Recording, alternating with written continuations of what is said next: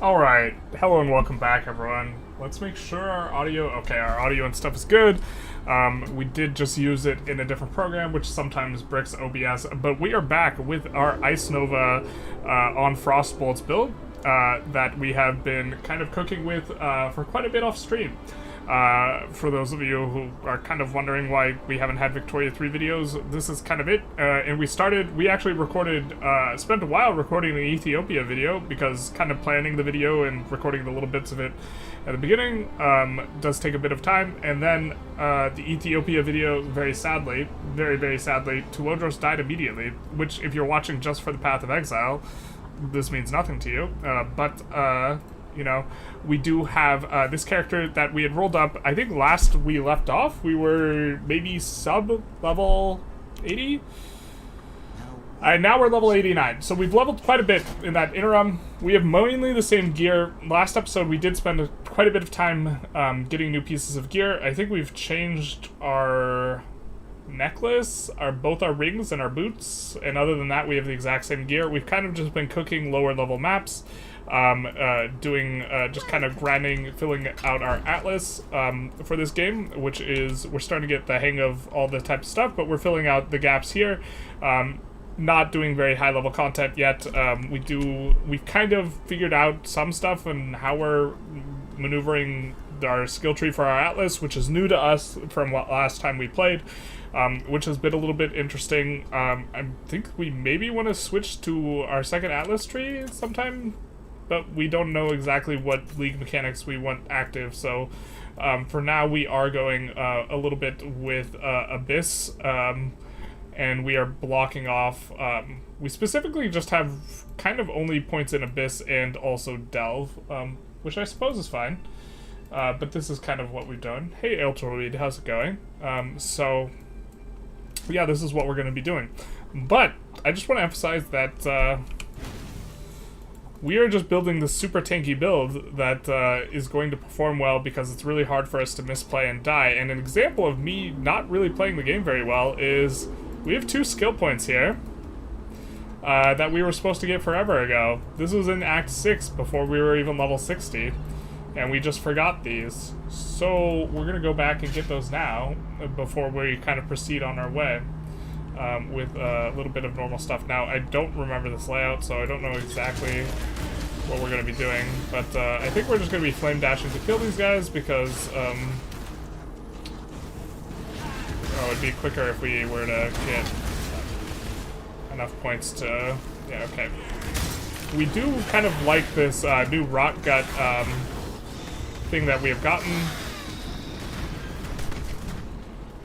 Now, is this going to go... That's Western Forest, so that's not what we need. But we do like this new unique flask, which we're getting frenzy charges off of our Cold Snap, and so it's kind of a nice little way to get both a flask that's giving us onslaught as well as run fast, so that's kind of nice.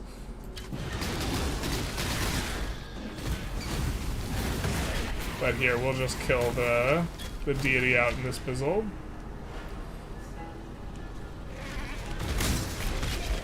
See, now we have both Onslaught and the Run Fast Flask, so we can run really fast, cast really fast, and we can take care of this guy pretty fast. Hey Master Sam, just passing by to wish you all the nice gameplay and stream. Thank you so very much. By the way, I watched your video of Vicky 3 Cold War Era, and you playing as the PRC. I plan democratizing China, maybe turning it into social democracy. Wish you luck. Very good luck. Big nice. We phase him immediately, of course, because this is content we should have done forever ago. I really just wanted to point out how I flubbed it by not doing this. Oh, we have to go to the next thing. Yeah. It has been a hot minute since we did these.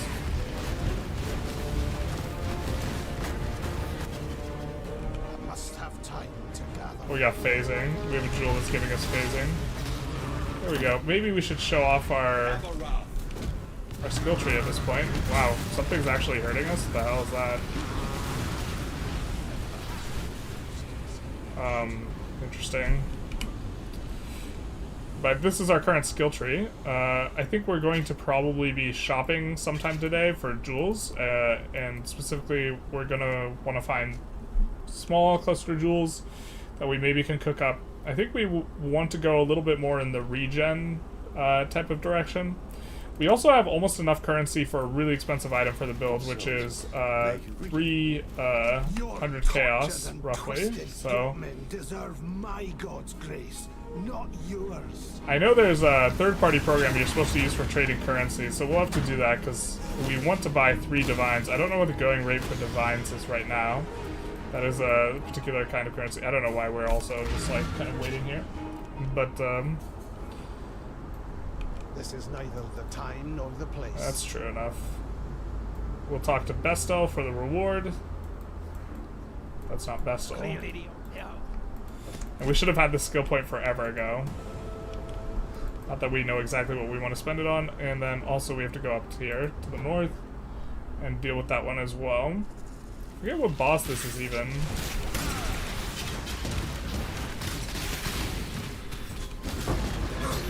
Ooh, 2 fuses. Nice.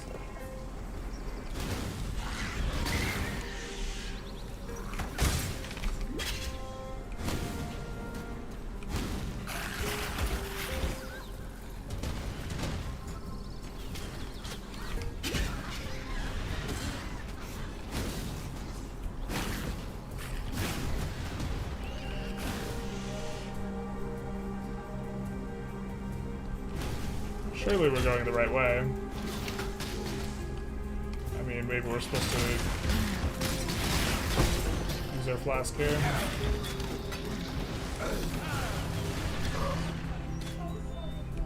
Where be the place? Not like this. It's not here. Just a dead end zone. Come on.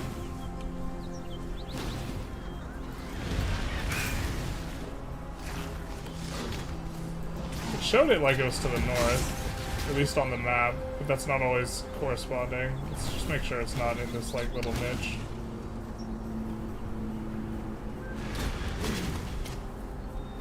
So, kind of a weird vibe to go back to the early phases of the game because you forgot something.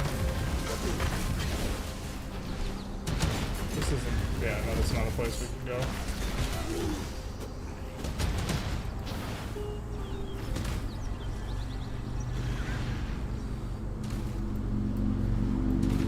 So we don't want to go to the southern forest specifically, so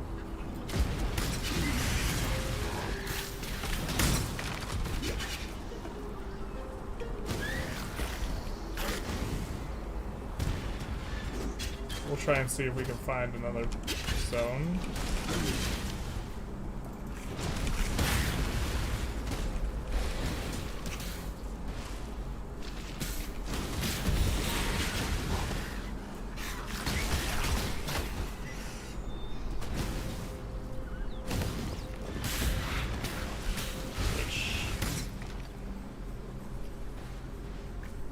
But yeah, if you wanted to talk, if people want to talk Vic 3 in chat, you're more than welcome to as well. We thought about doing a little bit more like a Vic 3 stream, but I still need to take a closer look at Finland, which is going to be, Finland and Spain are going to be up next, considering that Ethiopia is bricked.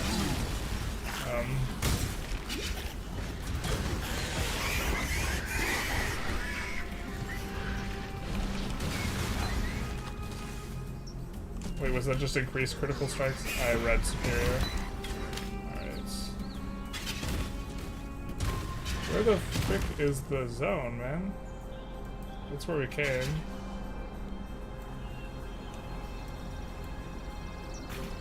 Is it up and to the left?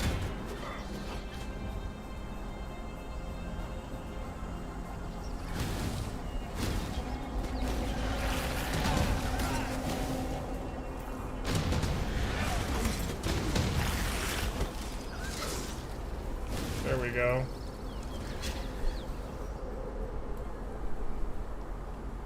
Oh man. Yeah, I completely forgot about this. It's all coming back to me now.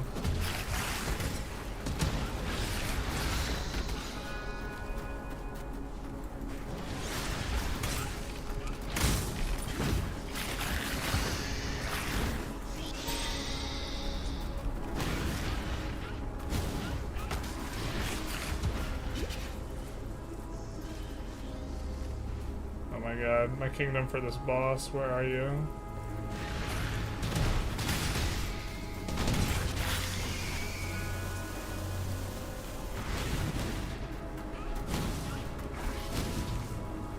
There we go. I must have time to gather. We should phase them instantly.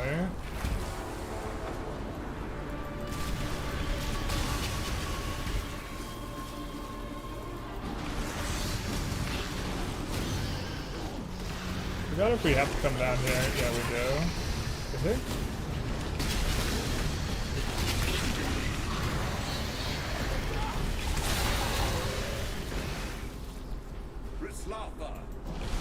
Rislava. Release this land to the will of its true children. We're also leveling up some gems in our offhands, or we just started to. Some creatures are beneath God's grace. I feel like we Rot are in supposed to your do this. disgusting poisons.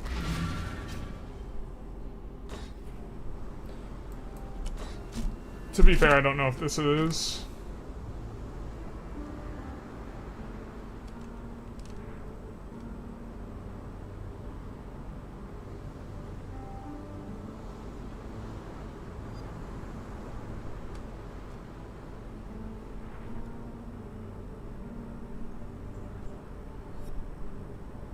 Life Flask gains 3 charges if you haven't used. I guess there's maybe some situations where we want to respec for that, like in boss fights where we can't necessarily have access to flash charges, but I think we're also just being regen oriented, so we're kind of going to be just kind of generally safe, so. Another. Farewell. So now we have our 2 skill points, so what I think what we do is we're going to come down here, we're going to get that socket. We're going to move this jewel over to that socket. And now we're going to do a little bit of a shopping and a little bit of a buy-in. So we will need to jump into another tab.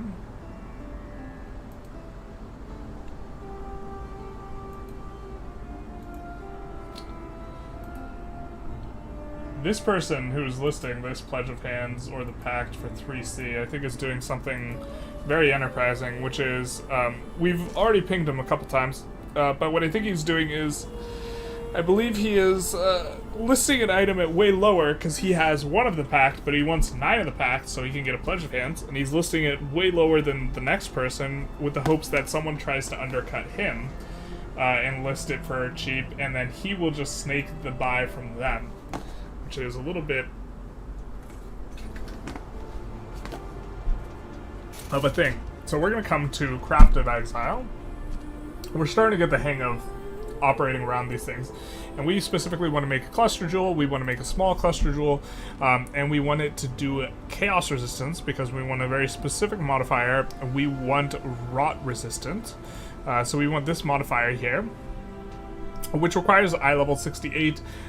84 would be ideal. 78 will allow us to roll pretty well, and I'm guessing the 84 is going to be expensive. So let's come in and take a look at small cluster jewels. And we just want to see 1 small cluster jewel. We're going to come over here. We're going to do this. Add small passive skills. We want a maximum of 2, and we want it to give chaos resistance. That way we can find the cluster jewel we want, and we want the eye level set to, we're going to look for 84 eye level item, and you can see these are somewhat expensive. I don't know if we want to drop 30C, but this does have kind of the stuff we would want, actually, because we would want rot resistant, as well as intelligence and chaos res. So each one of these nodes is going to give, we're going to get 19 chaos res from the node, and we're also going to get all this regeneration.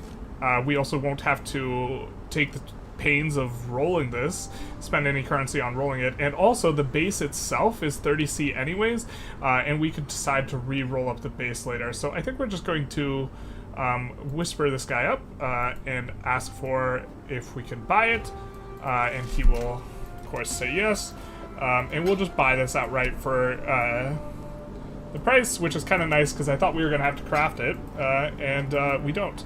So we're going to visit the hideout and be on our way here.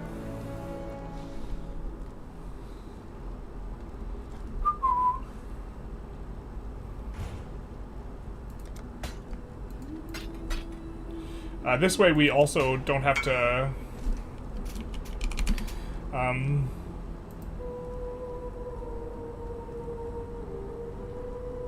let's see. I think we're messaged the wrong spot. I think we messaged our guild there. So now we're gonna come in and we're gonna slot it in, and we're gonna feel good about it. Now, I think we want more than one rot resistant. Oh no, we don't have enough points. Do we really not have enough points? Didn't we just do the thing? So, I think we're going to, we want to refund this passive eventually. We're just going to refund it now. And then we will grab Rot Resistant, which is also, we're going to be super overcapped on our Chaos Resistance at this point. We have 115 Chaos Resistance, which is nice, because if we buy items in the future, we will not have to have an eye specifically for Chaos Resistance, because we are way too much Chaos Res. So, that'll be kind of nice.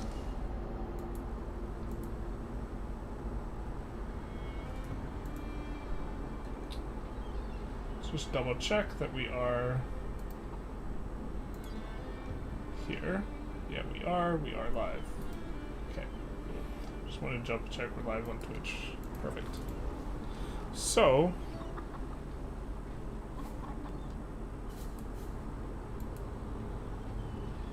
I don't think there's any other skill quests that we've missed.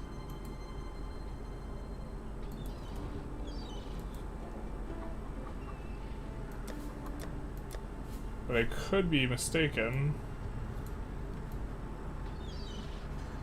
Oh, good. What do you need?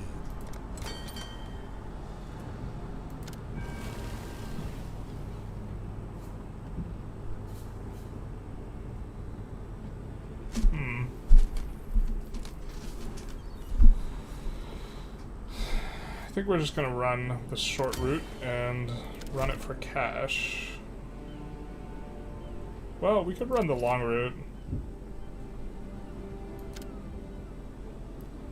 They get more out of Orgard right there, so let's just run the long one. They'll pay extra on up to 770 of it.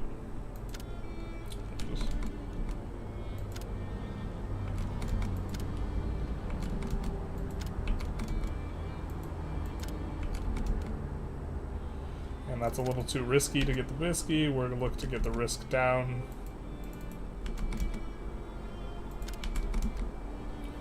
Perfect. Let's set sail here. They're on their way.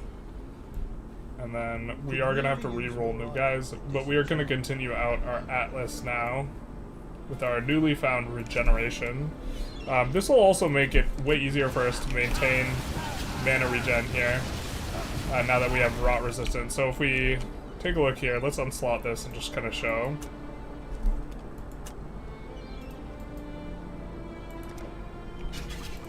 So we'll show how quickly we run out of mana here. You can see we're draining it down at a decent clip.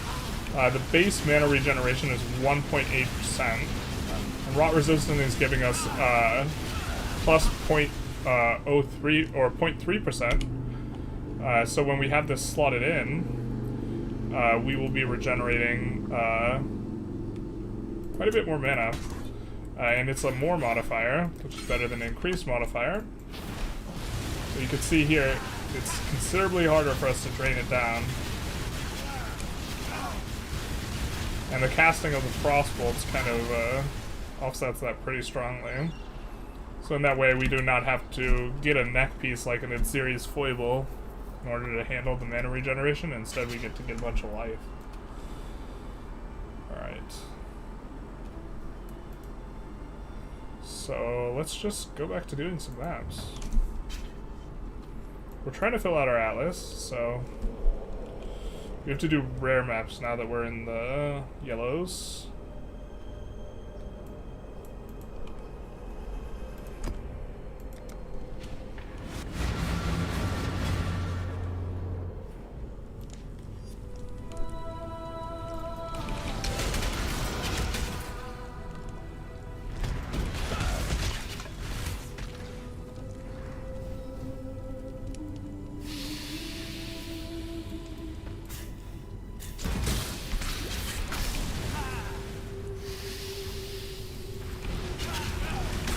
I hate the layout of this map. This is like one of the ones where it's like hard to navigate through. But we have to complete it for our atlas. Purity will prevail. Maybe this isn't the one I'm thinking of. This doesn't seem too bad. I mean, it seems kind of bad.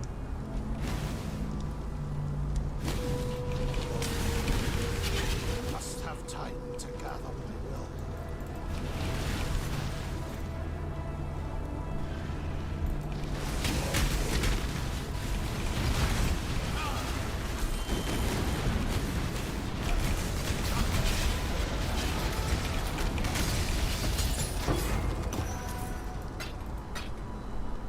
Whoa. I think generally speaking, you don't really roll too well on the gold ambulance. We've been picking up all jewelry. We maybe want to find a bit of a better loot filter at this point. Because we're not IDing as many rares. So that's something to think about. The thing is as the eye level comes up, we'll want to start IDing rares again. But if the eye level's below being able to roll the top modifiers at this point, we don't want to ID things unless they have like good bases and rares and this type of thing. Where the base item has stats independent of modifiers given by its rarity that are particularly attractive.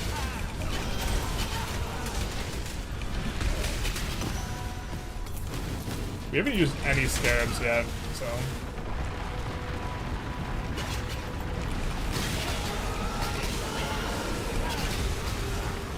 We have an Abyss and Nico, which is kind of what we've been farming.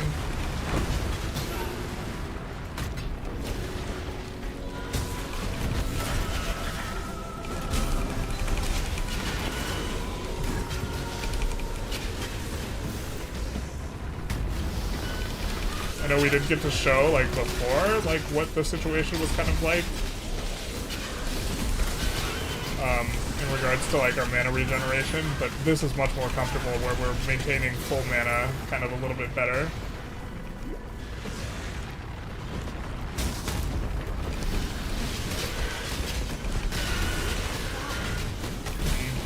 I don't like this angle. I don't like fighting in these kinds of zones.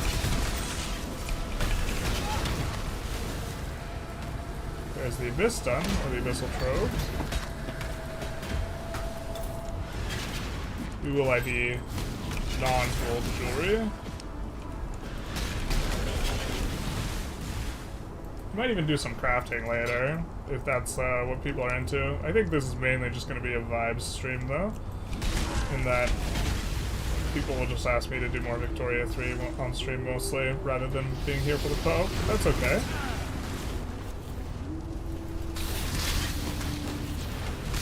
Did we skip the Nico? I don't think we grabbed it when we were over there. Yeah, we did skip it. So we were doing the Abyss. Another nice day. Yes.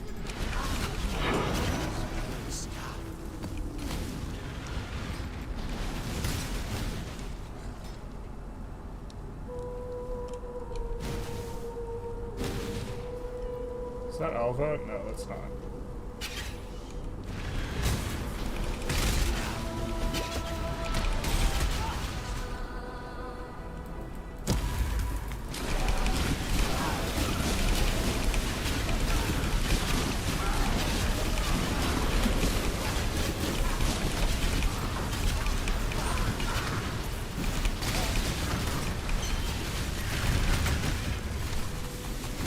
because we were needing that type of ore to fulfill some things.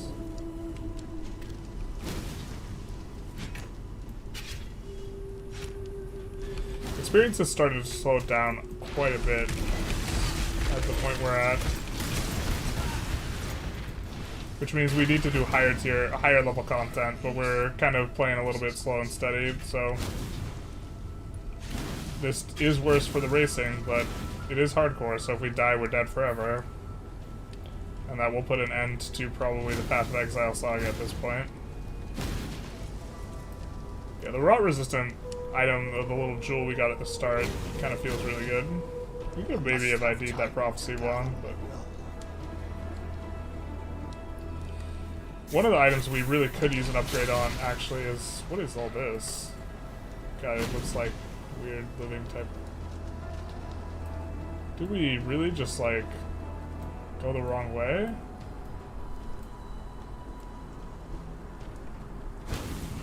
I feel like we're gonna get back to the start and it's not gonna be correct. Man, these layouts I'm super not used to. Or it just doesn't go in a full circle. Or I just misidentified where the circle was, probably.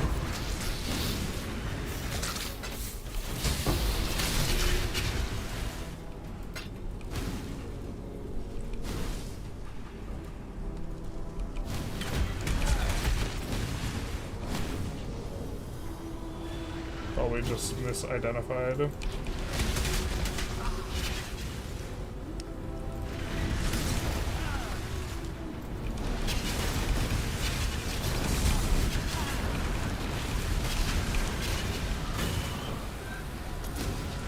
We also wanted to stream just in case we were doing riskier content and we died.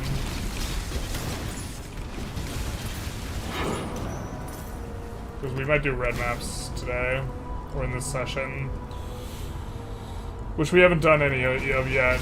Oh, this is the guy who does stuff to you when you curse him, but we just have so much stats it doesn't matter.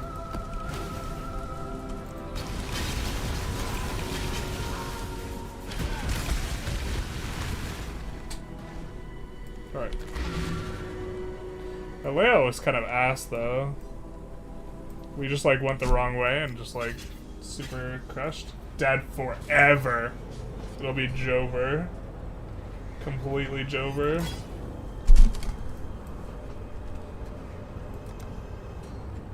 I did record a podcast before starting that someone else's podcast, but that'll be exciting to show you guys. It was more on lifting, but honestly we just kind of chilled.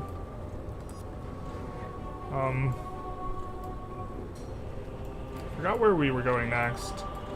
I think we were maybe going after some of this content, but I don't even know if we can roll Abyssal Depths at this like current level. We could also come down for this. We're currently not scarabing it up, but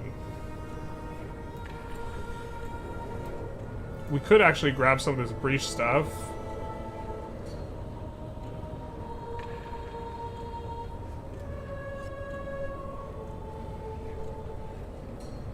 I'm not sure which Legion is better. Vol has the item that we need. That's a really expensive item, is actually from Legion, but I think that our character's not very good. Our character's a little bit slow and steady, so I think maybe not good for Legion.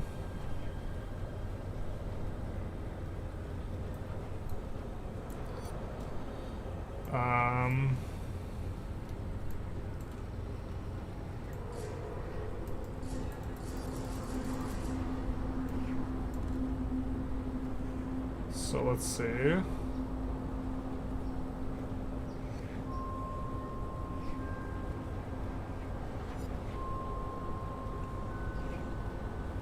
Get a lot more chance for Nico. We could also go towards like the late game stuff over here. Maybe that's where we're supposed to maybe go.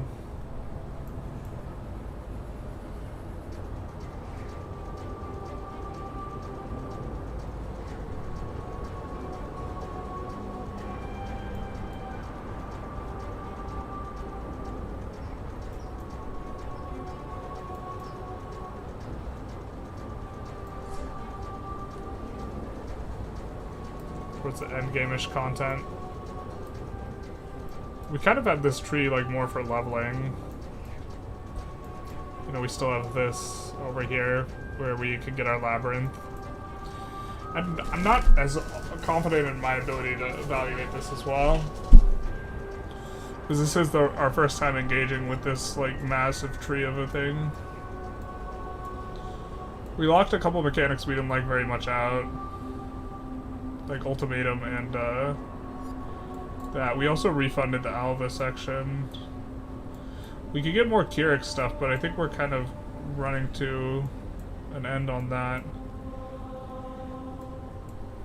On the usefulness of finding new maps.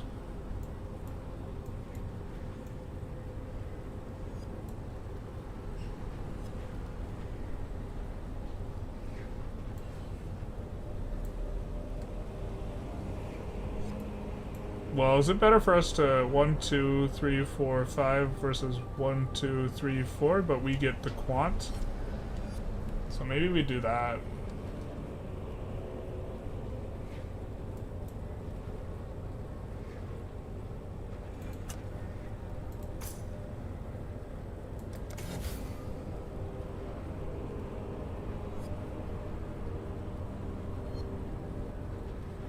We could also do this, but honestly we're not delving as much as we should, so I think we won't. We're not delving at a rate that comports with kind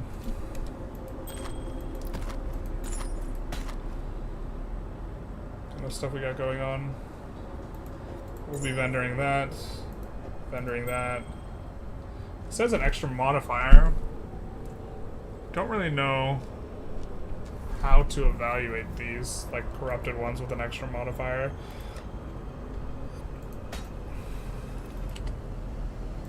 We haven't sold a single one of these. We're just going to put it as 19C. I assume that the rolls are relatively low, but I also think that the added damage on attacks is probably not that strong a modifier to be having, and, like, the tiers are relatively low. I don't know how to price those, to be honest. It would take some looking at to like figure out how to price them too.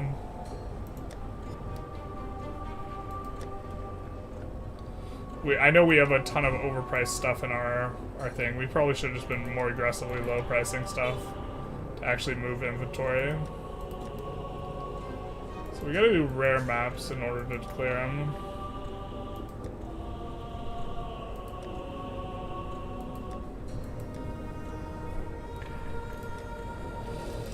We need Ramparts, Arachnid Tomb. Sure. How's the trail? There's a shore map. It's kind of a good chunk of modifiers.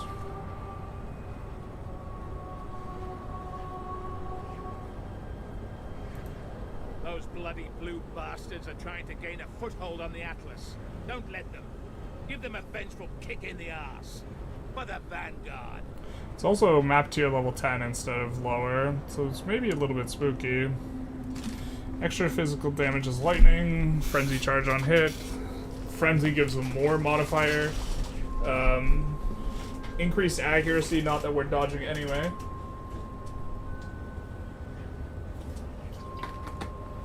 But extra fizz is chaos. I suppose we have 75% chaos res, so that's not a big deal. I just don't remember what Harbinger is. I wish I kind of knew the mechanic we were running into. I think we'll just have to proceed a little bit slowly, and maybe this will be a really short stream if we just kill ourselves on shore, so... in-game. Naturally. That was a chunk of damage, huh? Okay.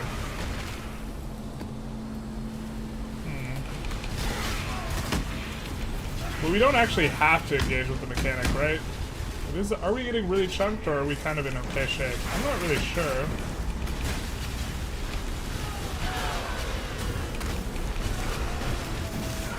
Just kind of trying to evaluate right now.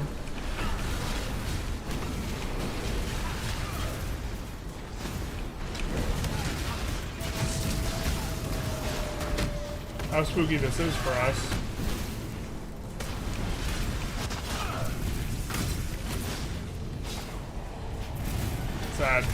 So that's the incursion mechanic. I have no idea what it does. Do we have to just kill some idiot mob? We're just gonna try and keep our distance here. Okay. That seemed innocuous enough.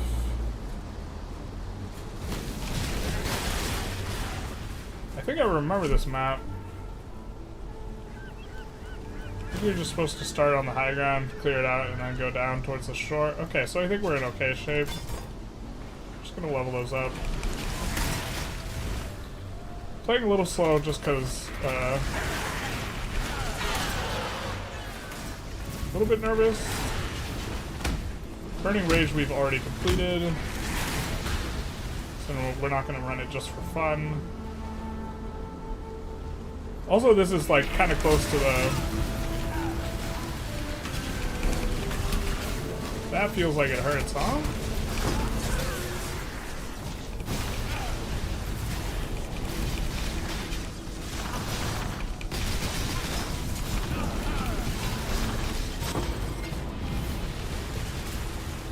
Interesting.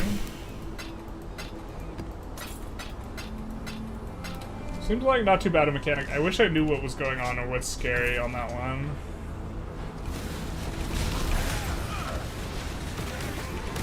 I know you can get some cool items from incursion stuff. I think they're also drop only. So we're gonna pick up the pace a little bit. Just kind of wanted to avoid just jumping into stuff earlier. I think we're relatively safe.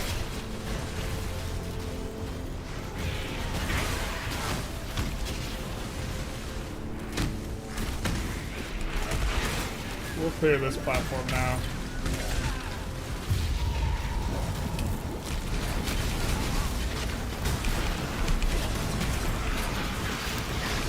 I just know the Legion's gonna be a little bit spooky, and we're very likely, or not the Legion, the Abyss is gonna be a little bit spicy. And that'll probably make us pucker a little bit. Because those are juiced up as well, they have more monsters.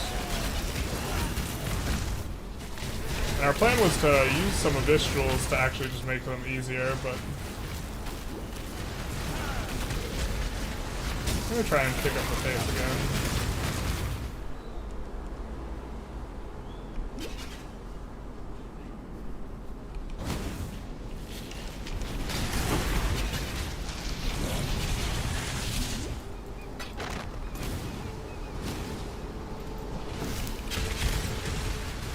The boss is real close here.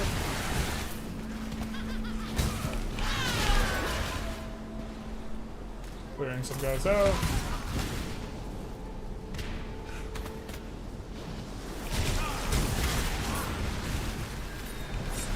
There's Fairgraves.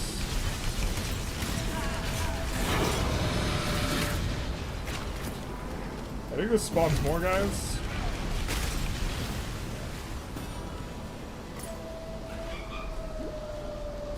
Forever. That's how long you'll be dead. That knocked us back. No Abyss, which we're kind of okay with, to be honest.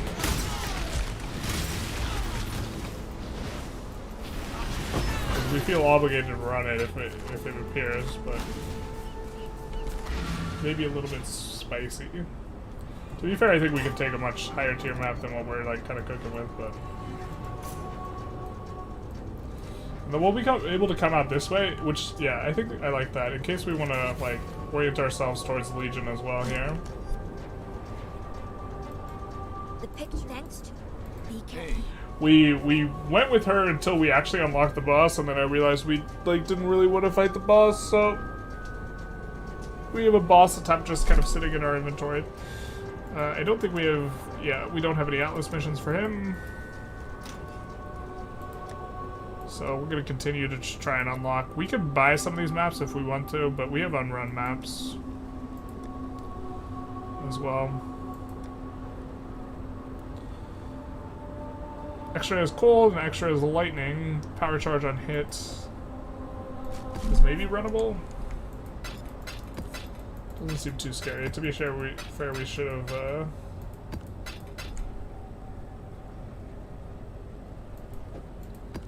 Well, we could actually just compare these two and decide which one we would rather run. We don't want to have Enfeeble, so that kind of answers that question. We're gonna generally have a bias towards lower level maps. We have, I think, all the pre-level 5 maps run now.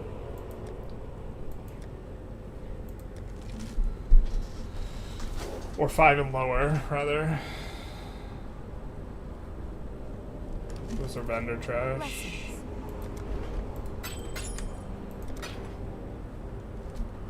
Cellar in.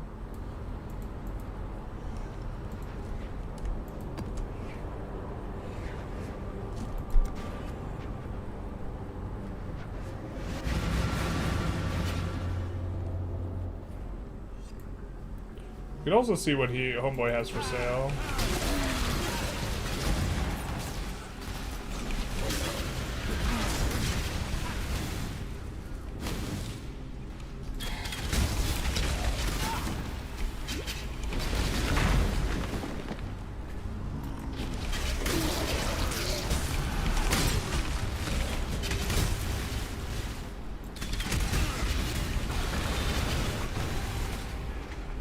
Legion over there.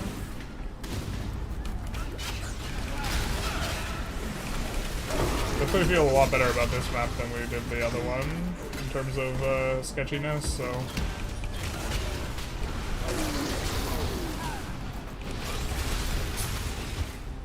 The other one we ran. Yeah, we're super okay with that. Taking all that just kind of tickles us basically.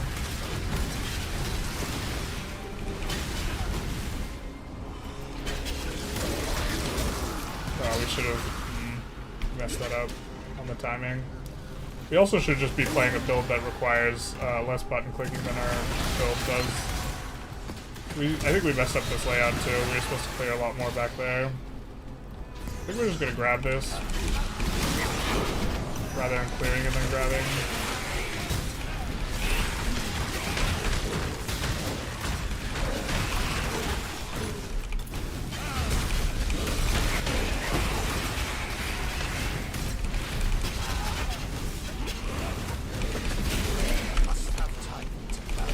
A little spicy.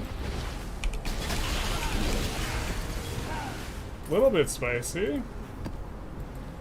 We also have this item in our inventory that kind of lets us know what that's up. If we get under 25% life, it'll give us immunity to damage.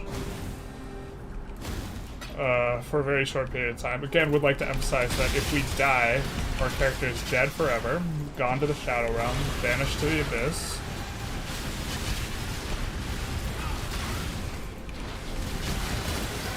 But we've had that item a while, and we've never gone under that level. We've never gone under a quarter, so we're operating relatively safely here. So I think we have one of these already. I don't think they sell for anything, but you can vendor an entire inventory worth of unique rings, if I recall correctly, for Lord Weave. Which is a pretty nice item in this game, so.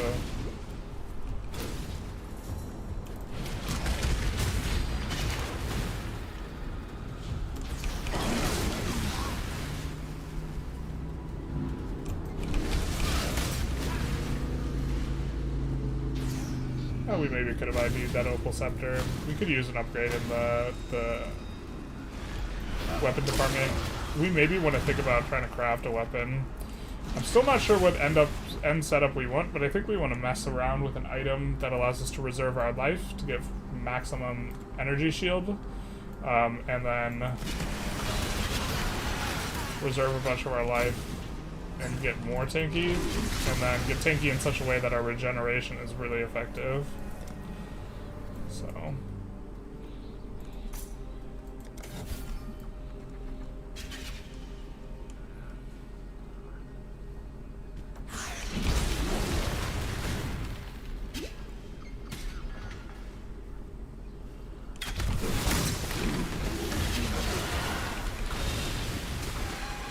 There's of Legion, we came back for you. Never weren't gonna come back for you.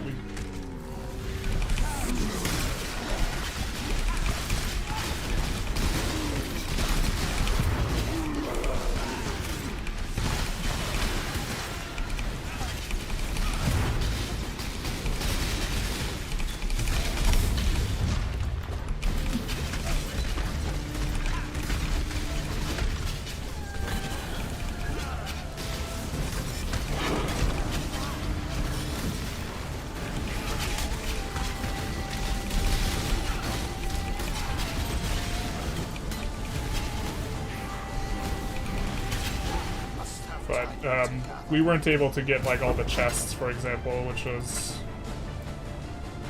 not ideal. I mean, maybe we could just try and play better. That's probably what we're supposed to do.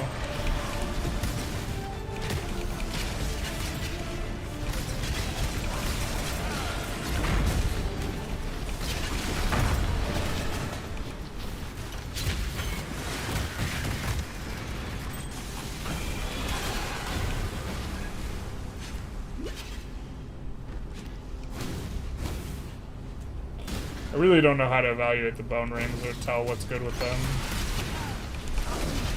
They give a bunch of minion modifiers. I don't know if minion modifiers are good, or even if like it's worth it to have like, maybe you're just supposed to get defenses and the minion modifiers just aren't very good. Like categorically, the rings just suck, so that's why we didn't pick that one up. I think we'll call this map cleared. Godslayer. Got a few little things to sell.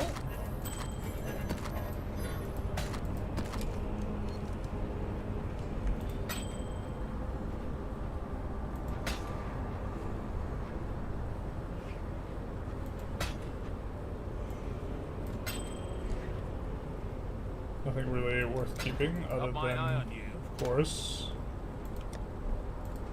Essence Worm.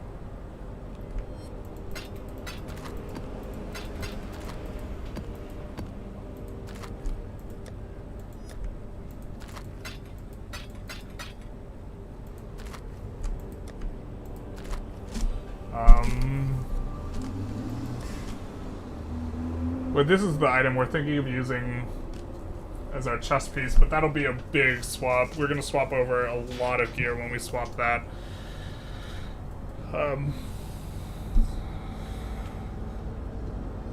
We also have to link it up too, so that'll be quite a bit of a task. Do have to see the next map we're gonna want to run. It's not too bad for Toxic Sewer. It's actually really soft rolls on that. This is a tier 4 map. Just double check that we don't have Toxic Sewer run. We don't. I think we're gonna use the restroom real quick. Don't want to be needing to pee right in the middle of the map, so we'll be right back.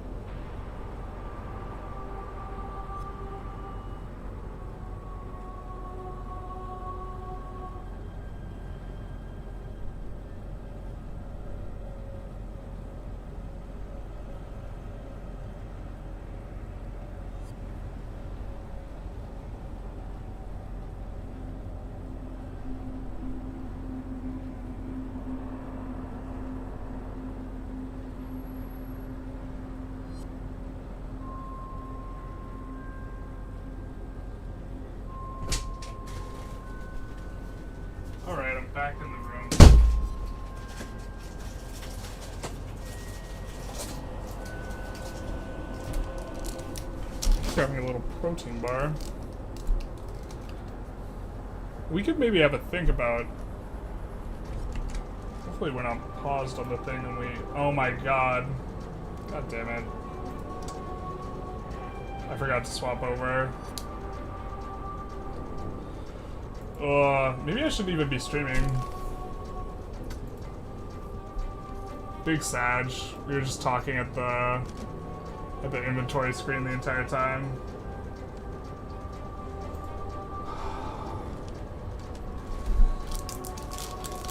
Apologies, everyone.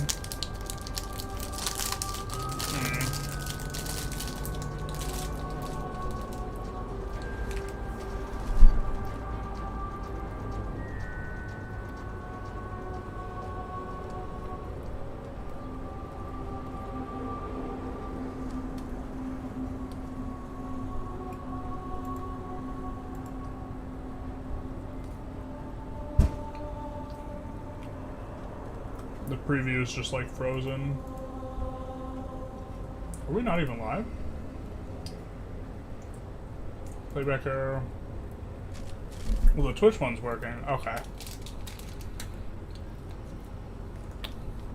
That means you guys didn't get to see me cooking those maps and not dying. Big sad.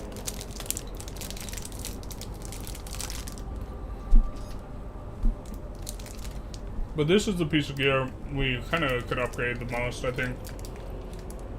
Especially because we don't need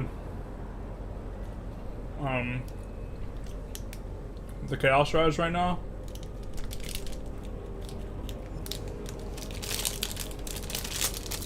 We're overcapped.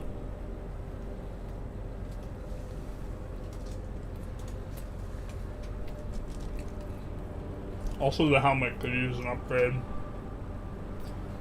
Helmet's actually the weakest piece.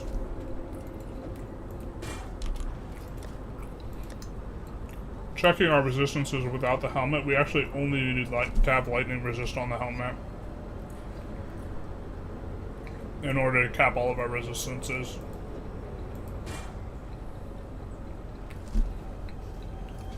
This helmet has a ton of resists on it, including 20 Chaos Res.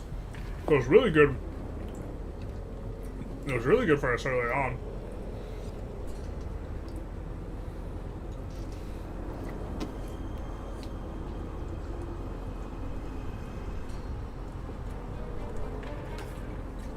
But I think I like having the flexibility it gives. The only thing is we would rather have life and mana instead of life and energy shield, and this doesn't have a mana roll on it. It has a good chunk of life. It has some ES, but maybe we could do better. So let's go back onto the screen that we were on for forever. And let's not forget to swap over on the big sad. Okay, so we want a helmet. We do weighted sum. We want an item helmet. We want it to not be unique. And we want life, mana. To be fair, we kind of want energy shield, but we really want to have the mana roll on it. So we're going to make mana 1.5. We want resistances, because those are still valuable for us, because they give us more flexibility with other items.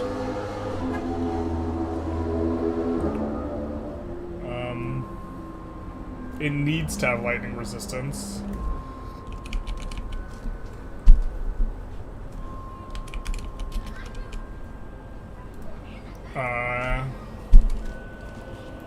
And let's just take a look at... Oh, we also... Energy shield's okay.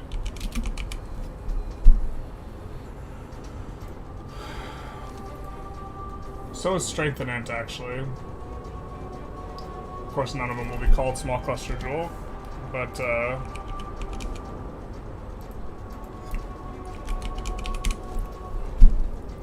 let's see what we can cook up here.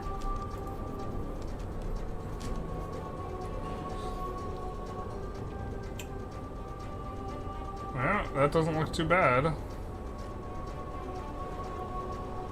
I'm not sure we want ward unless we like kind of commit a lot of resources to it though. It's kind of my understanding. Wow. Huge mana roll there.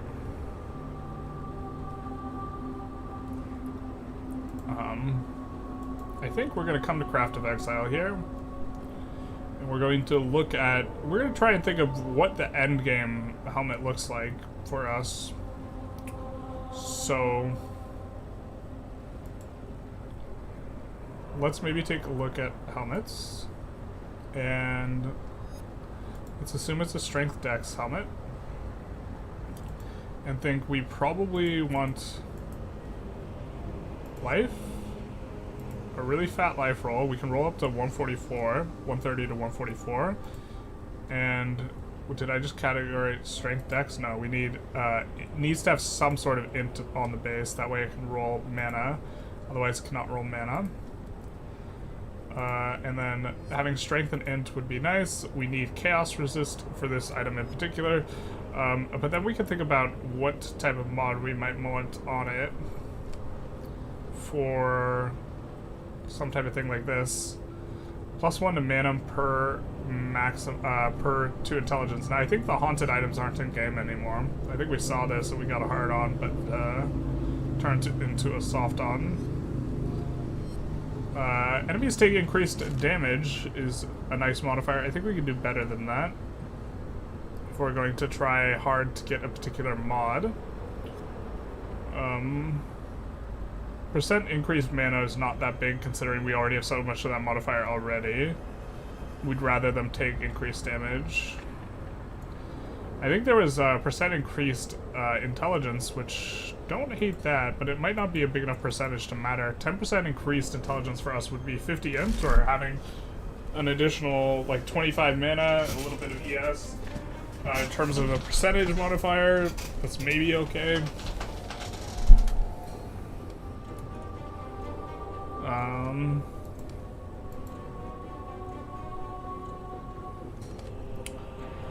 Maybe we just don't have anything particularly crazy. We would like maximum endurance charges, but I'm not seeing that here.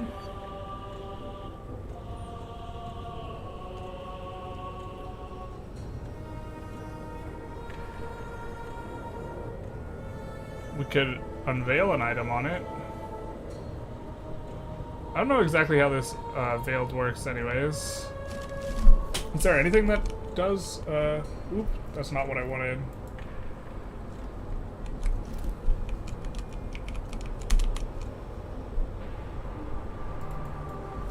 Really no endurance charges?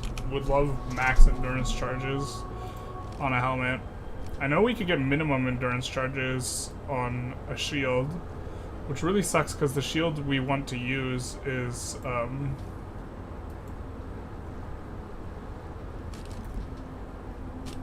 here.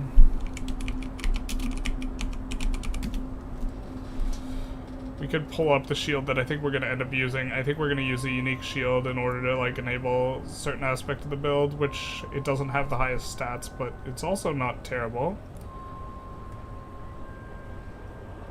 Prism Guardian. Importantly, allows us to reserve life, and we are going to reserve roughly half of our life pool. So, damage taken recouped as mana is not something we dislike.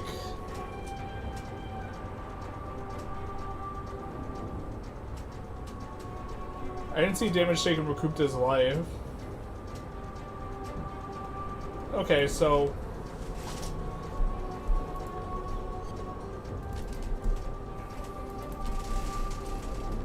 we'll put that in there.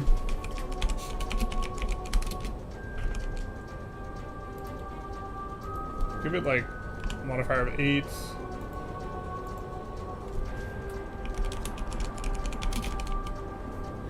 Percent increased intelligence we'll also give a pretty heavy modifier for, and then we'll look to see if there's anything that has a weighted sum of over 400. It needing to have lightning resist is going to make our thing a little bit worse, but look at this. Tri-res helmet with a ton of mana, and we don't even need the cold res, so we could craft that into something else. We could craft that into, like, int for additional mana, and just, like, already, like, the first option is just much better than what we're rolling with right now. This gives a ton of int. No direct mana, but it seems okay. 12 chaos, so starting to come up. 60 int, 158 life. That is a lot of life. Decent chunk of energy shield.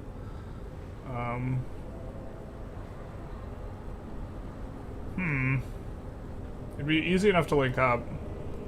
We don't like the armor roll on it, but the tier 1 int and so this has the mixed modifier. So we wouldn't be able to craft on that. That does seem really good. This one also seems good. But now it's like up to 30C, so now they have to be absolute bangers. Which I'm not sure how bangery they are. These don't really look necessarily considerably better.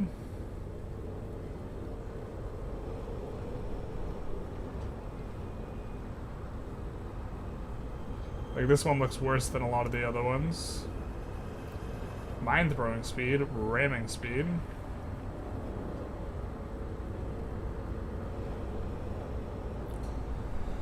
I don't think we're wanting to spend more than this amount on kind of an helmet that would not be like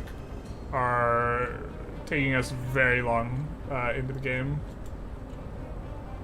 Reduced freeze durations, interesting. I don't know how you get these modifiers up here. That is a bit of a helmet. It doesn't have mana on it, and I think we particularly want a high mana roll. I think we could sort by whichever has the highest mana roll.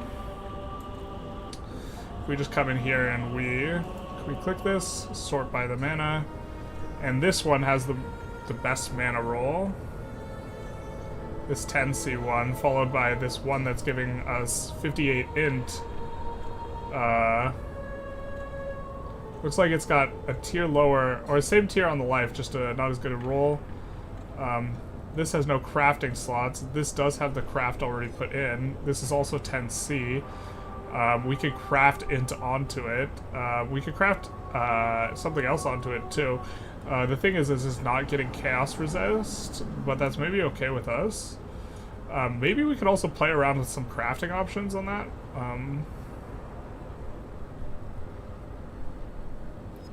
We could do sort by total max mana, which is going to reward higher int. Here is, so this would be Bissy looking. Socketed AoE, level of socketed AoE gems. What would we even socket into the helmet? That would be an AoE gem.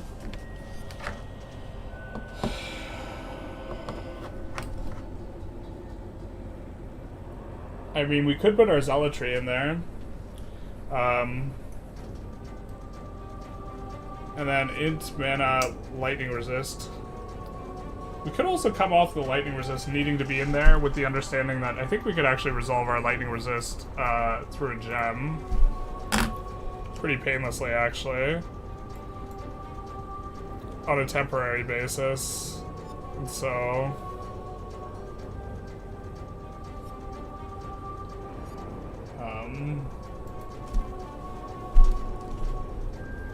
we don't have 15 divine, so physical damage from taken as fire, physical damage recouped as life. Yeah, this would just be insane. This would be like ideal late game, I suppose.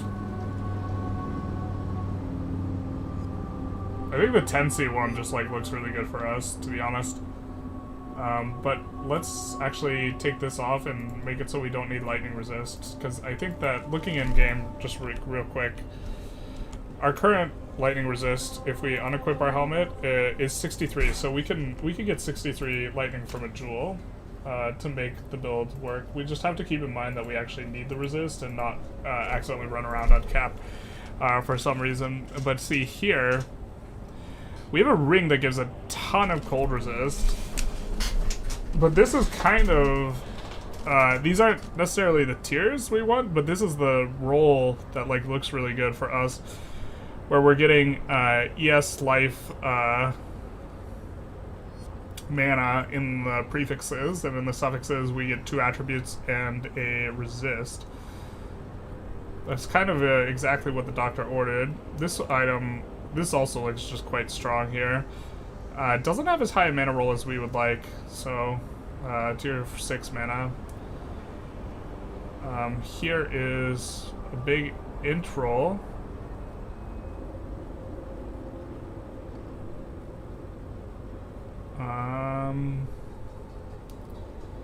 We can't craft onto this, which is maybe not the worst. Here's one that we weren't seeing before because now it allows non-lightning resist.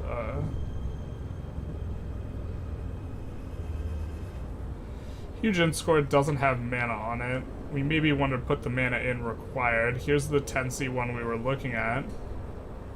We don't need the cold resist on it. We could swap to either a prefix or a suffix. We could craft flat ES, wouldn't be terrible.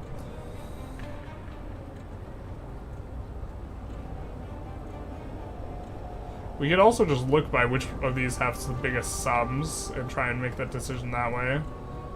If we kind of thought through our weighting carefully. This is a sum of 499.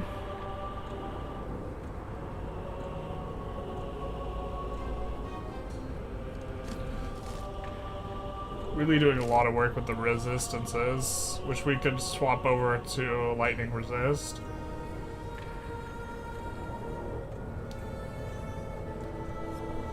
I think we'd kind of prefer intelligence over some of these other things, so maybe we should weight it heavier.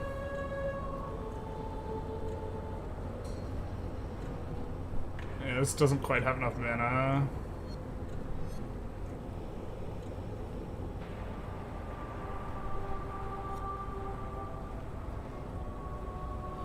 Holy rolls. These rolls are great on this item.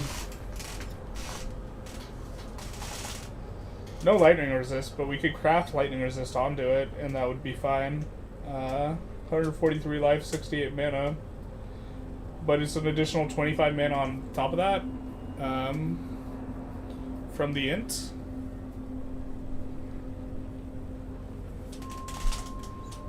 Evasion ES base. It's an additional 10C on top of the other thing, but just a max life roll with a tier 2 mana roll. Really big res, pretty strong int. It's kind of attractive. This is a very similar piece, but with an open prefix for us to craft. 30C is a vibe, though. It also has like 40 less life on it than this one. I think if it was 40 more life, we would snap it up.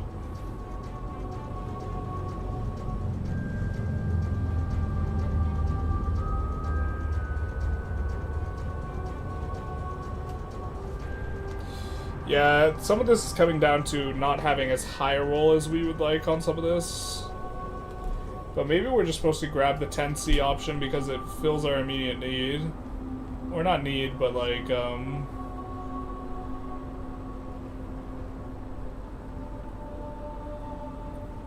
it would just be an immediate, very strong upgrade from what we have. What we have in game is got 24 or total ES is 86 with the modifier 33 life no or 99 life no mana. So 86 ES, 99 life no mana, and this would be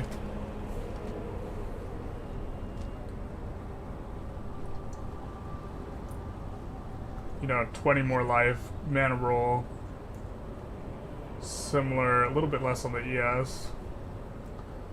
This would be a little bit less on the ES. But 20 more life, plus 70 on the mana would be the bigger one.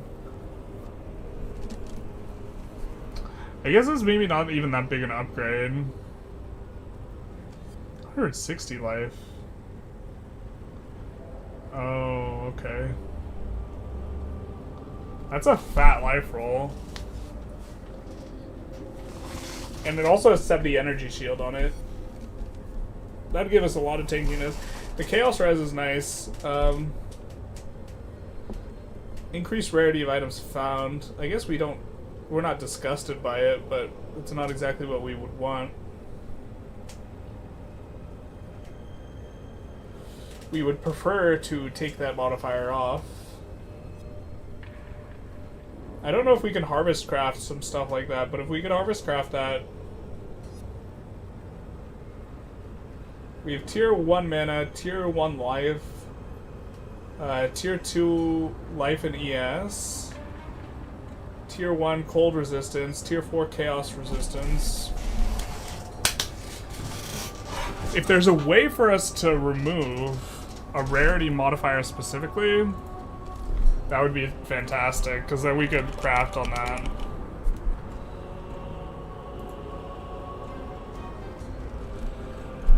I know there's like harvest crafting. I don't know how it works anymore.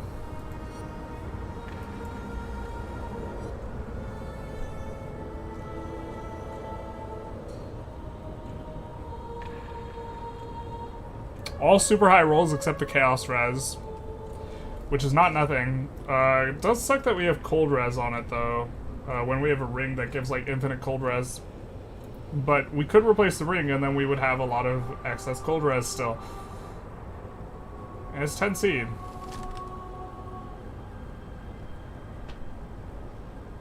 Wait, why can't item must be refreshed? Not like this.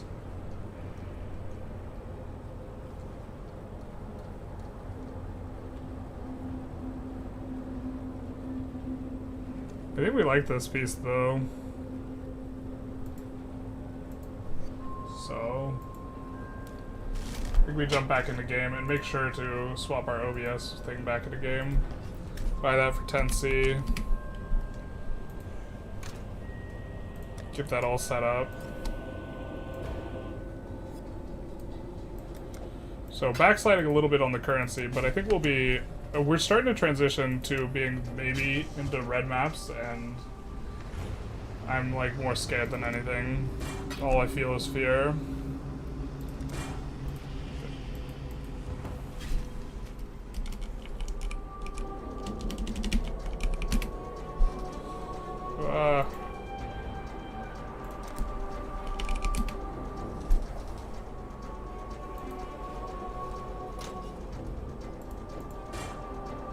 Alright, so we need the blue sockets.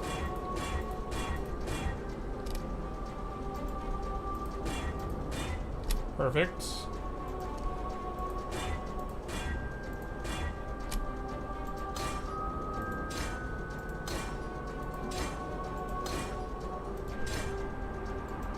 And I'll have to find out if we can craft that off. I think that here we might just hold on to this helmet. I don't know. Served us kind of well.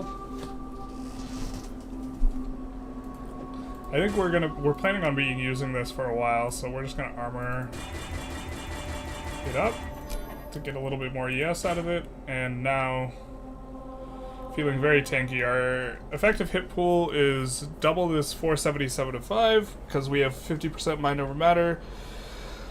So we'll call that 9.5k, and then plus this, so it's like a little over 13k. It's our EHP pool.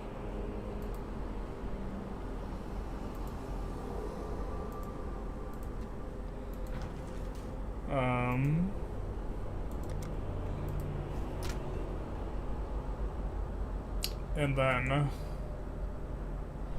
we do not have Caprices anymore, so we need to have a lightning resistance jewel.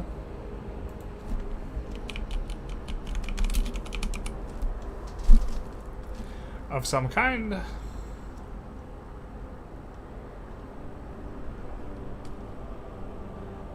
That seems like a fine one.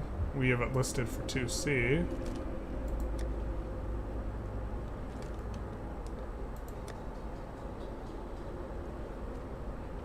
Fire and lightning resistances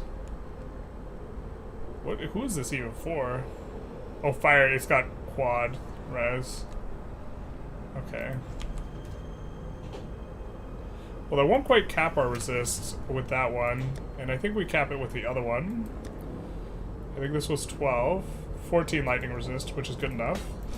So let's... And percent life is actually kind of nice for us anyways, and this is not essentially, or it's not too crazy good. I think that...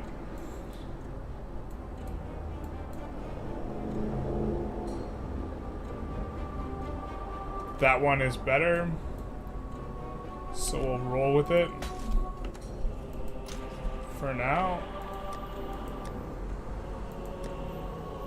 And we'll try to not forget that we have a lightning resistance deficiency in our non-jewel gear and just unequip the jewel and just rip to that. But we just have barely over on the lightning resist, super over on the chaos resist, which works out kind of nice for us. Alright. Let's deal. The pick next. Blessings.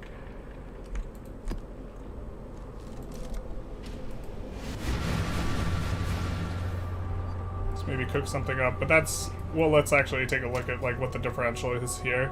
So we went from 99 life to 163 life. We went from 86 ES to 88 ES. And we went from not having any mana to having 70 mana base, and we have a very large percent mana pool, so instead of at 730, so this is giving us roughly 300 mana, and this wouldn't have given us any mana, so... And this is a source of damage for us, so this is increasing our damage by, what, like 5% or something? Which is pretty good. We maybe should be prioritizing mana more.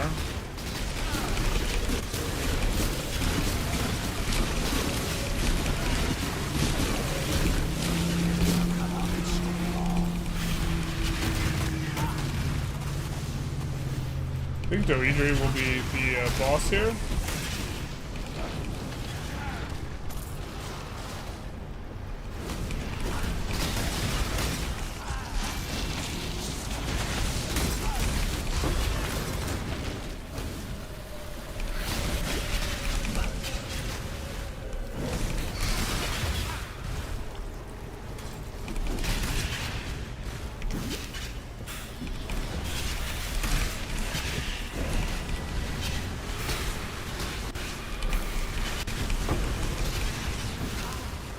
Yeah, this feels like we're doing more damage. Could just be the mods are a little forgiving on the damage though.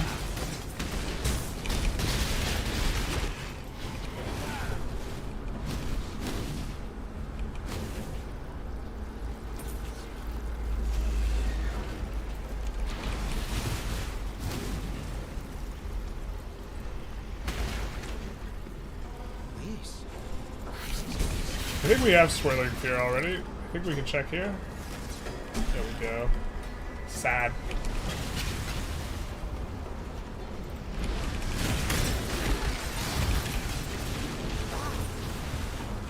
Cassia. Last time we did a Cassia mission, it didn't end so well. Let's just clear out the mobs a little bit over here.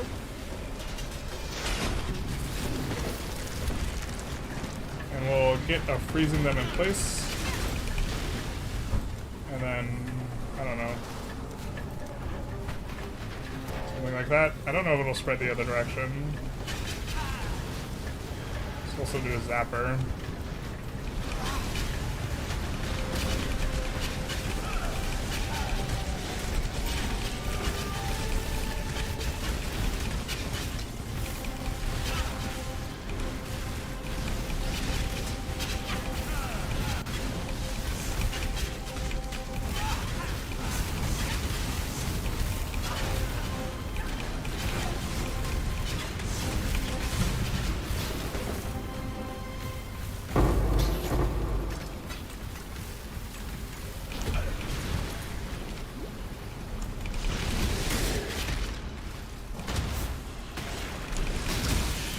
Oh, is that the boss? I think that's the boss.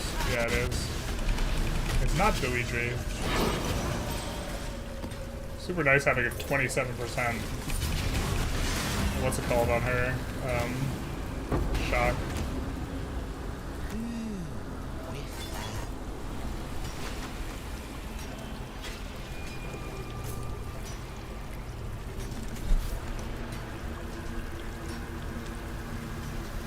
I'm not sure at what level we get Abyssal Depths, but we're not at it yet.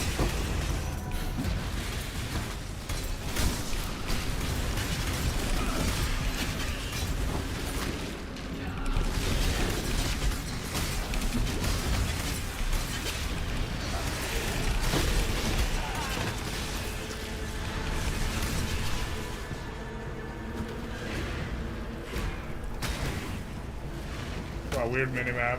It looks like we can go down, but we can't. Is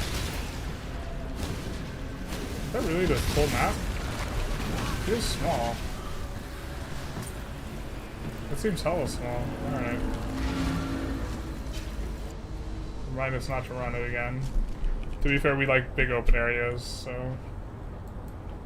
Hail, Godslayer.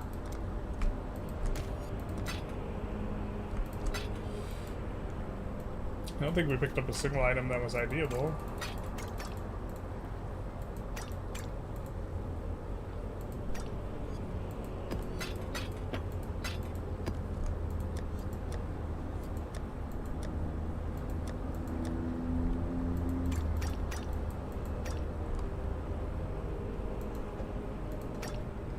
Here we go. Oh, we were thinking of trying to cook up some boots here. We have an, this is the highest base and it's eye level 86. So we're maybe going to do that with fossils. Try and fossil craft because we're doing Nico stuff anyway. Speaking of, let's maybe do some of that.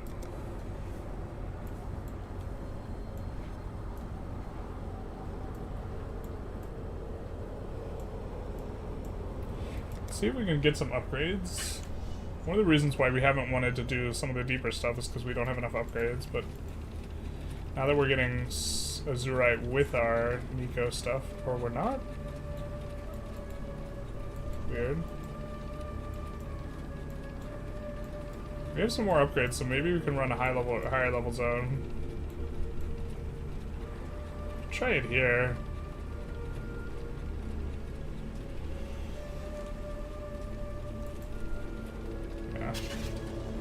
We'll take a whack at it. We can always log out if it gets too sketchy.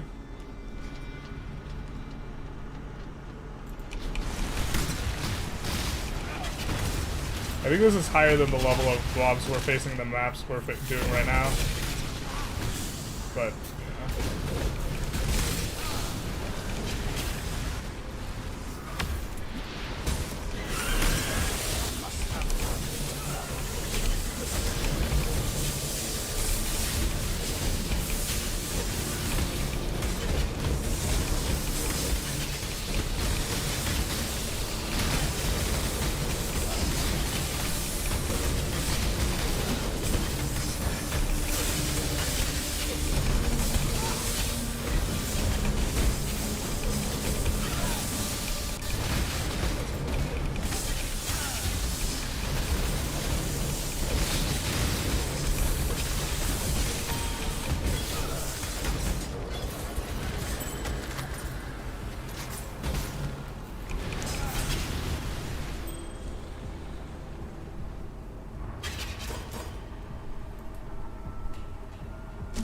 see. I don't think we got enough sulfite to really do anything with now.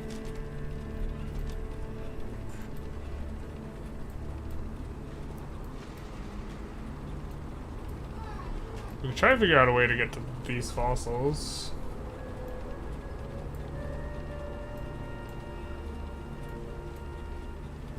There's definitely a way to these fossils. It's a similar level that we just kind of cooked in. Maybe we're kind of comfortable with this.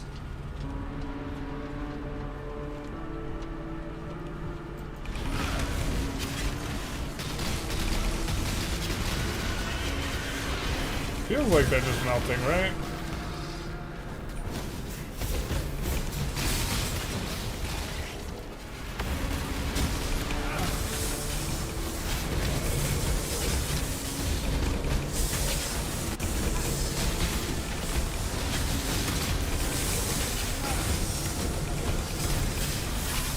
We need around 3 divines for an item we really want.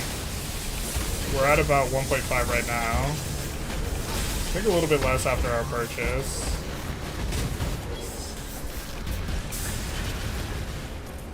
But we could also liquidate more currency.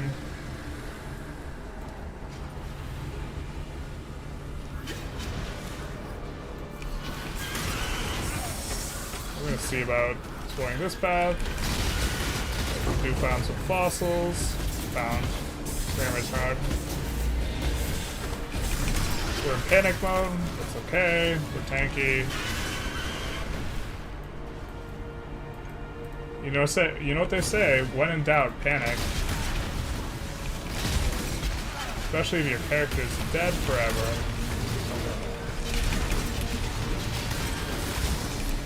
Ooh, we get frozen by something. Interesting. We don't like this.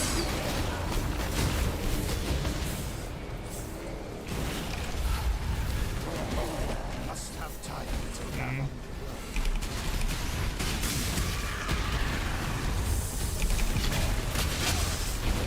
So we see rot resistant kind of making its first performance. I don't think we... I wonder how much damage we took there.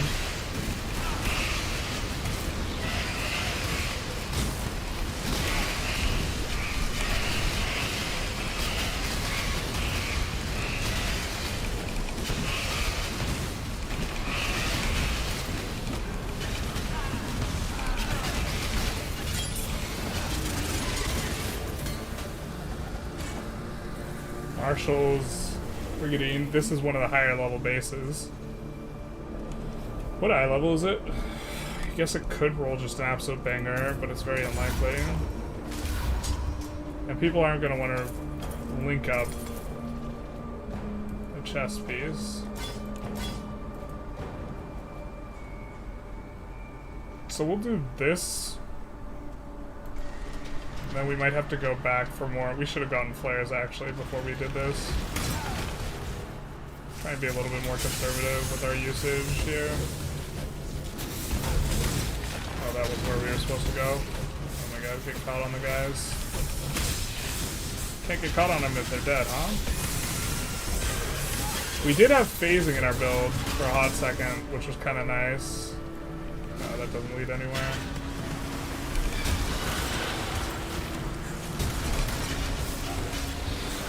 Trying to get a little bit more efficient about using stuff, but also we're trying to...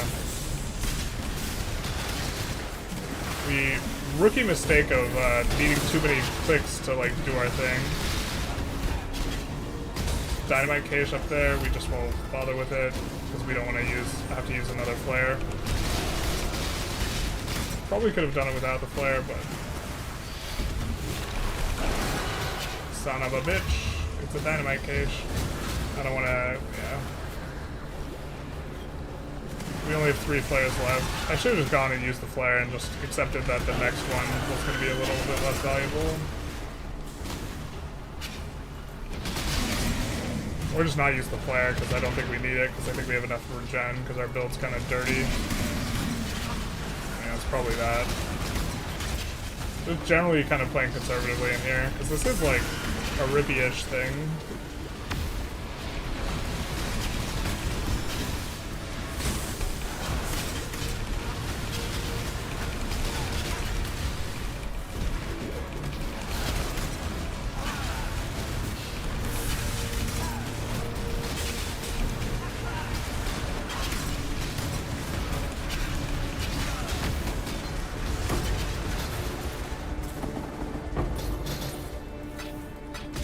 Damn.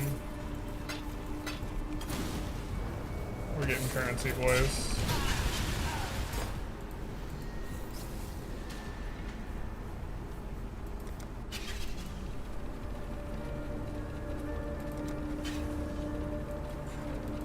Hello. Much better light radius now.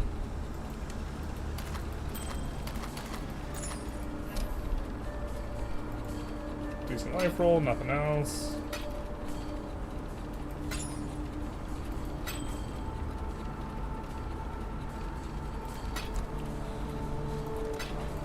Belts are really good these days. A lot of the items they like buffed what rolls you could get out of them.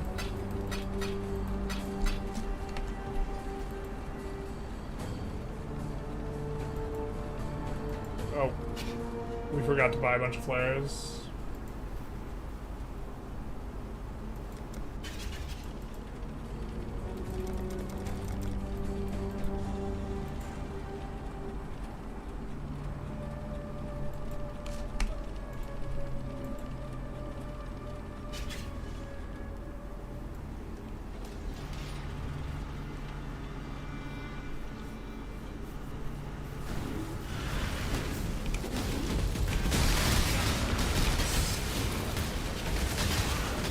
Nothing back here? There's probably something, I just don't see it. You're also on that limited time frame there, so...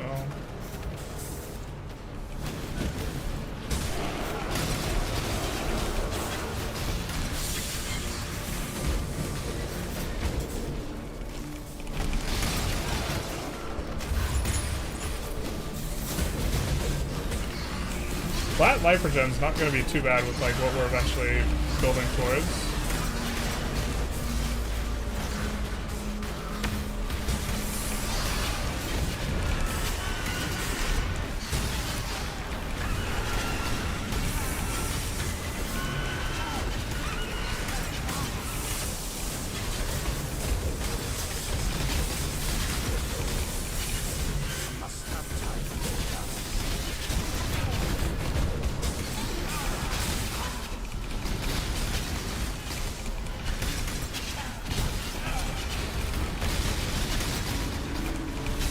Particles here.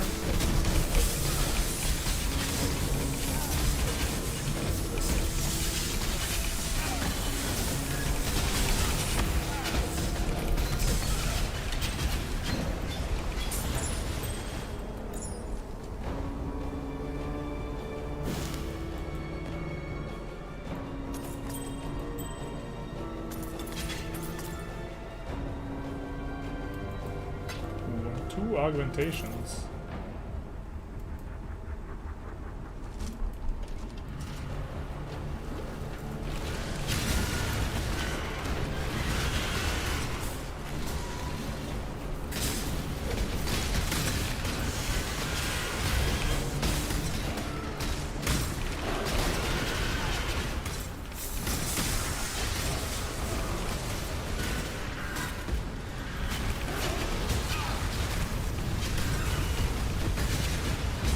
What the fuck is this?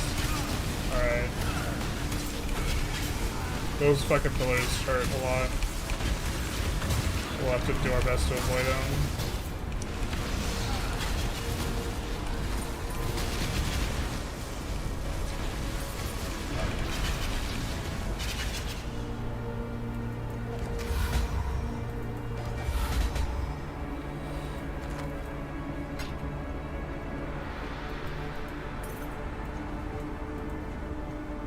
Felt a little anticlimactic. Let's go and get some fossils.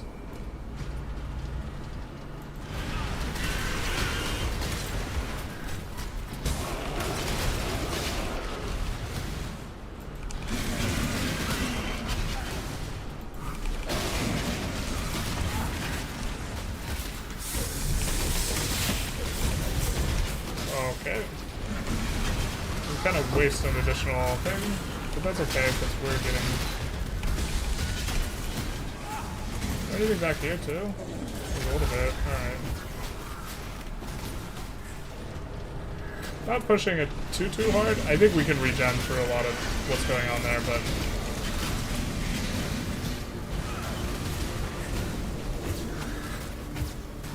Yeah, we're not degenning that fast.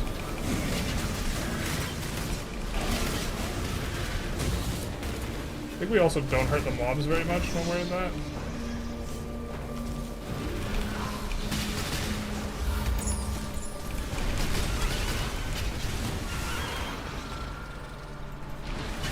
There's 2 players left, and we're at the destination, so that works.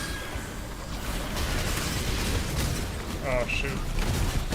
Rogue Exiles are always a little bit scoosh. I think we're gonna try and stand in a circle.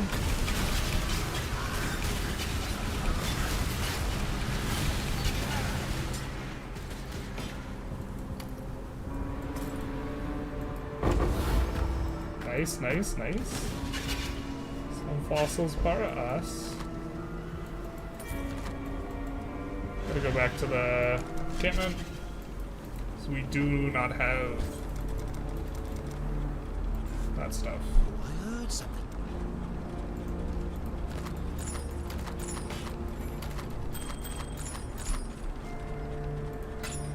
Vendor. Crit multi ES and lightning to attacks. Is that any good? Is there any build that would use this? There's an it stacking wand attack build that maybe goes CI. That's maybe reasonable.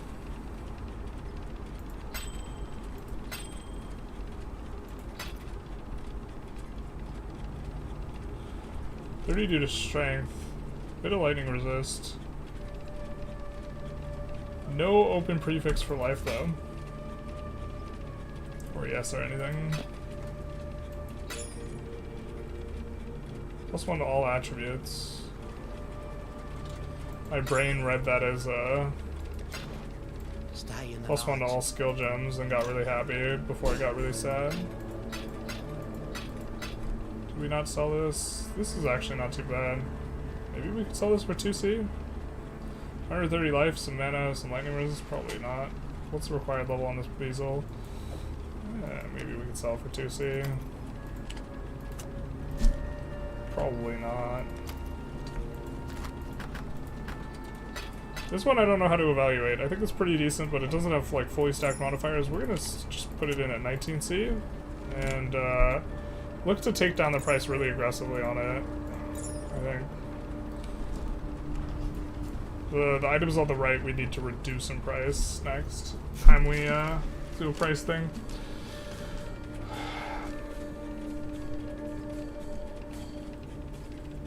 Could upgrade duration a little bit on these.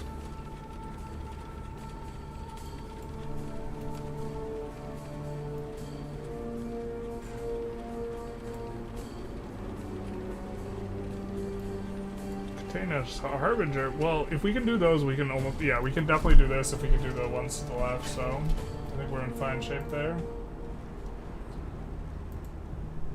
I think we're just kind of hovering around one viewer, or a few viewers on Twitch. Maybe we just don't want to be streaming. Definitely a little bit more casual playing solo, because you don't have the need to like talk constantly. I could just stop talking and just focus on gaming. But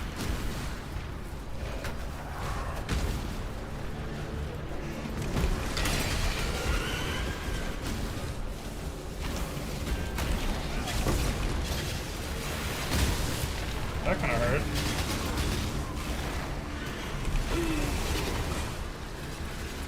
I mean, is there something back here? It doesn't look like it. Maybe we missed it.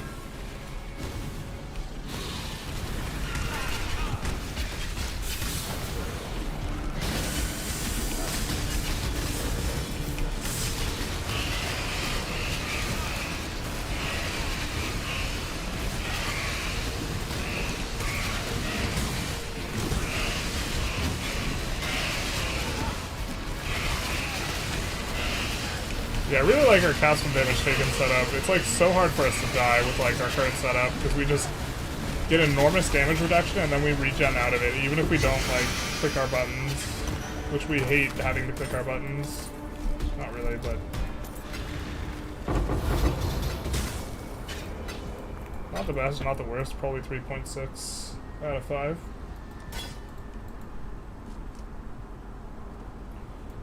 Let's grab this currency. Double checking that we didn't miss one, but I don't think we did.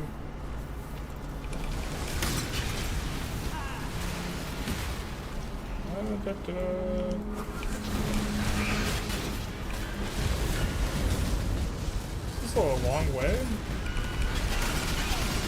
This is a wrong turn. It feels like it's a wrong turn, but maybe it's not. I don't think we want to explore that deep. Go that hard in the paint. Must have time to gather.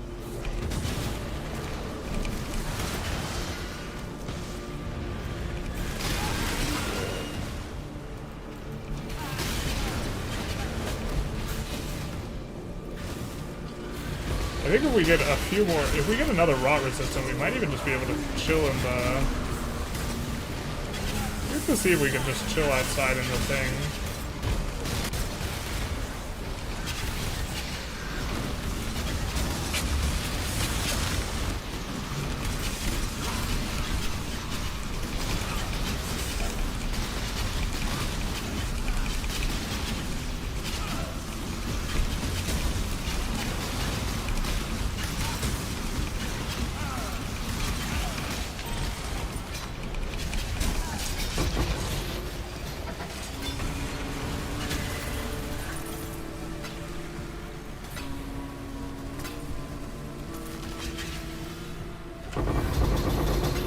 Much better.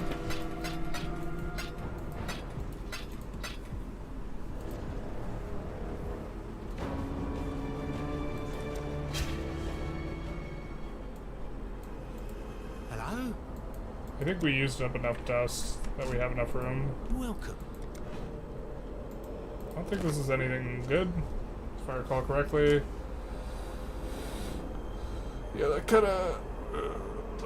it's the... well, it's the Uber run speed option for leveling, I guess.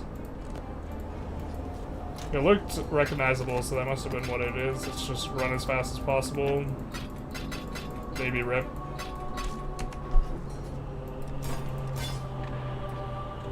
Actually, it didn't seem that sketchy, to be honest.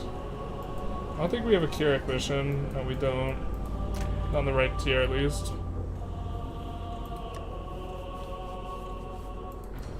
The picture is next. Warm nights. Clicked on the wrong person there. But,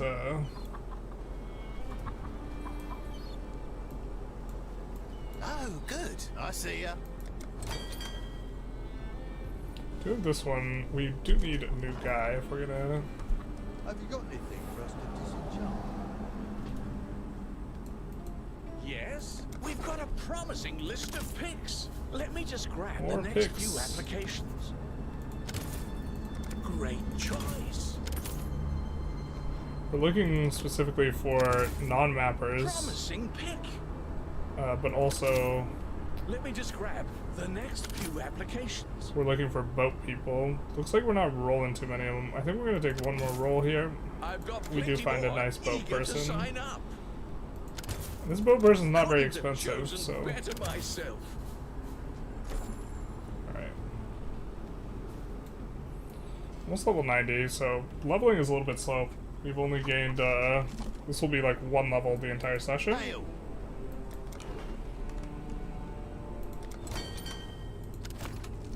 Let's assign this guy. Get those crates where they need to be now!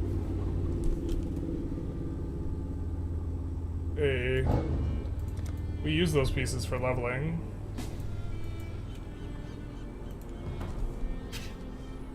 We've been like keeping them in our inventory for 9C for forever now. Or in our shop and like refusing to lower the price on these. A lot of resistances. I think we do we have any min on it? No, we don't. Alright.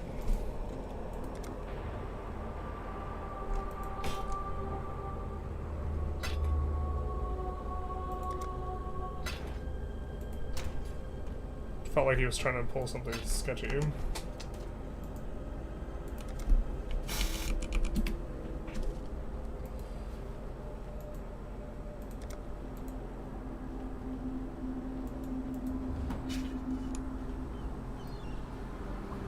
Let's move to Kingsmark. Eh? Who's that? I.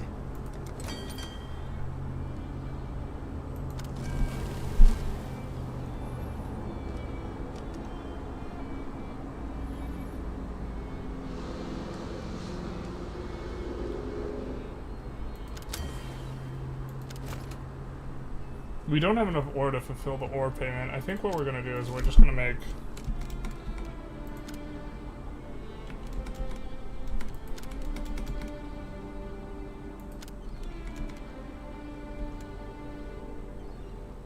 Alright, let's tone this down a little bit.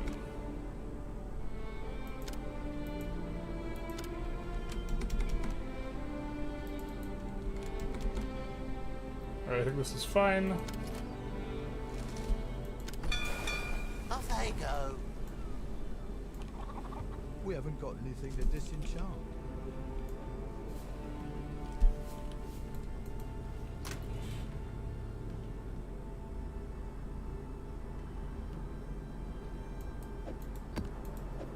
This is an easy enough map to run, but I think we've already run Desert. We need Arachnid Tomb and Ramparts, so we have run Desert.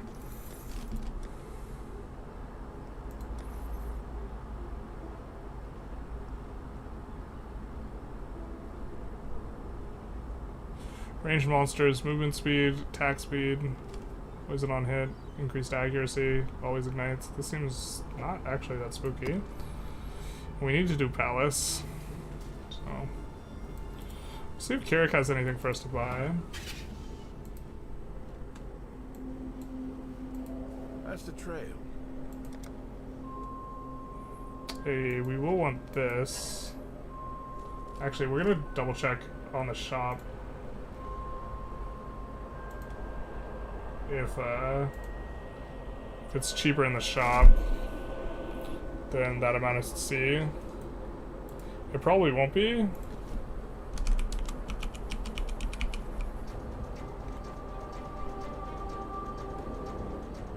I think that's Death and Taxes Necropolis map. We're gonna check. It is Death and Taxes. It's listed for 8C. So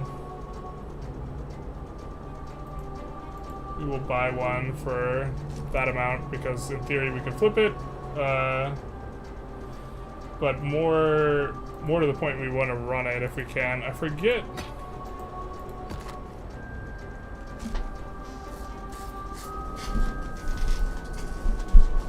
I forget if there's a spooky. Is one thing.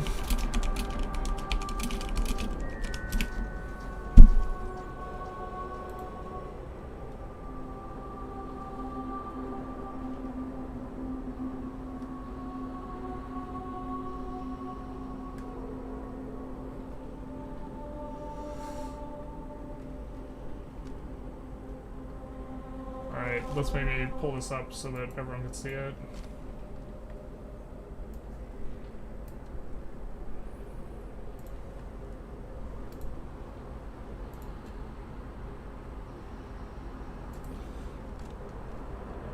Okay, so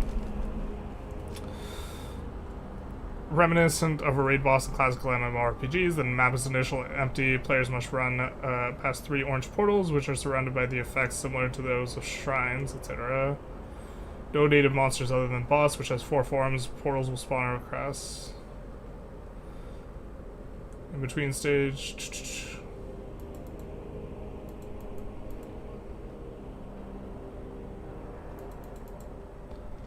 Let's see. Flame Blast. Main thing we're looking for is like curses or reflect.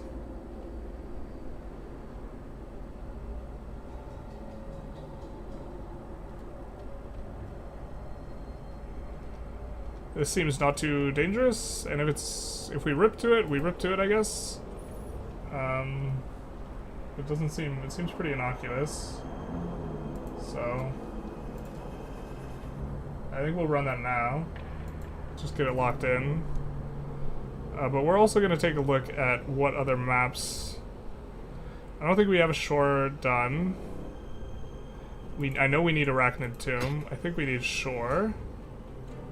Sulfur Vents, Foundry, Port. Sulfur Vents, Foundry, Port. So let's see if we need Sulfur Vents.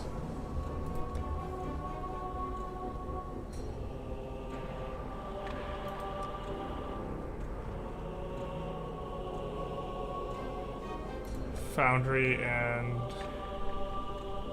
Port. We need all those, so I think we're just going to buy them.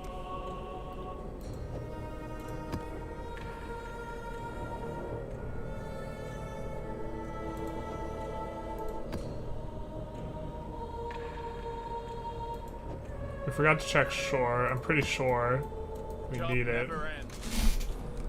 So we'll put those in the thing in case we rip, which of course we will.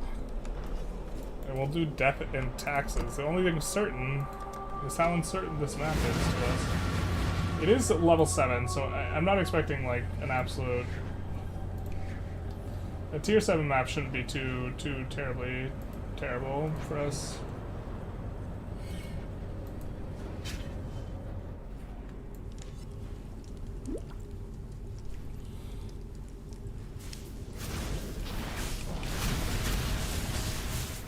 Do we have to go into it? No.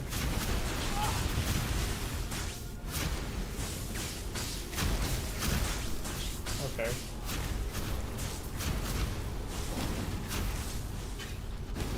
Oh, it's showing us. Okay. The forums. Got it. I must have time to gather my will.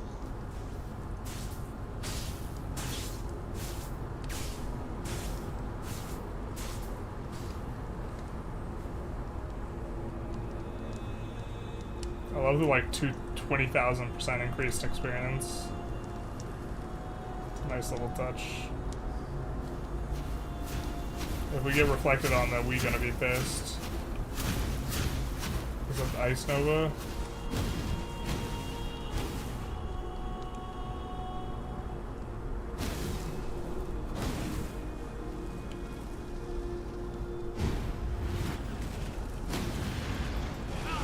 Alright, there's Flame Blast, which is the highest damage thing. I'm pretty sure we can tank it, but we're gonna try not to. We're gonna try to not try about that. That was it? Okay, there we go. Oh, we have to pull him back to the thing, right? Got it. We should have made sure, actually we should make sure to loot the thing now. I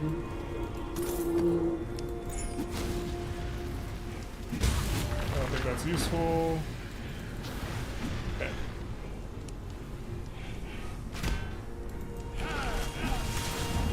Can we not kill the ads?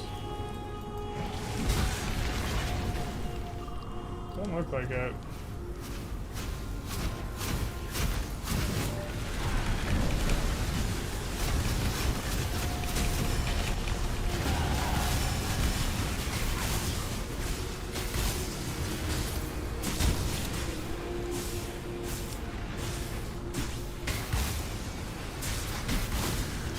I probably can't even roll that high anyway, so...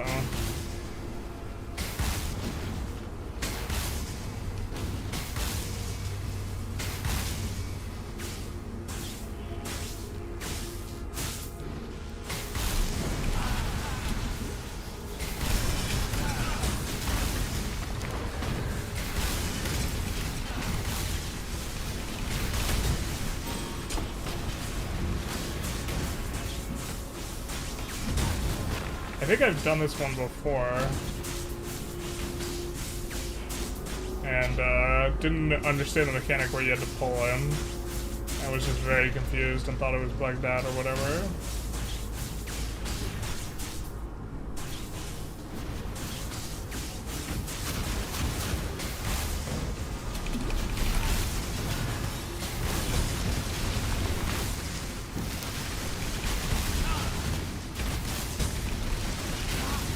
I really want to stay on my circle, but I also don't want to eat all that AoE.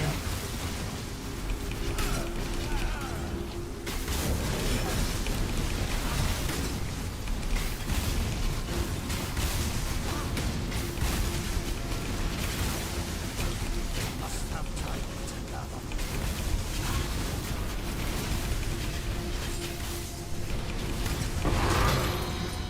There we go. We finished Death and Taxes. We get some experience.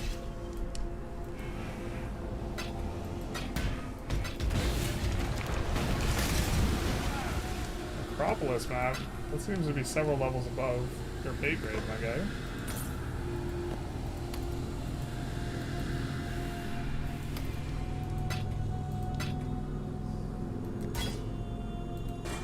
We'll just take a peek under that.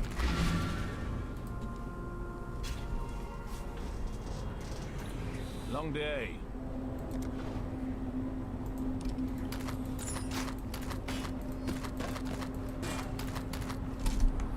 See, that gives decent chunk of life. Kind of nothing else. I don't think it's worth.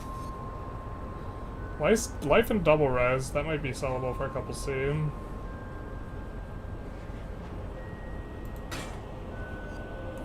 No move speed. Also terrible everything. So more the terrible everything.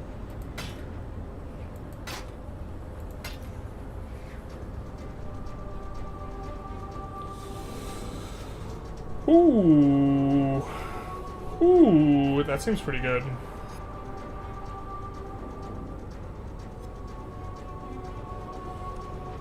Maybe we'll list both these belts for 2C. Stay vigilant. With the anticipation that they're probably not going to sell and we're just going to vendor them later, but...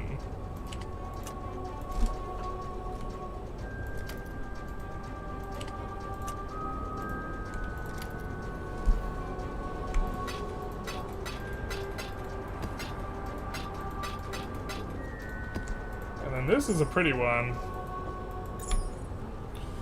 Tier 2, increased maximum ES. Tier 1 life. Tier 7 energy shield flat, sure. The mana regen is not going to be good for a lot of people's build. I guess the crit strike chance isn't that high, but also global stats, or all attributes 30 is pretty solid. This is actually would be not too terrible for us, except it doesn't have mana on it. I mean, it has 30 mana from the end score. We like the increased maximum energy shield on the percentage.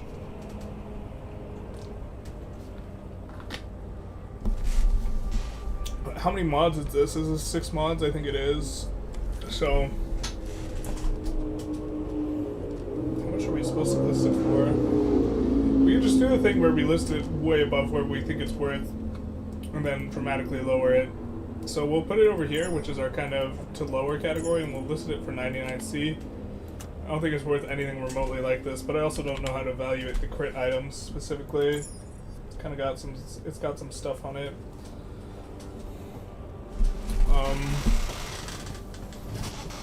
A lot of this stuff is just disgustingly overpriced. I just don't know how to price it, so we're starting high and then we're just decreasing. Like, I think this is actually vendorable.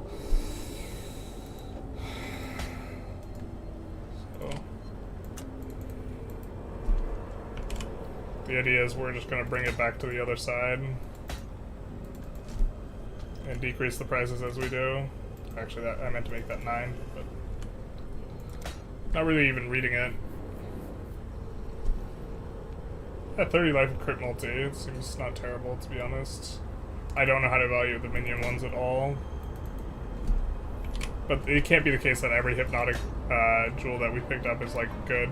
I think the ones that just stack a bunch of attack modifiers, which is like kind of this one, to some extent this one, or the added damage modifiers, they actually seem like they'd be relatively weak, but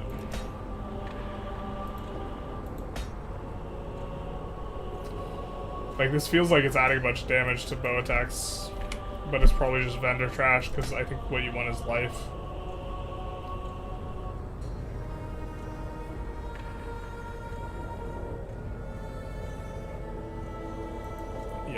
We're gonna vendor that.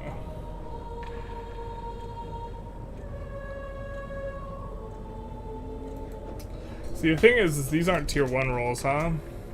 Tier 5, tier 5, tier 3. Yeah, we're just gonna start vendoring some of this stuff. If it's got life on it, then we feel a little bit differently about it.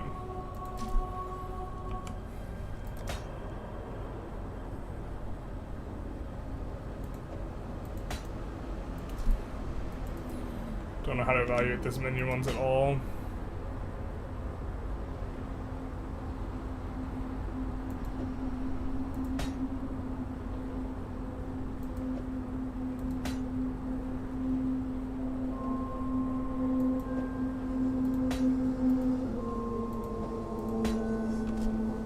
Just vendor all these.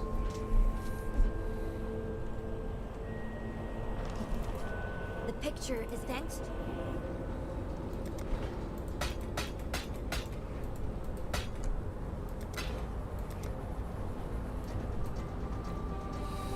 See.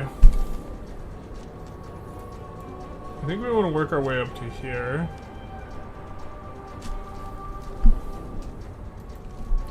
Let's see what eye level Abyssal Depths requires.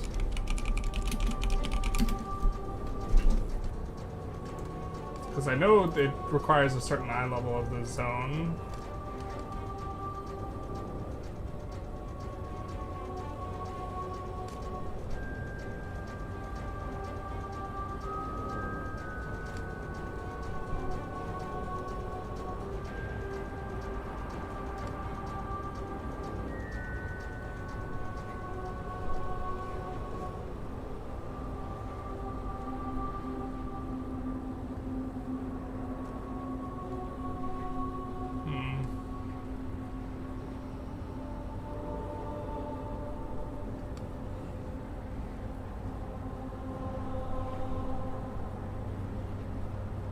The maximum area level is 84 with the T16 map.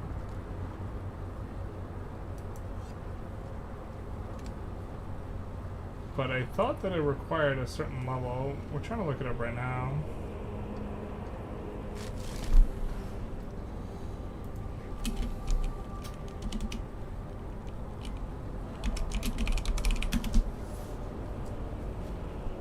Minimum area is level 78.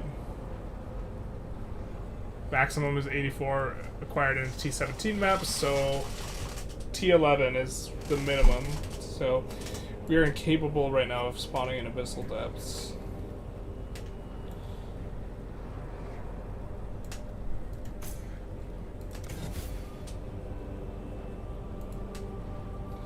Hey gamers, how's it going? Hey Christoph, welcome to the stream. How you guys be? How you doing? Just playing a little Path of Exile, a little bit more casual on the stream. I figured since I was playing this game, I might as well stream it, but then talking through all my thought processes is definitely a little bit less chill. I'm kind of playing normally. I don't know where we're going next. I think we're maybe picking up this jewel sockets. We could allocate the... Yeah, I think that's probably what we're doing. So let's pick that up.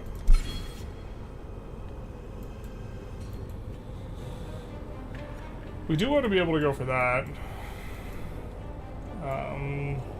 Once we use a specific gem. Really kind of enjoying rot resistant here. For the extra regen. Feel a lot safer with it. Just in case we like flub something really hard. PoE is such a weird game. It is a weird game. It's like an ARPG, but it's like ARPGs are like they feel not that thought like in depth, and then like this is one that's like it's got like crazy like I haven't theory crafted this out. The price on that is obscene. That we never priced. I think that one actually like didn't look crazy. Maybe it did.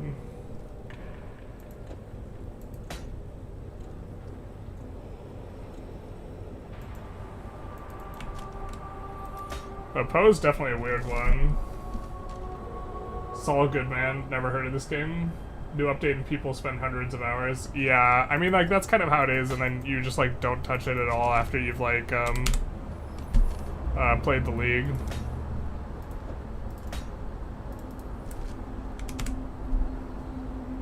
Which is kind of the mode I'm in. Honestly, like, the UK run kind of took a lot out of me. I've been feeling kind of bad about Vicky. Sounds like, to be honest, I probably just need to start a new run, and that'll actually excite me. I tried to pick up the Ethiopia run, and then Tuodros died. Does the entire game take place in a skill tree? Yeah, and this is the skill tree, and it's a moddable skill tree, and there's multiple classes as well, and the classes are like moddable. So there's like a lot of depth, and that's not even like the post-story content. There's another tree for like what type of end game content you unlock, and you can build your character to be able to farm better in certain types of end game content than others. Like, so here's an example maybe. We regenerate a lot with the rot resistant, right? And we also get like let's just highlight the regenerating a lot. There's a zone in called Delve where it degens you really strongly. In theory, if you get enough regen, you can just sit in the Delve, and the unsafe part of the mechanic is not really a factor for you if you have enough regen. And so, like, if we stack a bunch of regen and then put a bunch of Delve nodes in our in-game content, we'll get a lot of Delve stuff, and then we'll be able to do it relatively safely.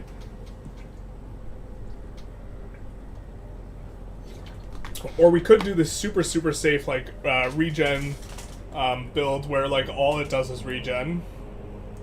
And then do,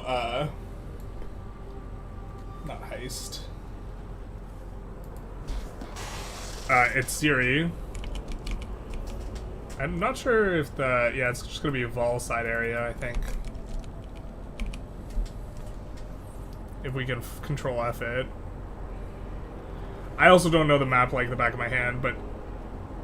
No, that's not... We're not looking for incursion, we're looking for Vol side areas.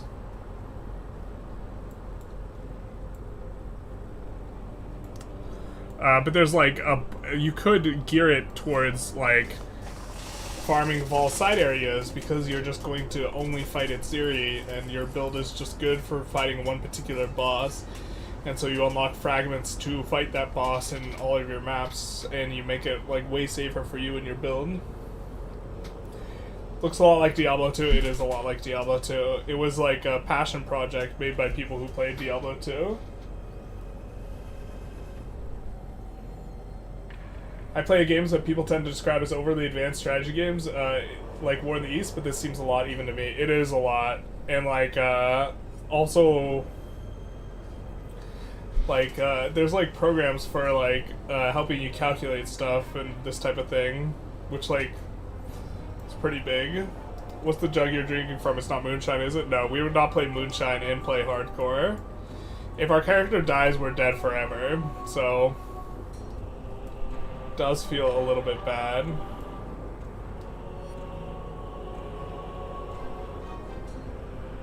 Oh, in retrospect, we didn't need to go through here.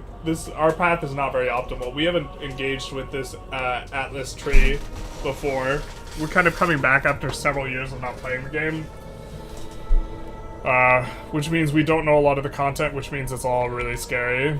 We're just puckering constantly. We've managed to reach pretty deep, but we're definitely crying, screaming, and throwing up constantly.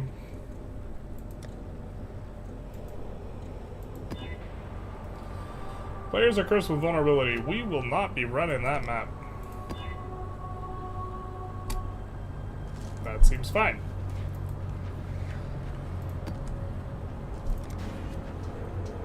Damn exciting. Yeah, definitely a bit of a pucker. I regret doing it in hardcore. But I think everyone is rooting for me dying, to be honest. And the reason... Oh, we already did a shore map, whatever. We already spent the currency to do it. We're gonna run it. And I think the reason people are rooting for me dying is because if I die now, with all the time I spent on this, I'm switching... Like, I'm not gonna continue playing PoE. And I think people want to see more Victoria 3 stuff, and so... I think people want me to die.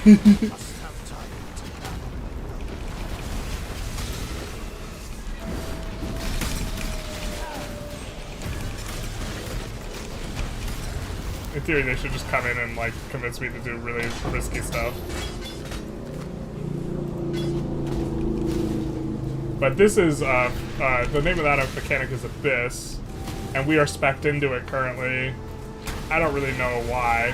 I don't think we're especially good for doing Abyss, but we're kind of thinking of using a unique item that spawns in Abyss, and so because we were thinking of using an item that spawns in there, we were thinking, hey, maybe we can find the item ourselves. We also get to redo the skill tree anytime we want, or the tree for a cost. But you get a couple free redos, and so we're kind of on our first trial. and we might as well. We're gonna, at the very least, try leaning into this. And to be fair, like once we have a lot more damage and stuff like that, there's other content we'll want to do. But right now, we are not super killing stuff fast, so.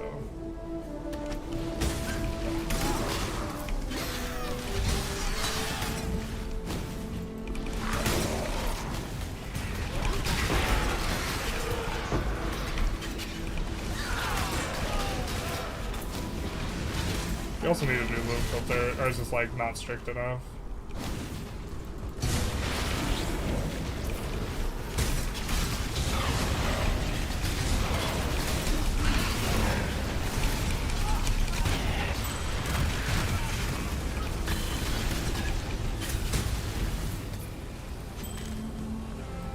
Rooting for you, bro. How many hours deep are you? Like, with this character, maybe like 50.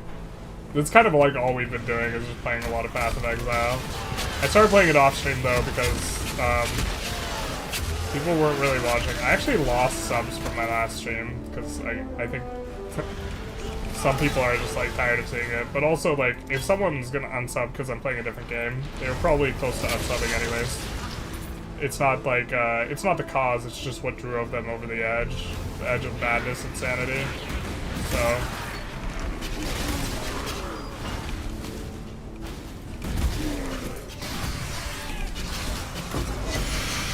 But if we die, we'll be dead forever. Forever and ever.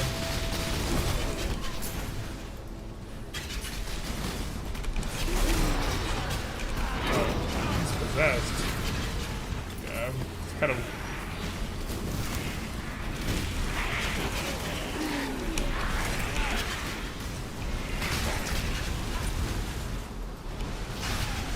But the fact that, like, what you're trying to do is you're trying to, like, earn currency, kind of just cause, and so you're building your strategy around trying to get as much currency per hour, and like there's just so much like multiple layers of things to like evaluate,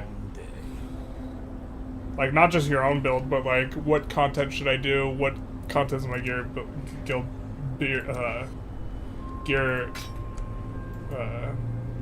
oh, I wanted to say geared towards, my brain just didn't want me to say it. I think we can just vendor that.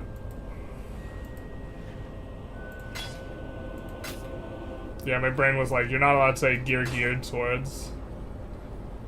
My brain understood the assignment. Stay vigilant. Alright, we did the wrong thing. We'd already done that. Yeah, we've done all the tier. We still need Spider Forest. We don't have a Spider Forest map. Oh, we do have a Spider Forest map. Oh, right. More ments for life, avoid elements, increase damage. And the crux of the game is like all these modifiers that you have on things, on items and stuff, and all your currency does is it lets you craft items. And so, depending on what it does to change the item, it will be worth more or less currency. And so here we can take a look. This is all the currency. This transforms a normal item into a magic item with an item without much mods. This re-rolls a magic item into a new magic item. This upgrades a normal item to a random rarity, so either magic, rare, or unique. This augments a rare item with a new random modifier, so if we use that on something that only had... we don't have anything that has less than 6 modifiers, which is the max, but if we used it on something with less than 6, it would add a 6 modifier, or it would add an additional modifier. This turns a magic item into a rare modifier, a rare item, which gets an additional mod. So there's all that type of stuff, but even on like these maps, so we're running these maps, these are creating the zones, and they're creating the zones with all these modifiers. We can use currency on this map to change what the modifier is. So let's just kind of, just to show. This is a Bone Crypt map, which we don't really need, it's kind of irrelevant, but we can take this Orb of Transmutation, which turns a normal item into a magic item, use it on it, and now it's a magic thing with a modifier, monsters blind on hit. So if we were doing a build that suffered a lot if they blinded us, that would maybe be a bad map to run. And so having a bunch of things that have additional stacking modifiers, that's how you die. Like the vanilla maps are like relatively easy, but you get more stuff. if you have higher item quantity or monster pack size or both, you will get more rewards from doing the map, so it is a bit of a thing. You can't be hard locked into Victoria 3, and I say that as someone who brought you to your channel from that video, the guy who on Reddit linked your Ottoman starting guide. Yeah. Ooh, very pedagogic, thank you. So, there's like, the system's very cool. I should just be playing on softcore though, because like, I like pucker super hard in hardcore, and like I don't play ARPGs, so I don't play very well. If you're watching from like a dodging, dip, diving, and ducking and dodging perspective, and you're like watching me play, I just get hit by everything. So my build is definitely centered around surviving, and I'm also not doing some of the like crazy bosses.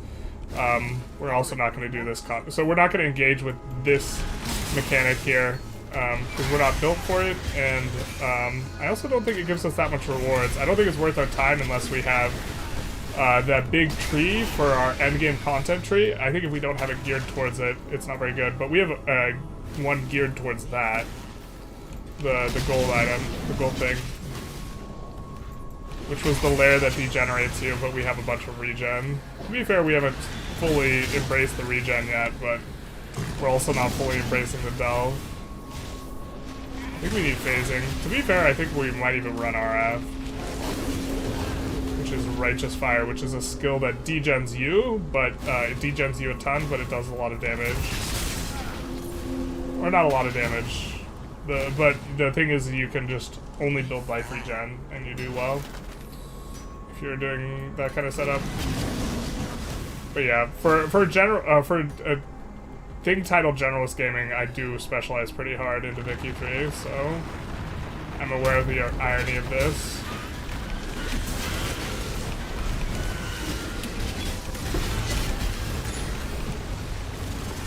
So this is the Abyss, which I think we talked about before, which we're geared towards, but I don't think we're especially good at it. Oh my god, we're getting caught up on that. Yeah, you'll notice we just gotta get hit by everything. But ooh, two-tone boots. Hopefully those roll decently.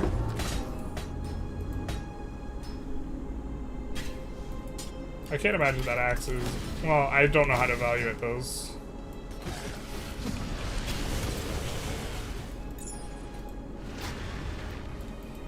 Our loot filter didn't freak out when that dropped, so it's probably not too great.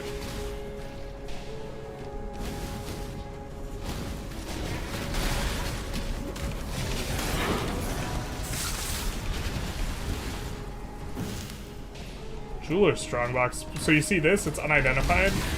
This also can be enchanted, and this is a mechanic where we open it up and it's going to have stuff happen. So a bunch of mobs are going to come, they're going to be higher rarity, it's going to contain identified items, mirrored items, and it's going to spread caustic ground. So when we open it up, it's going to do all those things. We kill the mobs, and then it drops the items that it said it was. None of them were rare, despite the increased rarity. Truth hurts.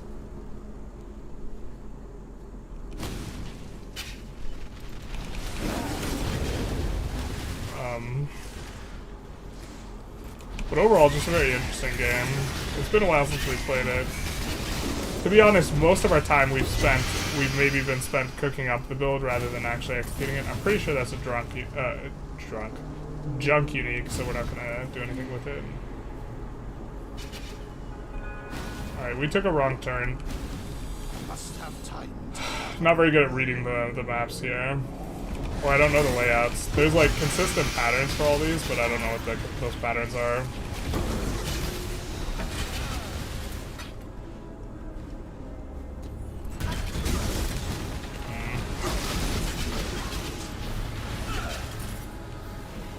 We also have a couple of cast when damage taken. Oh, I guess I should show the gem links too if I'm trying to explain the game.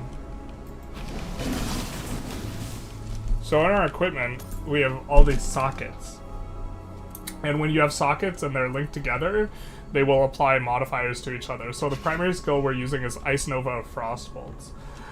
When we it is linked to 5 other things which are going to modify it. So this is our base spell. Spell Echo makes the spell repeat, but do less damage, and give us more cast speed. Archmage this is the primary source of damage, which is giving us added lightning damage equal to our unreserved mana, so we don't have any mana used for auras, and we are mainly just building pure mana, and we are using mana defensively as well. And so that's the primary source of damage. This is a cold skill, Ice Nova Frost Bolts, but if we take a look at our damage, the biggest chunk of our damage, we're getting 3 to 4.5k cold, we're getting 10k from lightning. So that's the primary source of our damage, is coming from our mana pool.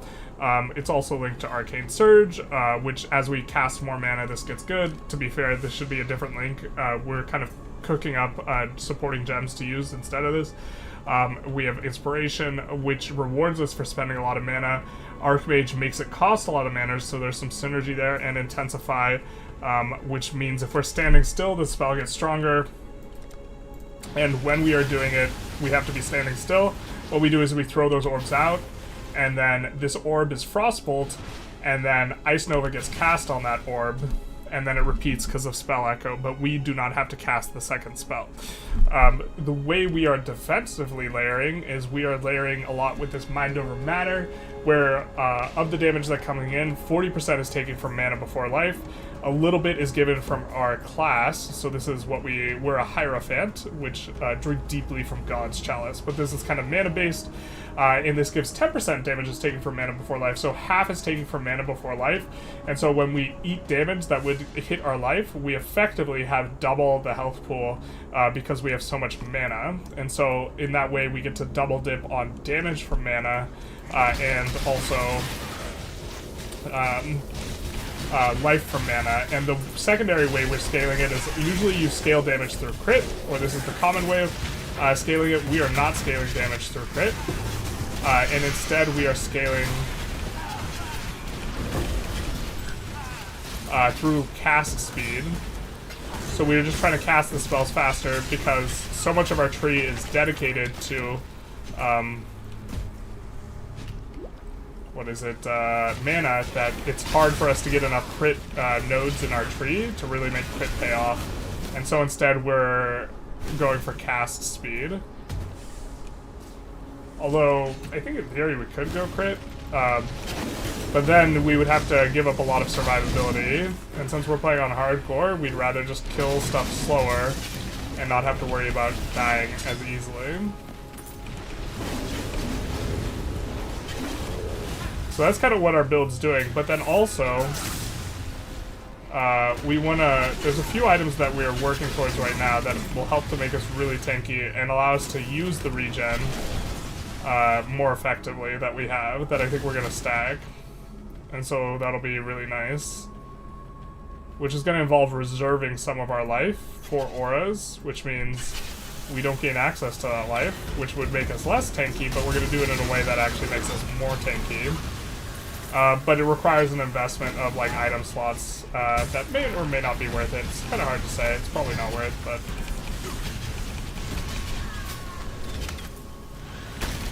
she's really scary when the number of bosses in her zone are doubled. So half effect mana shield. Yeah, it's like a mana shield.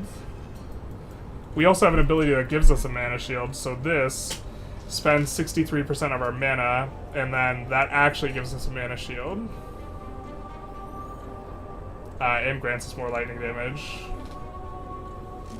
What's regen? Lifesteal from spellcast. So we're regenning just kind of base rate, a percentage of our life and our mana, and a little bit of our energy shield, and then we are also leeching damage that we deal as energy shield. From here. This is giving us spell damage, leech as energy shield. So those are the ways we are getting mana back. There is mana leech and there is life leech. We do not have it. Mana leech is generally only melee builds get mana leech because the mana leech would be super overpowered with spell builds. And so they don't have access to it. Just because you could have, you know, characters like ours where we're getting damage by spending extra mana, And if we had Mana Leech, we effectively wouldn't have to spend extra mana, so that would be insane. But the melee builds, they don't have a way... There's not a way to pay off melee builds for the mana in the same way that we can get paid off for the mana. The item we want to equip is the Ivory Tower here, which allows us to, if we reserve some of our... When you use an aura, it takes some of your resource, usually it's mana, and it just locks it in, so you can't do anything with it. So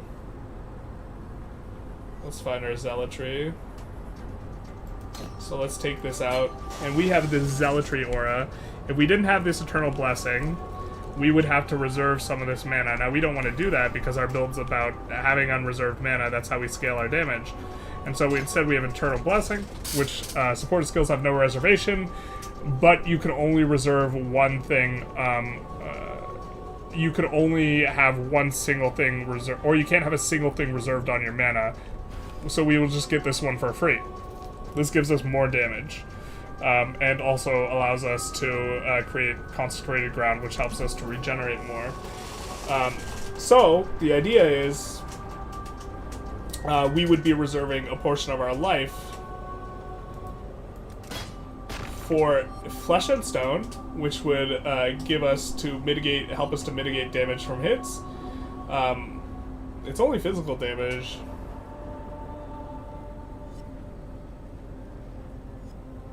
No, wait, we would be doing sand, so we'd just take less damage from enemies in our aura, which we have a lot of AoE, because that's one of the things our class gets. And Petrified Blood, which makes it so that our life won't go above a certain level, in this case 50%, but we wouldn't care because we would be reserving our life down below 50%. And then what happens here is skills gain a base life cost equal... When taking damage from hits, 40% of the life lost below half is prevented. Since we're locked below half, 40% is always prevented, and then 81% of this way is lost over 4 seconds. So we have the regen to offset this loss over 4 seconds. And so instead what we will have is we take 40% less damage when we're at half our life or less.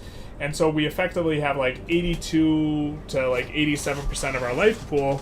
And then the payoff for this is however much of that reserved in our life is actually going to get turned into energy shield from the Ivory Tower from this.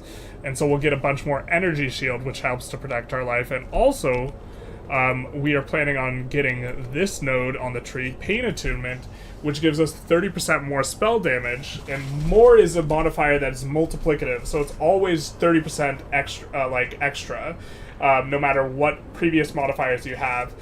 Whereas increased is additive, so if you already have 100% increased damage, if you were to get another 100% increased damage, it wouldn't actually double your damage anymore, it would increase your damage by 50%. Because you already have 100. So this is a really strong thing to have. And so in this way, we would lose just a little bit of tankiness, but gain a lot more damage. And so that's kind of the transition we're thinking of making. But it's going to be really expensive to trade off. And this chest piece is also really good because getting your items to have 6 links is really expensive. Because you have to use these, reforges the links between sockets because it randomizes it. So... when do you get the Ivory Tower? We have it. We would just have to turn it into 6 sockets and 6 links, which would cost, roughly speaking, 1,300 of this currency, which we only have 239. Or there's other ways to link it, but it's expensive on the currency and we can't afford it. And we're not particularly close. And the next item we want in our build, what it does is it makes it so that it's a special gem. It's a special gem that would turn this keystone here, or any keystone, but this is the one we're going to do, into a different one, where what it will do is it'll make half the damage pass our energy shield. So damage always goes into our energy shield first, and it would make it so half the damage goes through our energy shield towards our life and mana, because damage is taken from our mana So a quarter of the damage goes to our life, a quarter goes to our mana, and half goes to energy shield. And the reason it's being split is because half gets taken from our mana. And so what this would do is it would allow us to leverage our energy shield and mana regen, or sorry, life and mana regen and recovery to kind of help us to be tanky.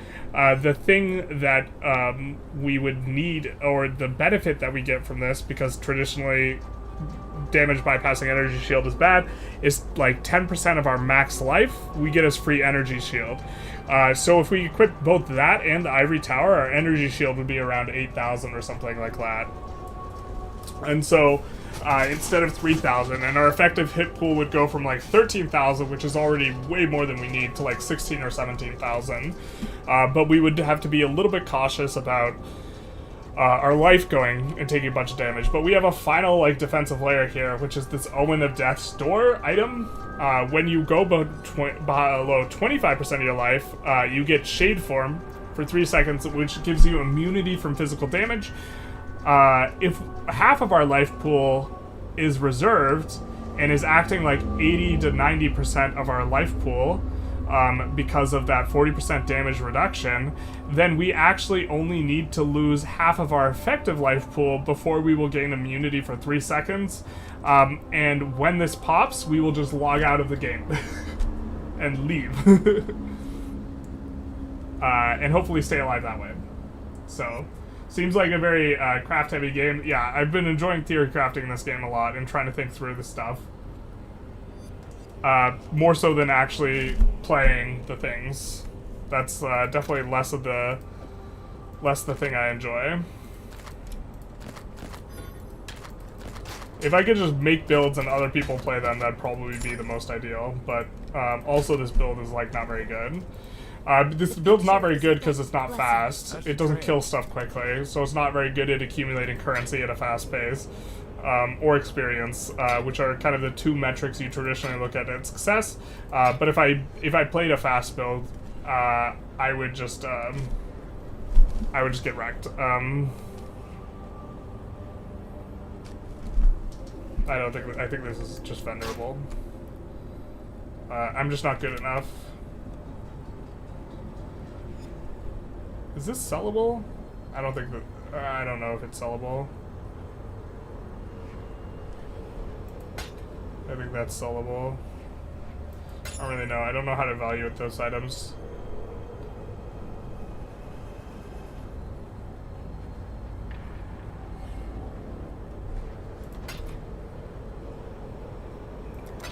Got my eye on you.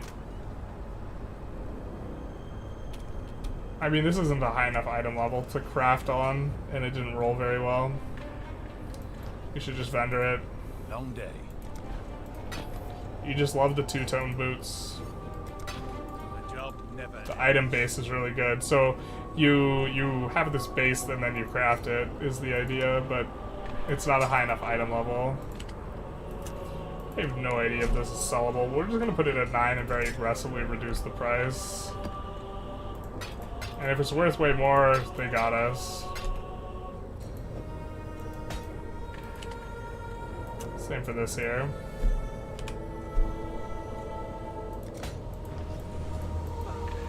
But that's kind of what we're trying to do with the build right now. Currently, the main currency that gets used to spend on stuff is Divine and Chaos. We need 300 Chaos or 3 Divines, roughly speaking, to buy kind of the next big item. And then after that, I think it'll cost like another 3-ish Divine to get Ivory Tower set up. So our main limiting factor right now is not having enough currency. We could try and liquidate the other stuff, though. Like, this currency is pretty expensive, too. But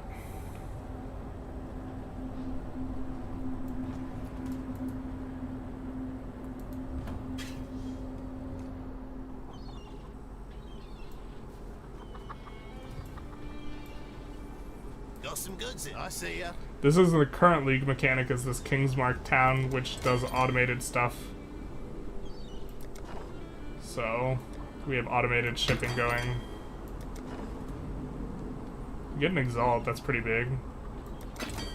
I don't know what the currency exchange rate is. There's a third-party website that does it.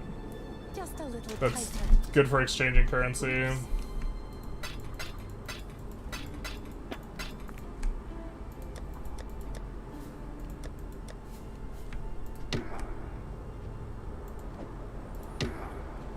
Is that any type of hit? I didn't realize you could roll this. That's like pretty good for us. I think it might be melee hit. I don't know if it's any hit. We only hit with spells, so that's significant. But we like knockback as a mechanic because when we use our ability, like here, when the frostbolts pass too far backwards, the people in front of it, we can't hit it anymore. And so what knockback does is it helps to keep them, it knocks them back and helps to keep them in the zone where they're taking damage. Hail. So that is something we kind of like.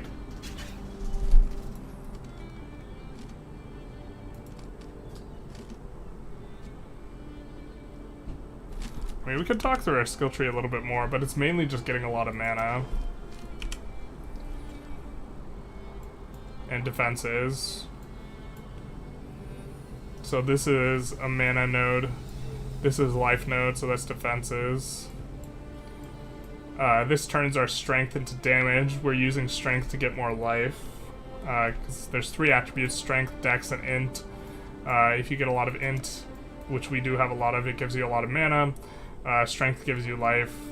Dex gives you, I forget what dex gives you. It gives you like accuracy and evasion or something.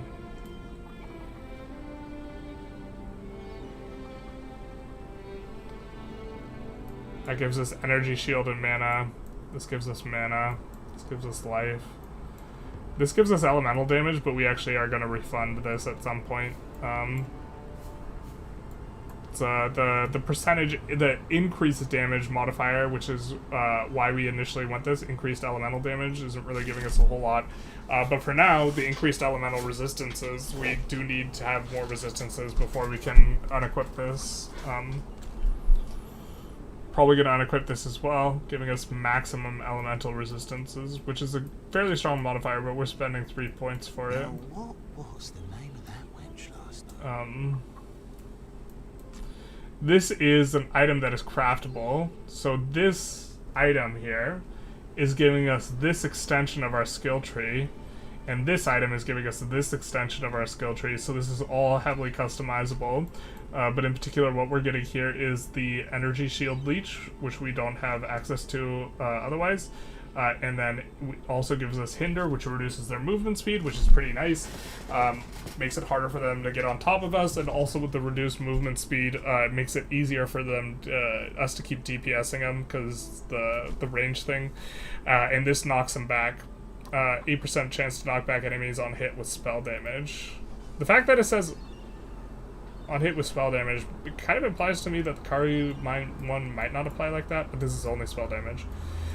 Here we give lightning resistance, but what we're doing it is we're mainly doing it for this, when we fill out this portion of the node, we could get this lightning mastery, and we're doing it for increases and reductions to maximum mana, which we have a ton of. Also apply to shock at 30% of their value, so shock is an elemental ailment. We're doing lightning damage, we cause this elemental ailment, and it causes enemies to take more damage. This is a bunch of mana, this is life, this is mana, this is mana, this is mana, and also traveling to get some of these efficient nodes, which are mana and life. This one also gives us increased spell damage, but cast speed is one of the ways we're kind of stacking damage. Sorry, this isn't mana, this is cast speed. This is caster speed. And also 6% additional increased cast speed for each different non-instant spell you've cast recently. Our build itself causes us to cost 2 non-instant spells, and then also our movement speed is a spell, so kind of gives us a lot. And over here is a mana thing, and this is a class mana thing, because it operates off of Arcane Surge, which we are going to do as part of this class that we have, because this gives us more damage when we have Arcane Surge, and so we have to play with Arcane Surge. It also gives us Arcane Surge when we hit an enemy with spells, so then we will be able to change our setup, because right now we have Arcane Surge in our ability, but this more damage is a huge modifier. Get naked raw. What? We got some trolls in chat. And so that's kind of most of our, or I guess kind of down here, this is, again, more mana. So, like, almost all of our tree is mana and life. And so, but we're scaling it into damage. But it's still clunky. You have to click 2 buttons. This is kind of a bit of a gamer build, because we have to click a lot of buttons, and we're kind of bad at that, so it's fortunate that we're tanky. Is your build up and running? Yeah, it's fully operational. We're level 90 at this point, so we're cooking. We do have a transition we want to make that'll cost about 3 divines, and we have about 1.5, or sorry, 2.5. Sorry, it'll cost 6 divines, and we have about 2.5. But we want to get both the Glorious Vanity Jewel and socket it in Timeless Jewel, socket it in here, put it in here, and that will give us half of our damage bypass this energy shield or on us, so we could utilize regen on the mana and life. I think we're going to swap out this gem for another one with rot resistance, giving us regenerate life and mana per second. We have damage recouped as life as well, and so we should be in pretty good shape, and then we will switch to low life with a Prism Guardian, so that we can get a Pain Attunement. And to that end, we want to use Flesh and Stone and Petrified Blood in the... I forgot the name of the item, the shield that allows us to reserve using our life. The Petrified Blood effectively making, even though we will reserve 52% or 48% of our life, we will take 40% less damage, but we will just degen the damage that we prevent. But since we have a bunch of regen with rot resistant, hopefully that just overcomes that, and we're just in fine shape, along with the damage recouped as life. Because only 25% of the damage will be going towards our life.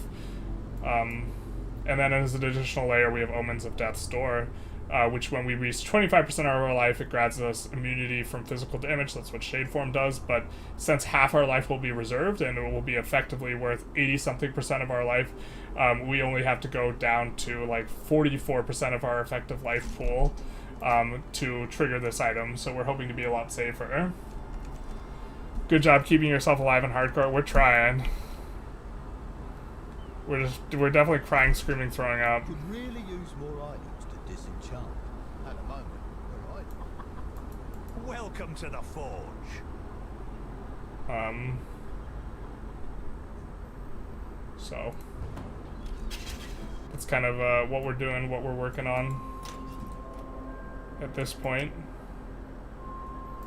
I guess maybe my audience is mainly going to be more Victoria 3 oriented, so I guess I'll try and like walk through more of the basicer type stuff.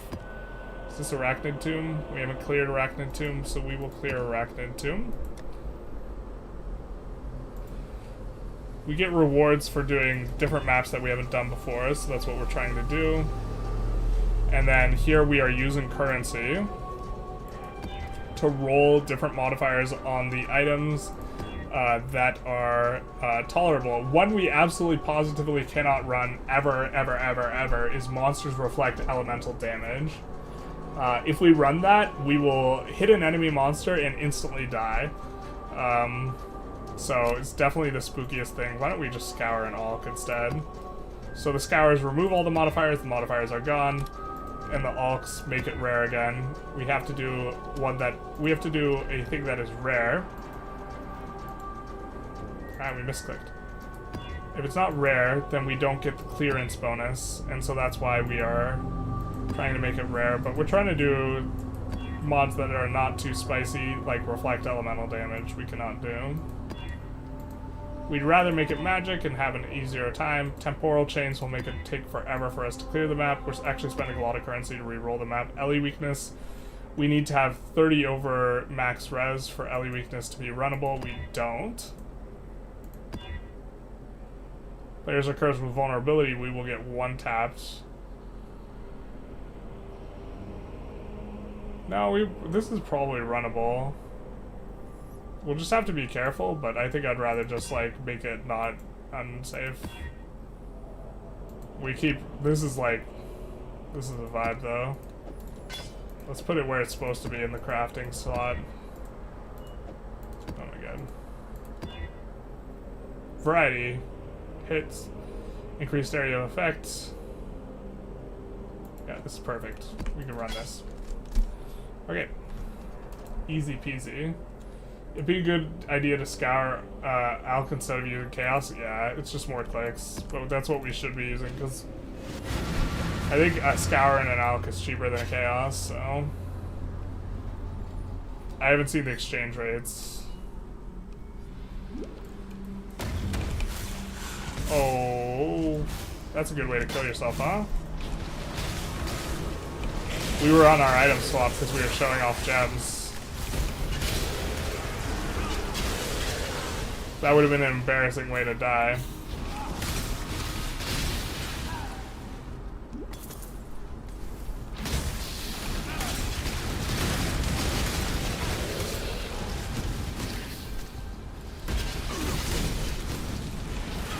Must have time to gather.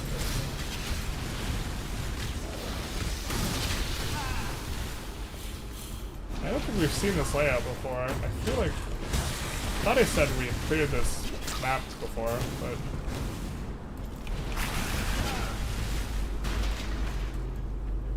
Another nice day. We get Einhar spawning, so this red thing on the map, that would be very spooky with some of the modifiers that we skipped. Not spooky at all now, though. You are well prepared for the end. This is a fight.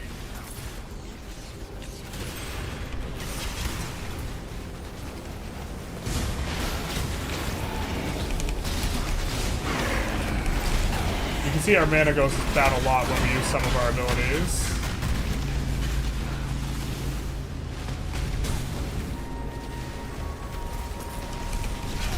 We kind of don't want to do multiple league mechanics simultaneously, so that's some of the stuff on the minimap that looks funny.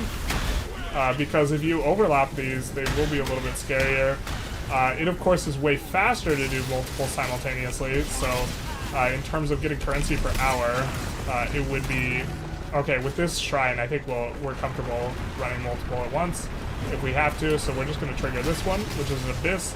The guys will come up from the ground, and they will be spooky, but luckily we're handsome, so it's not a problem.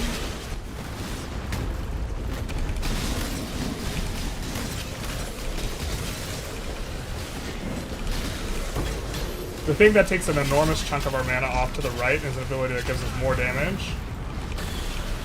It's like a self-buff thing. This is the reward for doing the thing down below with the guys coming out. We will be able to look at some of that stuff later. Do you not have Ice Nova Frostbolts? We do. Yeah, we have it. We actually were saying we were done with this character, and then in our lab for the Bane character, which to be fair, maybe we could switch back to that. If people want to see more of the storyline content, we could switch back to that. But on the Bane, when we did our lab, we just rolled the Ice Nova Frostbolts, so I was like, okay, one more try. Because I was getting frustrated. I think I died twice, or maybe I died once, but I was... No, I was frustrated because it was just going to be very expensive to get the build started. And, like, the build that I knew how to level was so much worse than what it was before. Because an ability that used to have 0 cast time had a very extended cast time, and it required you... It was like a spellcaster build, but it required you melee the enemy. And so that was a bit of a thing.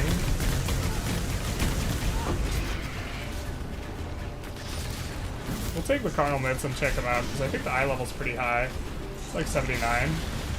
So, mobs will drop items. So, here, let's take a look and talk about eye level really quick. So, if we click Alt, over here, we'll see item level is 75 on this. The required level is going to be less than 75, or maybe this will be a better example, because this is the item we were talking about eye level. The item level is 77 because it was dropped from a boss mob, so it can roll better mods on it. And these other mods it rolled mana, life, dexterity, and life per second.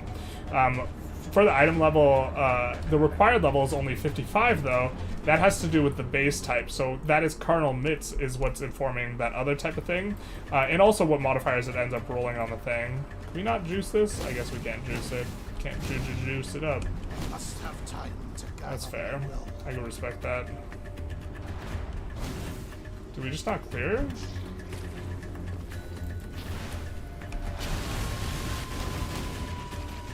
Oh, we just didn't clear this guy. Was that the problem? Yeah, that was the problem. We're not also, this is probably not that time effective. We don't have our endgame content tree built around this harvest, which is actually, I really like this league, so maybe we should build it a little around harvest more. I don't think we're actually geared, or the build is especially good at running harvest is the thing though. Or maybe we just don't care.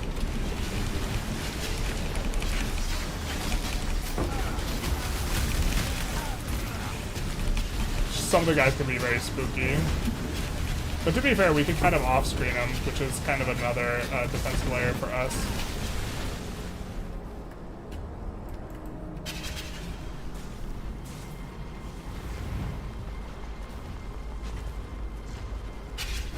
Did we run past some mobs? We might have. It's less important that we make sure we clear every mob on the lower level maps. But if you're having trouble breaking into the higher level maps, it used to be important. I think with the new system, it's maybe not important. But here, let's show that when we're maybe safer.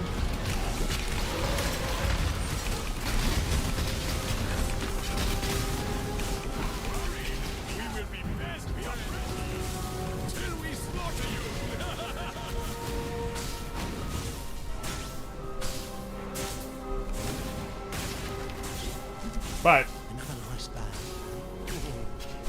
this is our endgame content tree, and you can do stuff in here that boosts harvest. So harvest crops, which was the things where we spawned those little plants that we did just now, where everything was a lot more purple.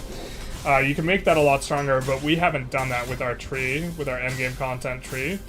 Instead, we're on the abyssal stuff, so our abyssal stuff will give much better rewards. But to be honest, it's probably not worth doing until we can actually spawn in an abyssal depth, which we can't right now, because we have to be in tier 11 or higher maps, which we are currently. This is a tier 8 map, I think,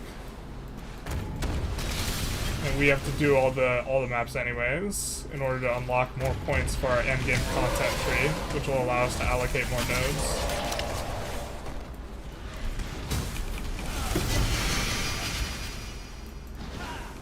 We should probably have a more strict item filter.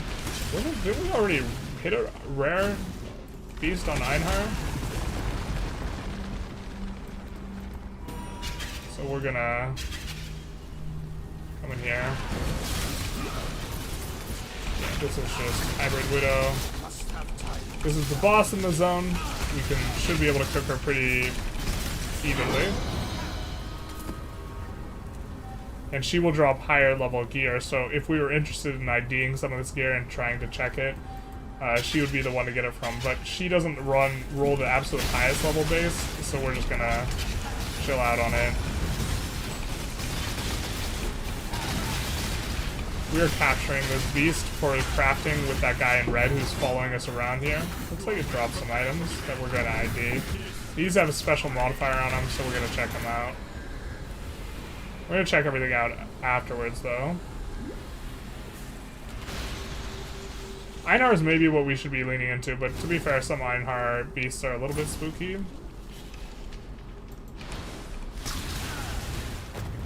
That's the little bird skulls on the map are the Einhar beasts.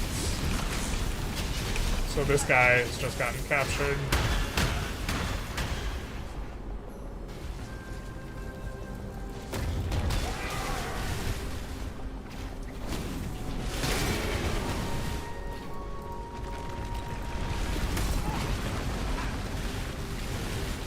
I think that's the map is cleared. we will go, and since we finished that map, we cleared a rare version of that map, the higher level map for the first time, we now have another point. I think we kind of want to come over to maybe be able to drop Shaper and Elder stuff. I don't know if we can drop it yet. We're headed towards endgame content here.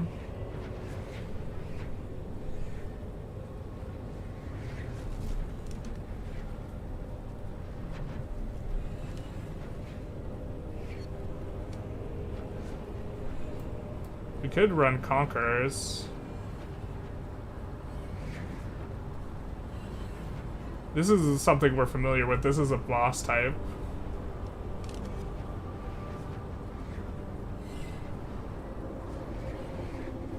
Final boss in tier 14 plus maps have a 2% chance of dropping a Conquerors map, so because we're not doing that high a tier yet, this is maybe not going to be useful for us.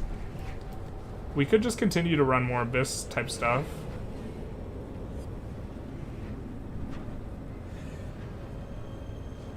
This would help us maintain and get Scarabs if we came down for this.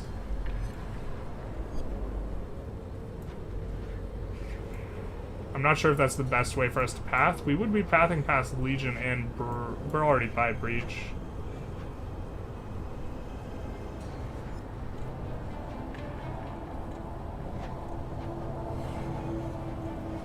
Breach was another mechanic we were thinking of getting into, so was Legion.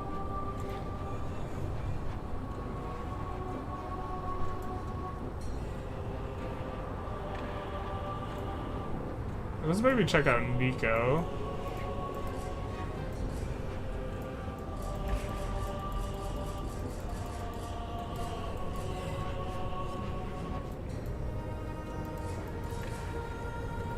What does this give?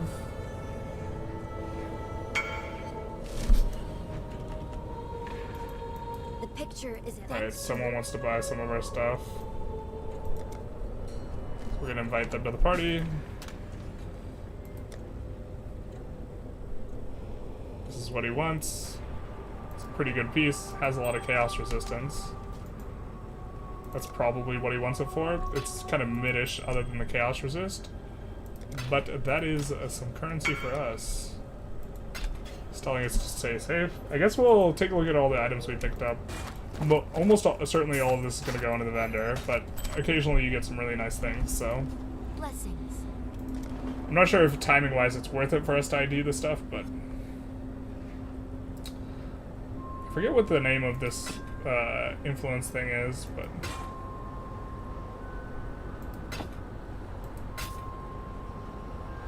One Abyssal Socket and like no stats is not going to cut it, especially on a chest piece where you actually don't want to have the Abyssal Socket.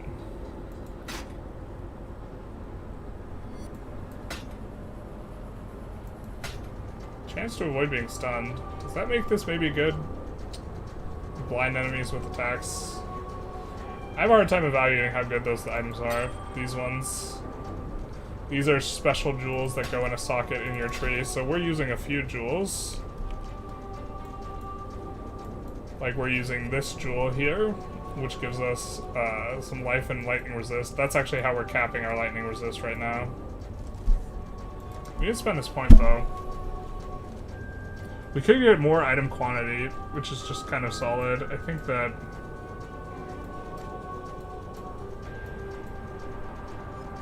I mean, working our way towards the abysses...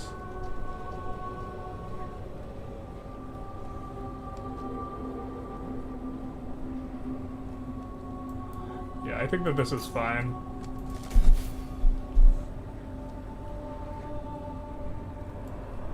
And I think the explicit modifiers are like Shaper and Elder. And maybe Blight, so this will kind of gear us towards more of the end-to-end game content. The like big bosses, although we've never fought Shaper before, maybe that's a good thing for us to like rip ourselves on. I think that, I think you have to dodge Shaper, like even with the super tanky build I don't think it matters. He has moves that I think you just categorically have to dodge or you just lose. Okay, so we're looking for maps that we've not run yet. We haven't run Ramparts, but we don't have a Ramparts map. And then we haven't run a lot of this. Grease area effect, crit strike, crit multi, extra physical damage as lightning. I don't think we're gonna run this, but this is an example of something that, yeah, this has just got too much modifiers on it, and we don't wanna do that. This is manageable. None of this is too scary for us. We have to do specifically rare, that's yellow, with more than 2 modifiers.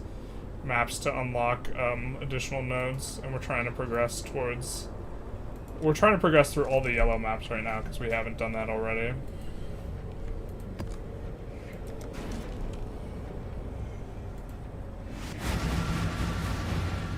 The yellow maps being the tier... I think this is a tier 8 or 9 map, and the yellows are tier 6s through 10. The whites are tier 1 through 5. And the reds are tier 11 through 15, I think, and then 16 is like special, and or 16 and 17 are special, I think. I really don't like this layout. So every map has a unique type of layout. This one's kind of a circle. I like the ones that are just aligned. They're a lot easier to progress through and not have to backtrack and do this type of stuff. But it is what it is.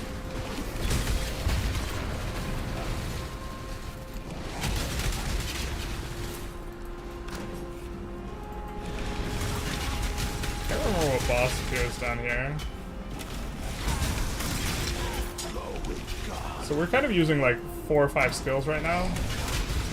Might be a little bit hard to follow, but we'll try and talk through them. So right now we're using Frostbolts, throws out the this, and then Ice Nova on Frostbolts casts an AoE on top of that. And so this is our primary skill that we're using.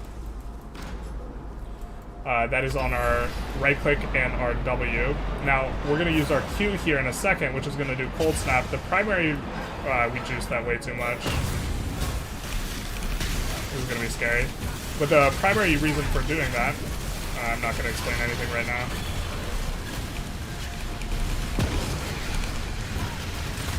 Okay, the primary reason for doing this is Cold Snap doesn't do a lot of damage, but if enemies die in the region, we get a Frenzy Charge. The Frenzy Charges give us more attack and cast speed, so we're using that skill mainly to develop Frenzy Charges. But then also, this flask that we have, when we use it, when we have Frenzy Charges, it consumes the Frenzy Charges and gives us Onslaught, which is a buff that gives us move speed, attack speed. It doesn't give us more damage like the Frenzy Charges do, but we stack the Frenzy Charges back up, so in this way, we could get a whole bunch of cast speed, move speed, so we could cruise through the map faster. And that's pretty nice. Let's talk about this is on our E, that's Flame Dash, it's just for mobility.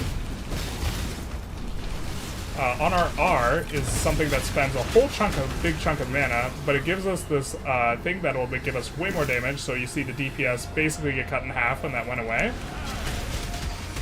And so that gives us an enormous amount of damage. We could have this have constant uptime, but instead we've chosen to have a setup that is a lot more defensive.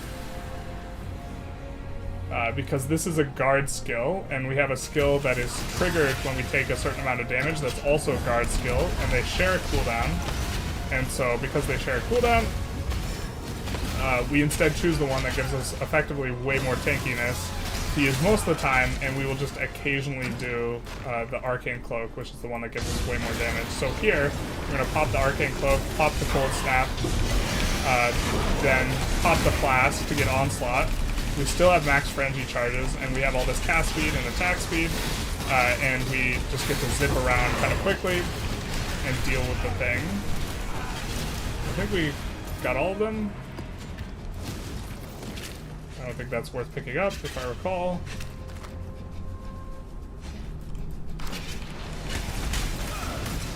Based on the image.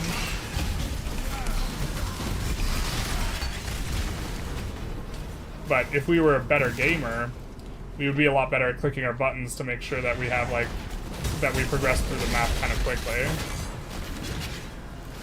To make sure that we always have, like, the flasks going and we're killing stuff fast enough. Because we always want to have, like, Onslaught and move speed going. because that's really nice to have. So something like this, where we'll try and keep it going, and we run much faster when we have those green things at the top and the guy with the axe. That's the guy with the axe is onslaught. The green things are frenzy charges.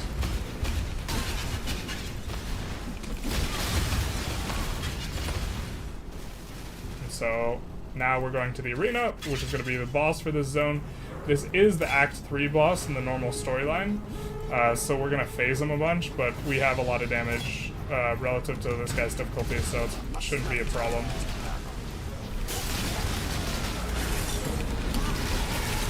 We don't even need to dodge. This giant circle at our feet gives us more damage and tankiness. That is Sigil of Power. We can show that off in just a second.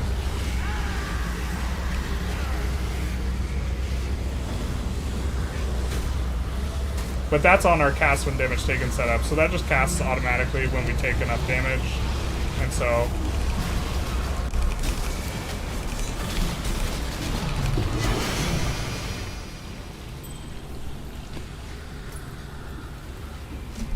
but let's... This is enemies in areas deal less damage while at maximum stages, and we gain stages by spending mana, scaling off of mana, and it gives us flat damage per stage. And when we spend mana, it upgrades the stage. So we can upgrade it instantly just by popping this ability on our arcane cloak, which will spend like 5k mana. The picture, thanks. I don't think we have anything to sell her. Be careful.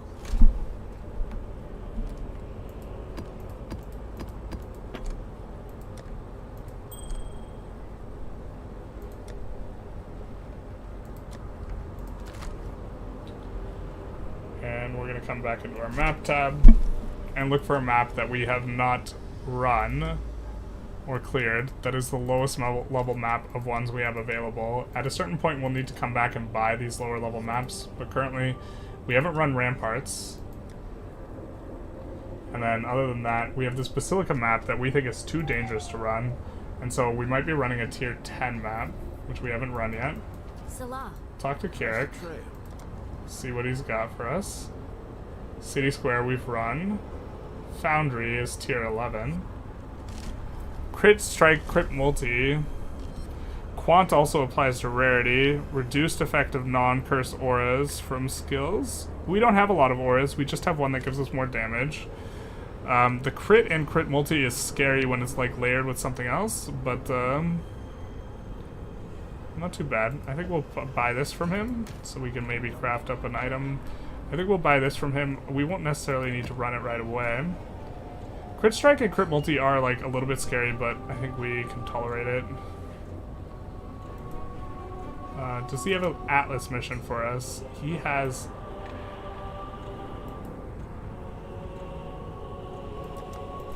one, but we can't do it at this point. We could run this one. I mean, the extra attack and cast speed along with crit is maybe a little bit spooky. We do have to be a little bit careful.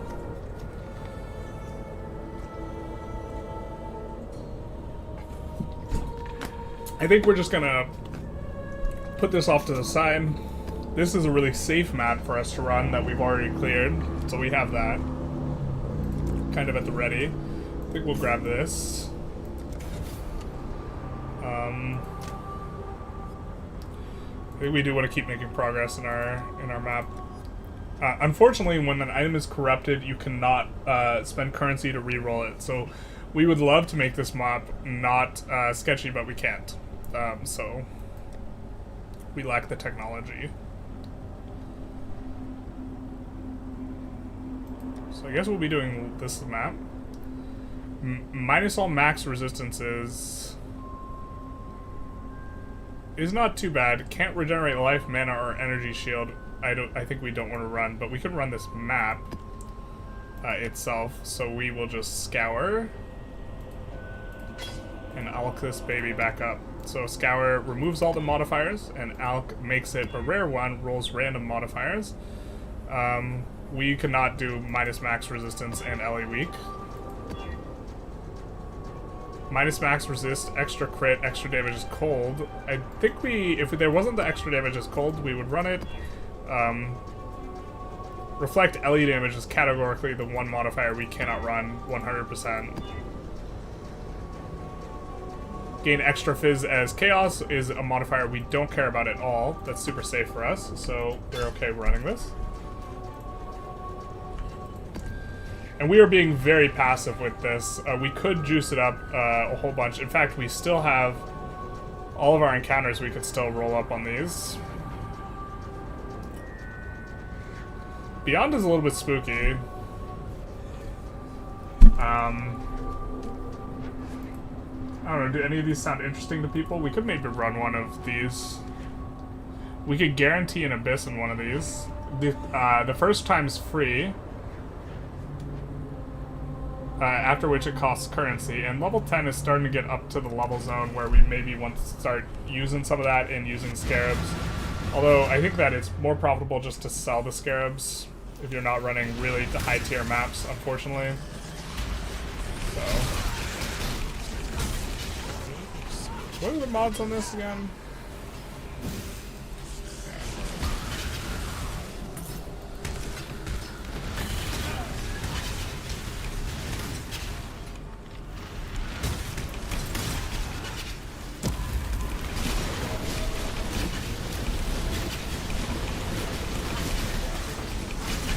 We have to protect this tree. This is part of the league mechanic. It gives us amber. Also, if we cast our frost bolts further away from us, it does a kind of tighter cone. If we do it really close to us, it does a wider cone. So we were specifically doing a wider cone there, just because we were trying to AoE all the angles that the monsters were coming from. This is a rogue exile. They're just like us, except worse and less handsome. They drop one of every type of item, and they use like character type abilities.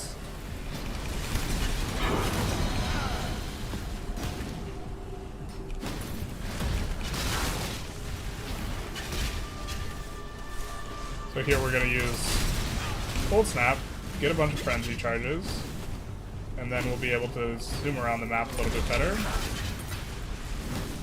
I don't know this layout super well, so I'm not sure where we're supposed to go. Maps have like a shape that they're always kind of in, but I don't know the maps.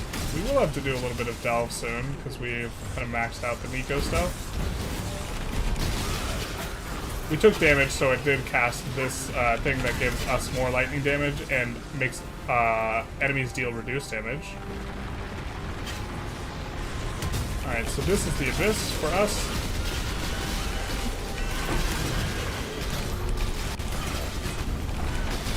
They are coming from the earth. They are the salt of the earth. We want to try and stay in this circle if we can, except we have to follow the little green dot on the map.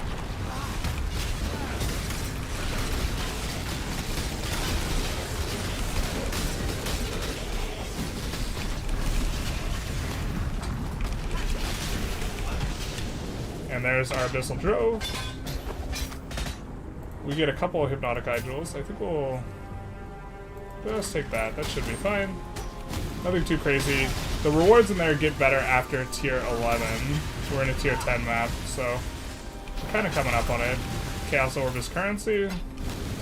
We have an item filter. That's what causes things to be different colors, where some stuff stands out a little bit more and is more highlighted, being generally better if it's highlighted. So here, the Happy Skin Gloves, you see item level is, or the level required, or I think it's just item level there that it was showing. But this is a higher tier base, so it's going to give more base evasion. It's going to require a higher level to use. That Soul Fight didn't do anything for us. Big sad. Is this like more projectile spawns?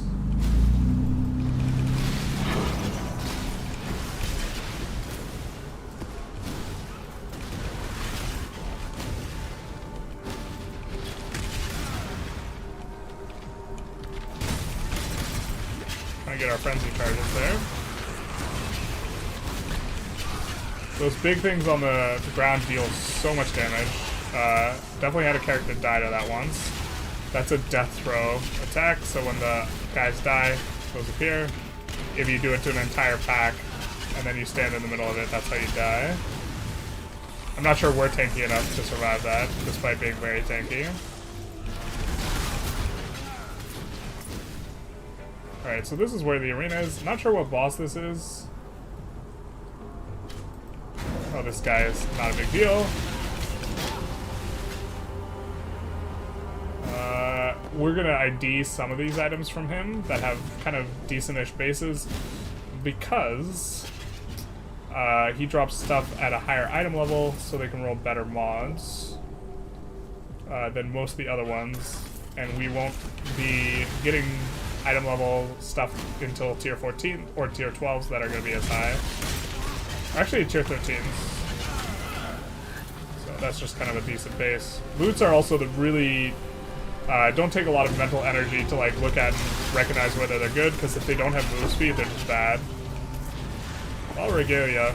Oh, how the mighty have fallen. Item used to be the most important base in the game, and now it's not. Because it has the most energy shield, or used to. Energy shield is that thing next to our life bar that kind of occupies it, the whitish thing. Damage is taken from our energy shield first. That's the league mechanic that's giving us ore to mine for our boys back at the base. We can maybe show the base in a second. Martyr gloves, so these are highlighted because it's a higher base. A higher tier base, and so we're gonna pick them up because they can roll a little bit better, and we actually do like IDing items. I think critically they're not especially strong, but we're gonna come back, we're gonna sell some stuff, and then since we're full on Sulfite, we're gonna show one of the league mechanics, which is Nico, aka Delph. We shouldn't have ID'd this. The point of this is if it has 6 sockets, it sells for 7 Jeweler's Orbs, which is quite nice. We're mainly looking for big scores on life and resistances on these, but with the boots specifically, if they don't have high movement speed, we just vendor it, and we're not seeing any of that, so we're just vendoring everything, kind of. These ones are hard to evaluate. Damage taken recouped as man is actually a modifier that we like, but it's the only modifier that we like here. I think we might try and sell that. I really don't know how to price these things, but we're just going to put it in our sell tab. I guess we should just start setting stuff as negotiable. We're just going to put it as 14C. I really don't think it's worth that much, but we're just decreasing the price of some of the stuff in our sell tab incrementally. Let's put this in our thing that has dedicated towards that. And we have an additional skill. And so, what do we want to spend it on? So Delirium's nice, super endgame content, but I think we're gonna just spend more on Abyss.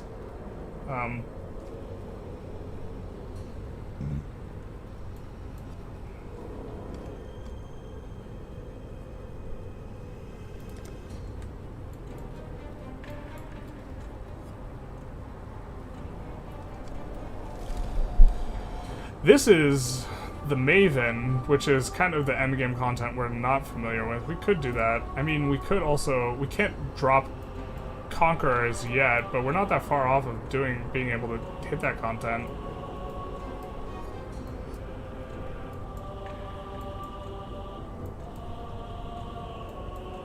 I kind of don't hate maybe trying to lean into either Breach or Legion.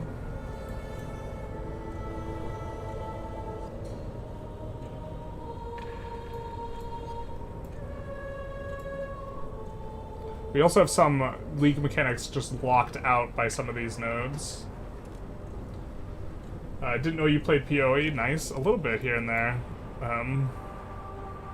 The streets have been a little bit rough on terms of the view count on the PoE, which is why I haven't been streaming it very much, but we decided to stream a little bit today.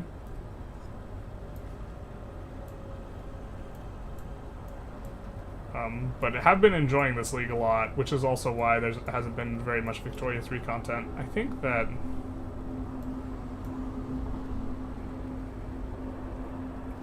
there is an Abyss section that we don't have, that we're kind of near.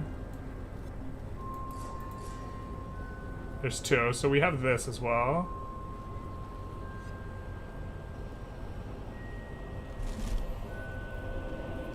I think we want +1 to level.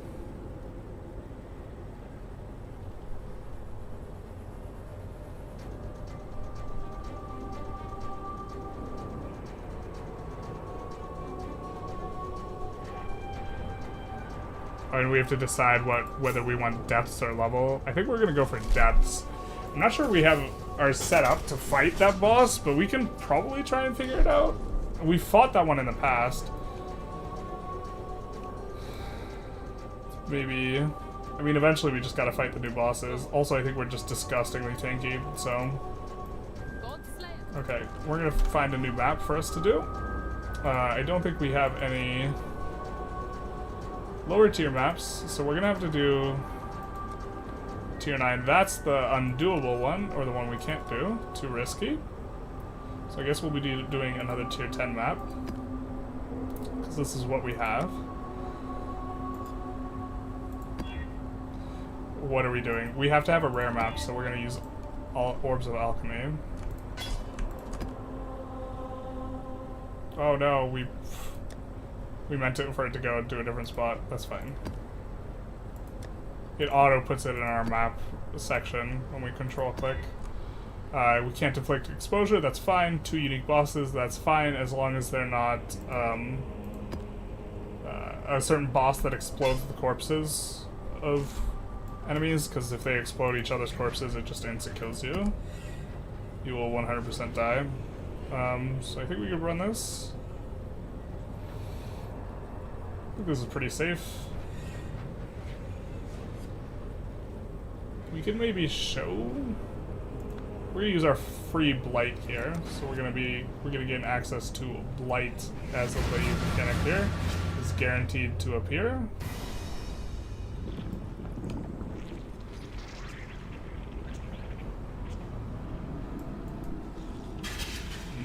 So this is, I think, the zone for a traditionally pretty high or high-level boss from the kind of storyline, the normal storyline of the game, not the endgame content, which we're currently in endgame content. But overall, these mods are like really the opposite of spooky, so they do be attacking fast, but maybe they are a little bit spookier than we thought, actually.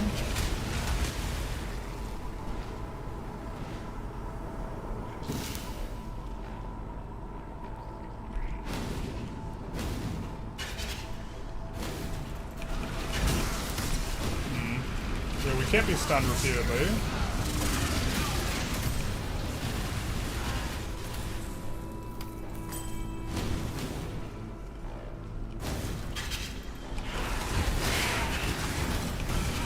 So, can't step on those, they will do a lot of damage. In theory, if we were trying to really cook hard, we would just run over them. Just one won't kill us, but the entire pack does it. So we're looking for trials we haven't done. We've already done Swirling Fear, so we're going to skip this. This allows us to unlock the last little bits of our character class bonuses. We were supposed to do Nico, Rip the Dream.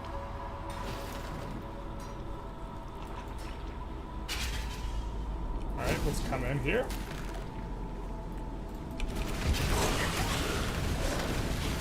So here is the person we spawned the League mechanic for. So this is Cassia, Sister Cassia, if you will.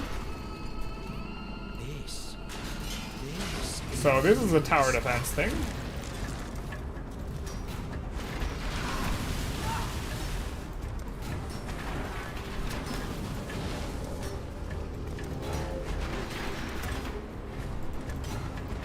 So we build towers. We also get to use our abilities too.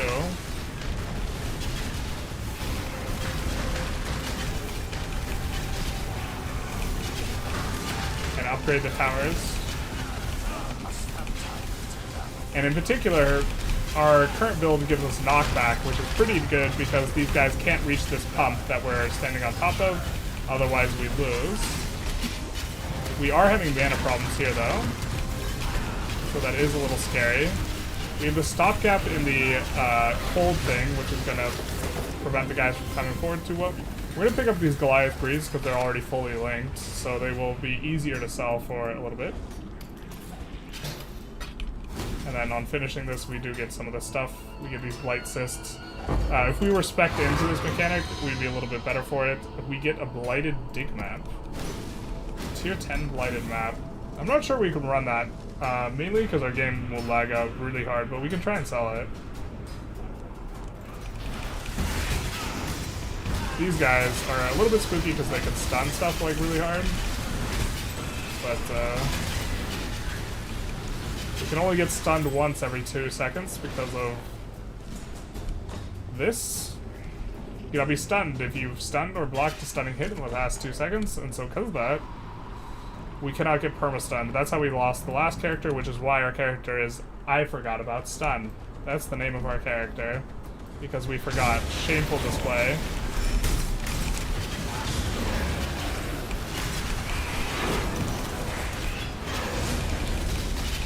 I thought we killed that first one.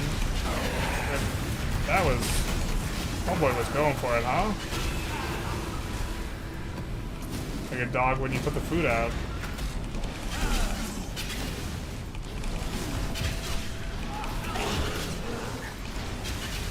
We're gonna pop this and use our ice flask, or our freeze flask. Because those random modifiers that we didn't ID it can freeze you. Although, you can also get cursed, so maybe we should be IDing them. Takes a little while. We can show that if we see another lockbox. We'll show off that mechanic a little bit. I thought we already did an abyss. Is there 2 abysses here?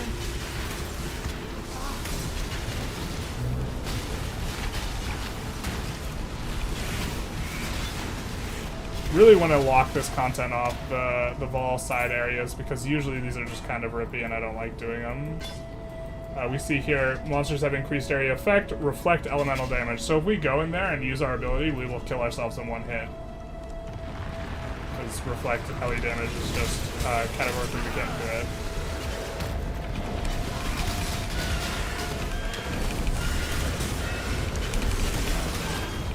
A little bit scary.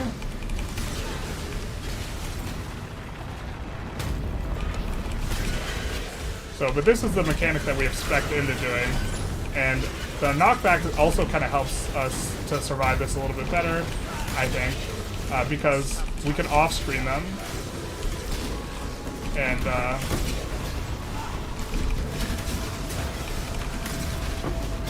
they have a lot of death throws though, but we can off-screen them and keep them pushed back. And there's our Abyssal Trove. We're gonna backtrack to grab a couple things though. We saw a drop that we kind of wanted. Thought we saw a Jade Amulet back here. Did we not? Alright, maybe not worth backtracking for anyway. There's the Jade Amulet. We'll be very careful not to go into the zone where we'll get 1 shot by ourselves. Although, it's clear, the thing is we get 1 shot by ourselves, not the enemy. So a little bit of currency, a ring. We're going to open the trove itself, which gives us another ring, and the jewels. That's kind of what we're after, is the jewels.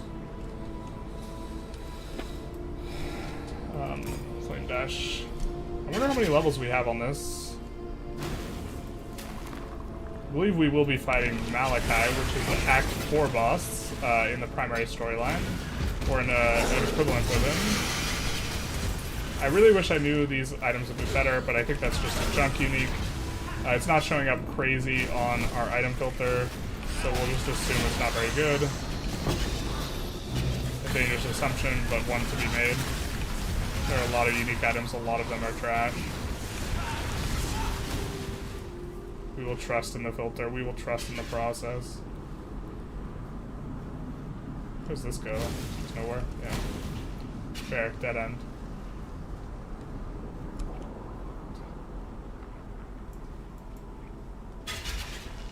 Alright, surely the boss is at the end of this.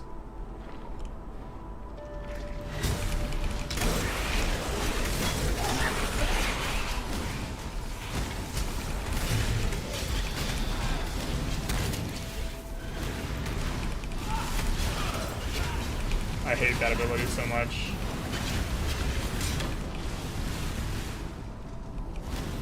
We've used that as a defensive layer before, but it like kind of got in the way a little bit. The like creating of the ice wall whenever we take damage. Oh, I think we said we were gonna show our cast when damage taken setup. So here we have two of these setups. One is linked to more duration, so everything's gonna be a bit longer. Mortal Call, which its duration is 1 second, but it'll be significantly longer. We also have stuff in the trees that make it go longer, and this causes us to take less damage. So after we take 3,000 damage, which is roughly a quarter of our EHP, this will go off and make it so that we take like a third less damage, which is really, really nice. Makes it so that once we've already taken a big chunk, our effective hit pool is going to be a lot bigger. And then while Cold Snap is in here, so that regular Cold Snap will also get cast. We can maybe show regular Cold Snap, can we?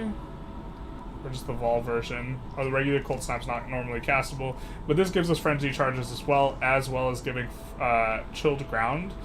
So that's going to make the monster's actions a little bit slower. And then our other cast when damage taken setup is with that ground thing, which causes us to take less damage, Sigil of Power, and Summon Chaos Golem, which is our little buddy here. And his main purpose is he gives us 4% additional damage reduction. So mainly just kind of defensive layers on the cast when damage taken. Not trying to do damage with that, but just make it so that if we get chunked, we have a good chance of staying alive. This is kind of a spooky thing. I don't think that screaming is too high a modifier. To be fair, we're kind of about these Crusader boots, huh? But I think we're gonna back here, sell off some of the gear, and try and do these essences. This is a little bit rippy, so this might be where we die. In which case it'll be back to the Victoria 3 streets kind of quickly. Probably not tonight, but... Mainly here looking for life and resistances on these items, although there's other things that could maybe be reasonable. So this has a lot of resistances, energy shield, and mana. And has a pretty big chunk of mana. This may be sellable. It's not quite good enough for us to use, but we don't necessarily need to do stuff.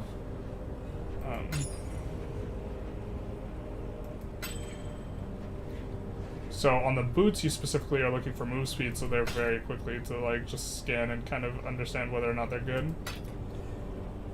Kind of looks like a decent roll for life, but it gets really big on belts anyways, so not going to be good enough. Decent life roll, kind of nothing else going on. And so Job never ends. we'll put these items in here to be priced. Looking to mainly clear space, but also... I don't think we're gonna, well, if I thought we were gonna die on anything, I would just never do it, but, also the essence things can be a little bit, rippy.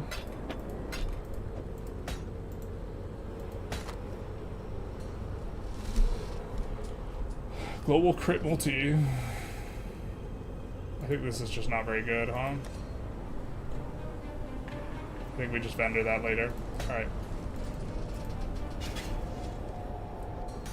Kind of wanted to ID a bunch of these Crusader boots, but let's just do this.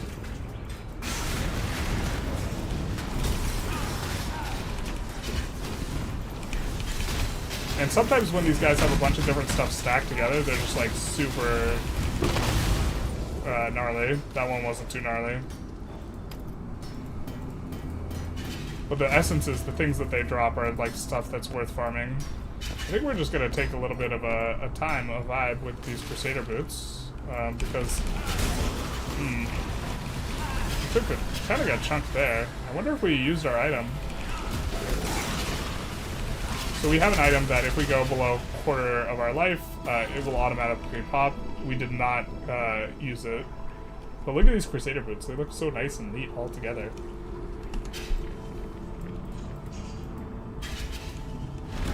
Oh, I hate this boss. Oh, and there's two of them? Oh my god.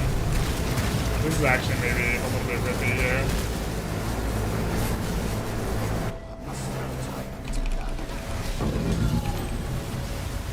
I guess it wasn't.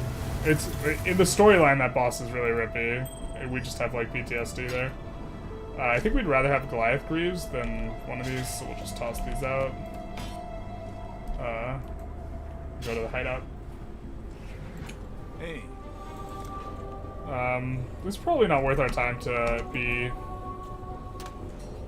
doing this, but we also need more portal scrolls or identification scrolls, so we're gonna take 10 of those, That's the trail. vendor them for more ID scrolls, because these things sell better once they're ID'd anyways, and we're picking them up with the hope that we can maybe show off something. So this, like, would be not very good, but like a little bit solid, except it doesn't have move speed, and on boots you absolutely need move speed. This has a huge life roll, and it has 15% movement speed. It has no resistances, and the movement speed roll is relatively low for the required level, so we're just going to vendor it. It's not quite there. If the required level was much lower, it would be much better. So here we have 20% move speed, which is decent, but there's nothing else going on there. That just has a bunch of life and a little bit of resists. Here we can roll, I think, special modifiers on these. We're just vendoring them. Unless the base was high level, I don't know if the influence stays. And the influence is the thing that makes it look a little bit more interesting. So we just end up vendoring all of our... Ooh, actually... We could spin the wheel. I forgot that if you vendor a bunch of the items of the same item, I think we'd actually prefer the currency, but we'll spin the wheel. We'll see if we get the God Crusader boot now. Nope, just a little bit of move speed. Not terrible. Not great. 3.6 out of 5, I would say. I think we have a thing back in town, so let's go there.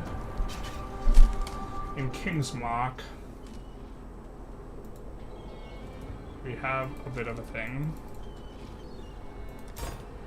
Archmage support, very important item for us. It's the primary source of our damage. Okay, I think we wanted to go spawn Abyssal Depths. So we kind of want to do this, but we can't actually spawn them right now, so it would be a wasted point right now. So I guess in theory we either want to hold the points or like semi-invest them, or we could just do this right now. Extra Abyss chance, and then come back to the Abyssal Depths. Maybe let's do that. I don't even know if we're really making good rewards on the Abyssal. I think they're actually just giving us a ton of XP. We have some like things that give them more XP. One of these gives us more XP from Abysses. Or makes them spawn more guys, which is effectively the same thing. Yeah, more monsters and increased experiences.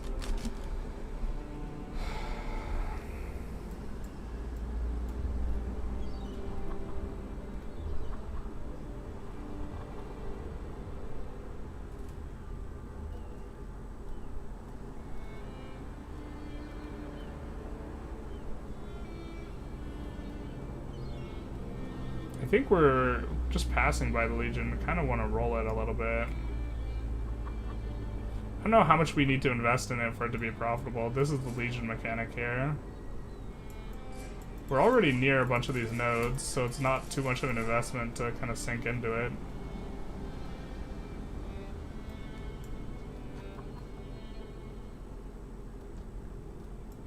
We've never done the Legion boss, though. We could maybe do that the next, on our next tree. We have a second skill tree available, but we're not using it currently.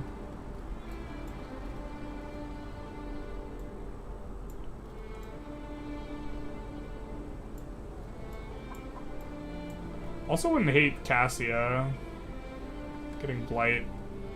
That's the tower defense one. I think we have a setup that's not too bad for it. It's not really close to us on the tree, though, like what we have going on.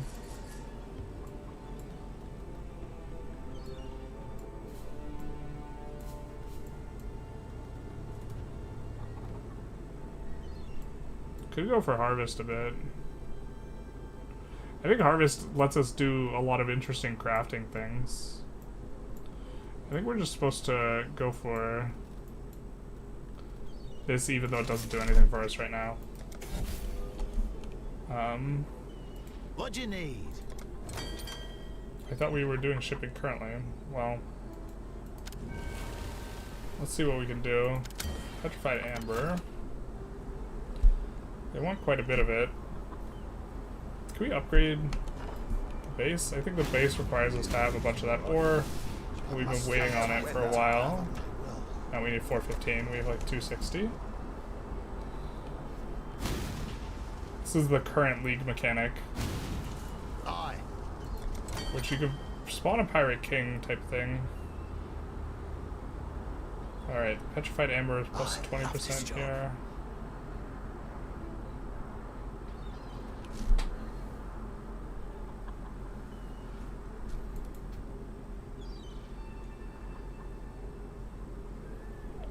I think we're just gonna send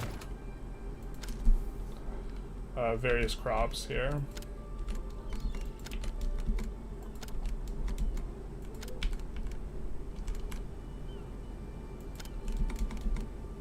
The dust acts as a multiplier, I'll give him the word. and the crops get sent for cash. Cold hard cash.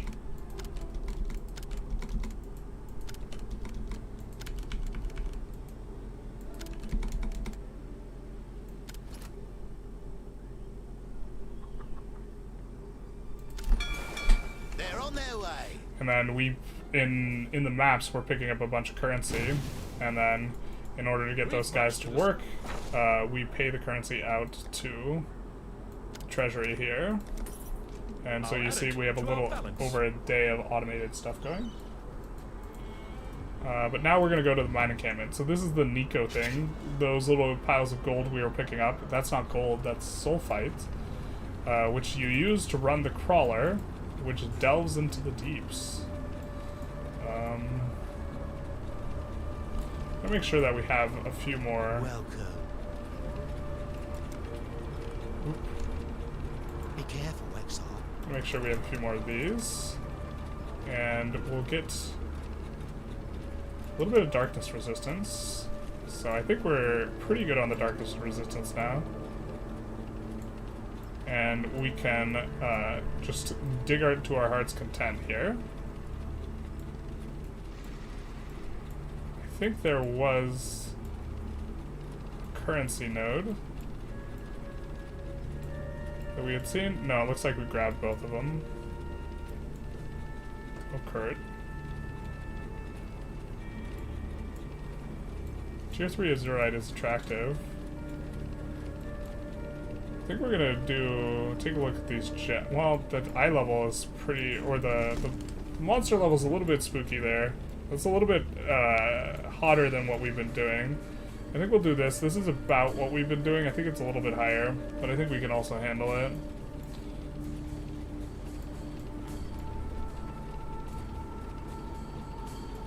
This is kind of up where we were delving a little bit before. And to be fair, we actually have this available. Let's maybe do this one.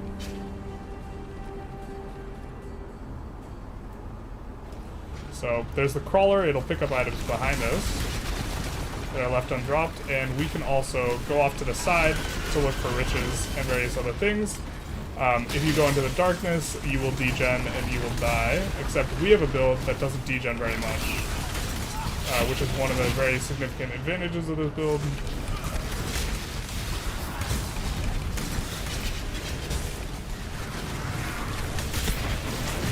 Kill a bunch of these guys. There's one guy who's jumping around. We don't like it. We're not a fan. I think that's him.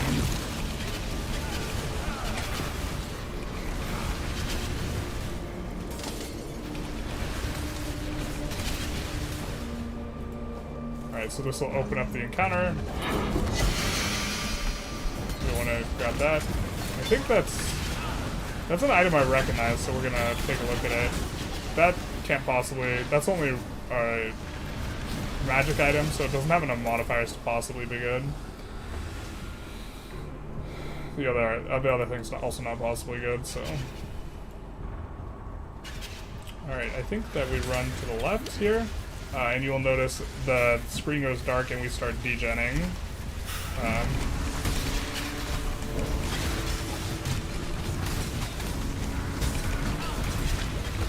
And now we have to fight all these guys, but it's a good thing we have the flares, because that way we won't degen until we run out of flare juice, and then we'll degen.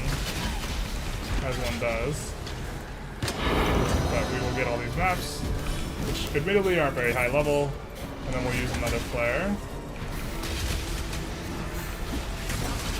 Oh, if we stand on this, does it do something? Am I just unfamiliar with the mechanics of these temples? I might just be unfamiliar with the mechanics of these temples. We have 6 more. And I do think we want to check each side. Oh, is that cleared now? Okay. I'm just unfamiliar with the mechanics of this temple. Cool. So I don't think we actually need to use flares if we can do this, because we're not degenning right now. Okay, cool. We just need to stay out of the darkness, and if we stay on this...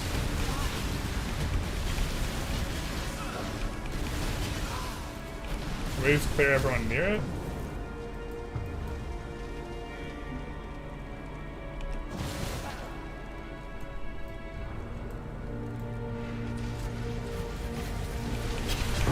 Yeah, I mean, we're not degenning here, so... Well, that's a lot of rare mobs. So the rare ones are the yellow ones, and that is a lot of them.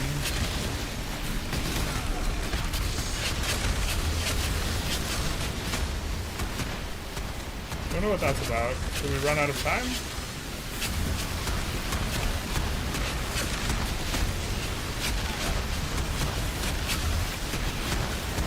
Or do we need to stand for an extended period of time on this? I'm not sure what that is.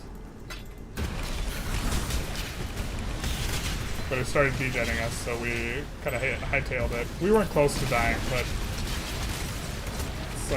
it's definitely something you can't die from, so...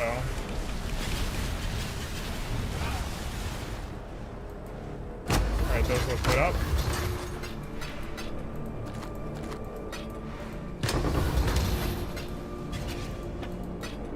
What happens if we stand on here? It starts lighting candles. That's what's going on.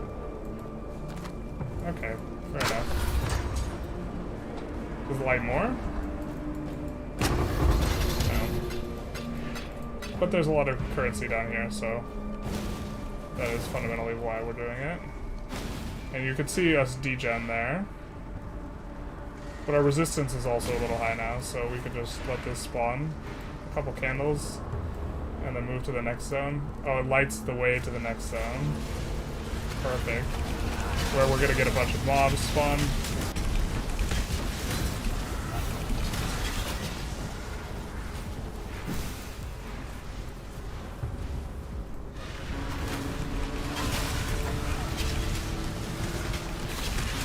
I haven't really done too many of these.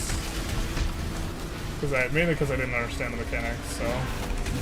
And I didn't want to... Or actually, I think we might have just used a bunch of flares, which also just works. That's what we were doing at the start here. What have they done to my boy? He used to love map games, mappies. He used to love books. Oh, not like this. I've been ruined.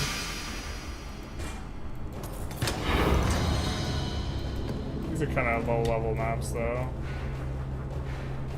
So true, though, my friend.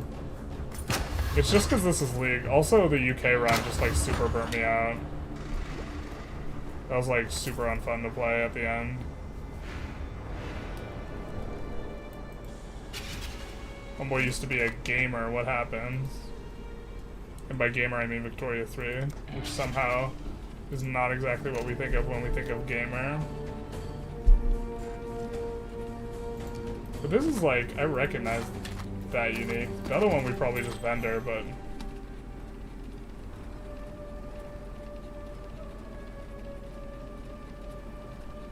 Oh no, that's kind of trash. Alright, I think we just vendor it all. Thought I heard something. Doidri's Scorn. I think this is a vendor. We're just gonna double check the items because the curse, the support builds use a lot of low level items in a way that other builds do not. Almost certainly a vendor though. Because even if they use this build, I think this is one of the more common rares. That's vendor trash.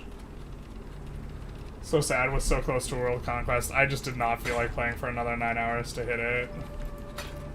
Like, if you could see, I'm just like so dead inside by the end of the UK thing. I'm just like dragging myself across the finish line there on that one. Be careful, Exile. I'm like, you could tell I'm regretting all my life choices. I mean, it was interesting exercise, but also like, I think actually the most tedious Victorious we have ever played.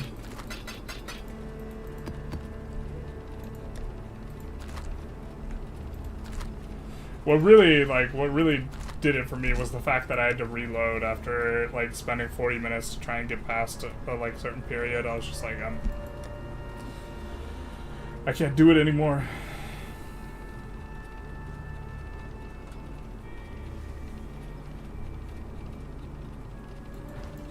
Alright,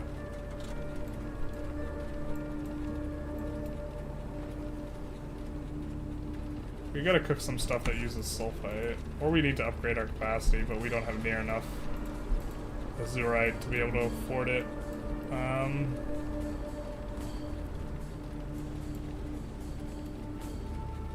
I feel like we used to want to do magma ones, so let's just maybe go in that direction. Oh, we need...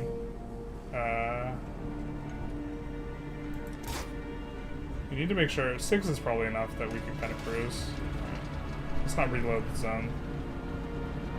We need to make sure we have enough flares to like do side areas here in the delve, in the ditches.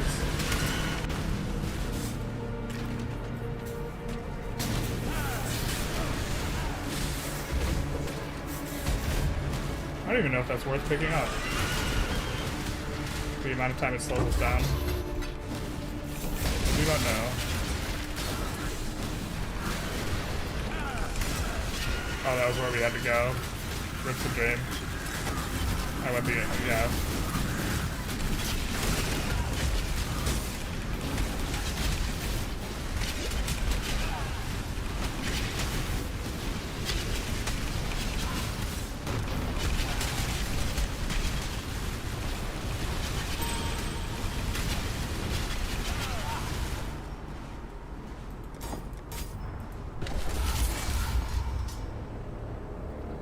Stuff's not going to be high enough. Or actually, this is kind of high eye level for us, I think.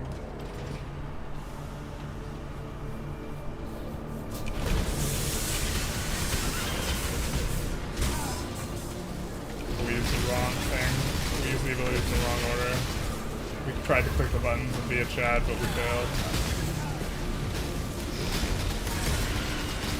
Oh, those hurt.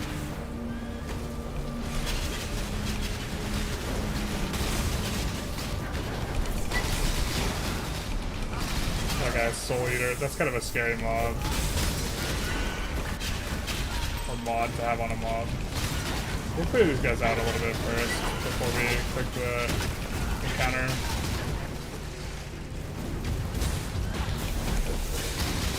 Must have time to gather.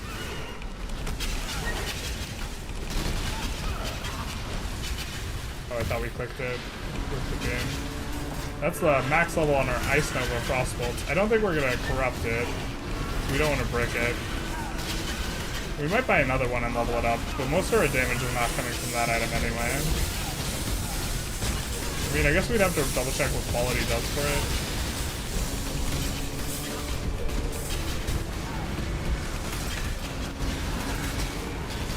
On most items, the primary skill you're using really matters. The item level really matters, but not for us. We're not scaling with it. Scaling with added damage from having a ton of mana. It's gonna make us do a lot better. Those kind of hurt, but we have a lot of chaos resistance, so we should be able to take it. Is that a beastie? That's a beastie looking guy. It says terror. I'm a little terrified. He is coming down from above. He is a giant dragon. That kind of hurts. We have a lot of regen though. Like we're keeping topped off here. A little sloppy zombie action.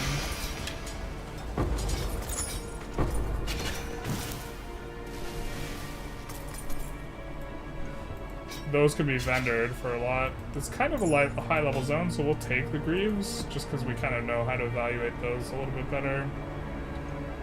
To be fair, maybe we should start IDing a lot of other items so we get better at evaluating them. This is maybe a thing we could do.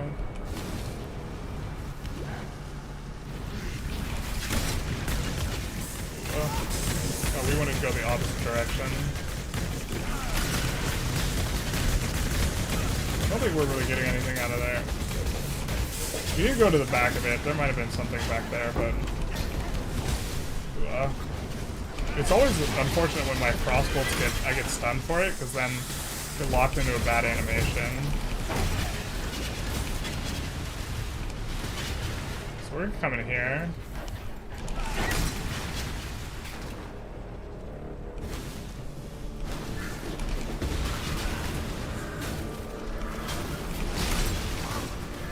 Yeah, don't want to get too far off the beaten path, so we only have 2 players left, and we do want to play a little bit conservatively.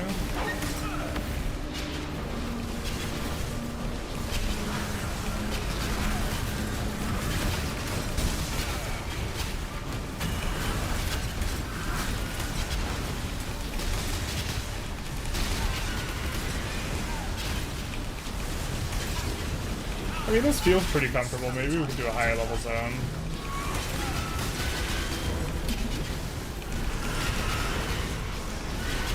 I mean, it feels comfortable until it's not, right?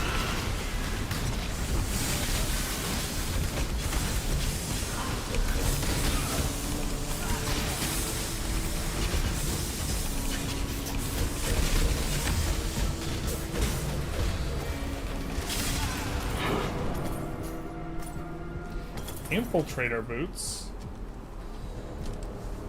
That's a high level base if I recall. Or I don't recognize it, so it must be one of the new ones. I think we're gonna go back to Nico. But you're dead inside in periods. Progressive between each cut was part of the entertainment. Yeah, that's fair.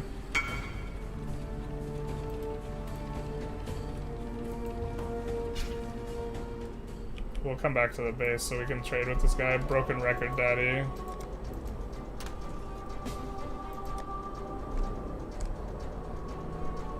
It's a nice little piece. It's got no life on it, but he can craft life on it, so this is probably his plan.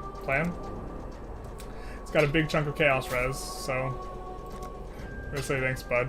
Thanks for taking the crafting jump for us. The picture is at last clear. Katarina has obtained the horns of Tillamook. This is a boss that, like, we kind of just didn't want to fight. Keep your eyes sharp. We could just fight it and then just, like, maybe rip. That's not a vendor. Blessings.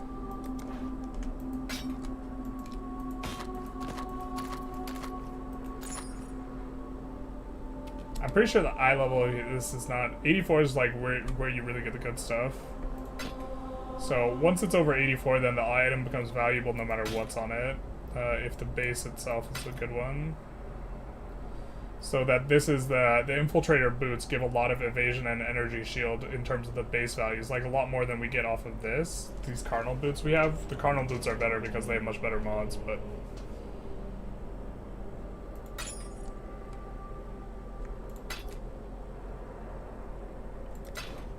Blessings.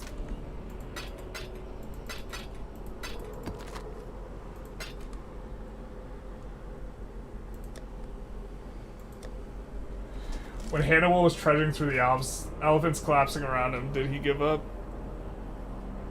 No, but those elephants sure did. Shit. Like, only one elephant made it over the Alps. That was the propaganda elephant. That's the Hannibal has elephants, where he's not really, like, not really doing too much. I think we still have to run more Nico. We have too much soul fight for our own good. We have too much of this stuff. Whenever you're not using it, you're losing it. Unfortunately, we can't translate it into anything other than the ability to run this thing, so... But we thought that maybe it was a little bit easy. We could run down here. I don't know how the item level works here. Like, if we fight level 84 guys, do we get level 84 gear? The currency's probably worth us running it too. We just have to make sure that we buy a bunch of flares. So let's kind of just take a look at what we can do here. I think we're going to save up for sulfite capacity, because then once we hit that, we can stop doing delve. Well, kind of like light radius. What current depth are we at that we're thinking of using? Because it's talking about at depth 87, so this is a little bit deeper than maybe we'd like. Yeah. Just gonna upgrade that. Darkness resistance for the darkness.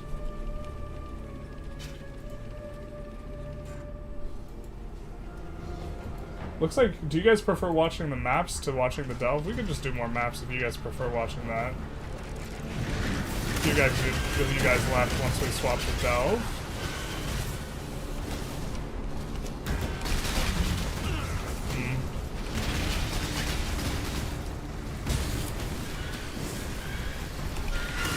We came back here expecting something good, but found nothing. Nothing but sorrow. Use a couple players too.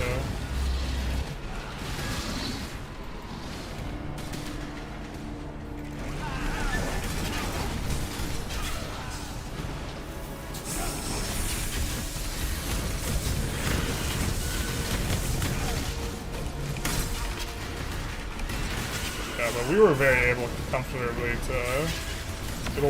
regen through that.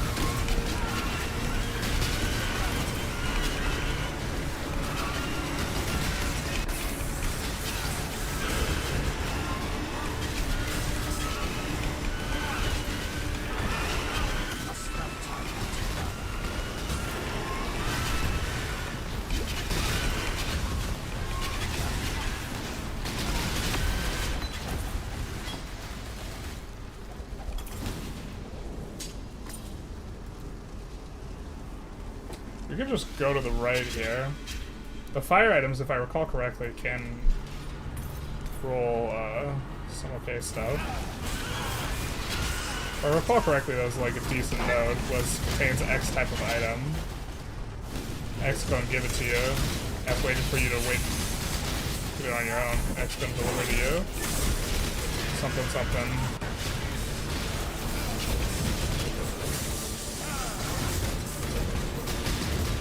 Something stainless steel.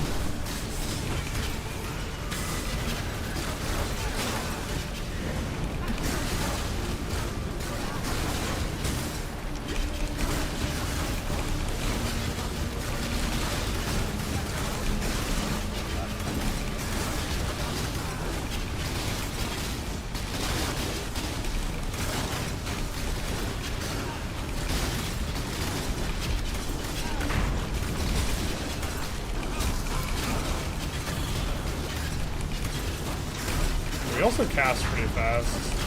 That's the other way we're scaling damage. No crit, just cast speed.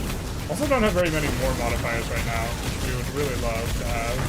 Where's the guy who's doing that? There we go.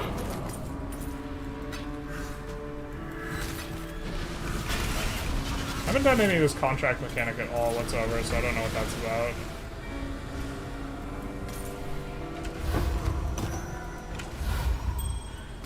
Not gonna be very useful. You could be a propaganda elephant. You could be the propaganda elephant generalist. Wouldn't that ensure me... Oh yeah, I could be the propaganda elephant. No, you're right. You're right, you're right.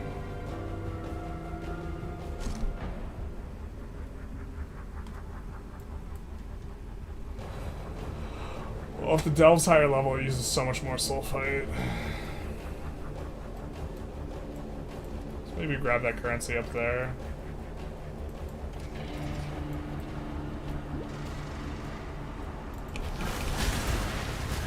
I just feel a little uncomfortable. Like, if we get stunned, like, I don't know, going to, like, a little bit...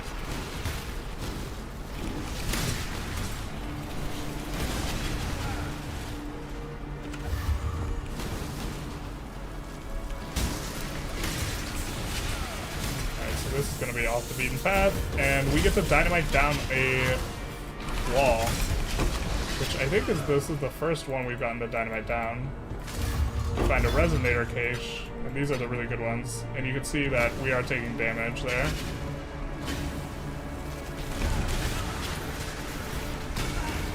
So let's maybe come back this way.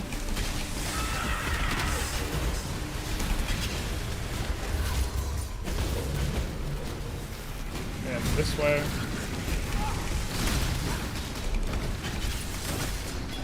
Find some lost wealth.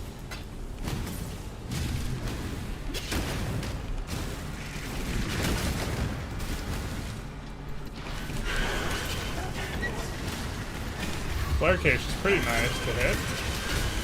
So I think that means we won't have to go back to Nico. Whereas otherwise we kind of would have. Yeah, because that kind of does a lot of damage. I think this is the Rogue Exile one. No, it's not.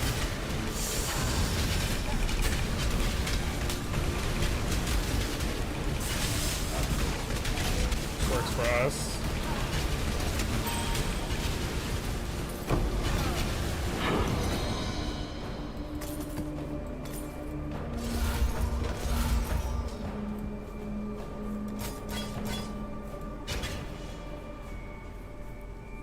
So this is going to be kind of a far one, but it'll bring us up to the currency. We need to re-roll the zone in order for us to do this.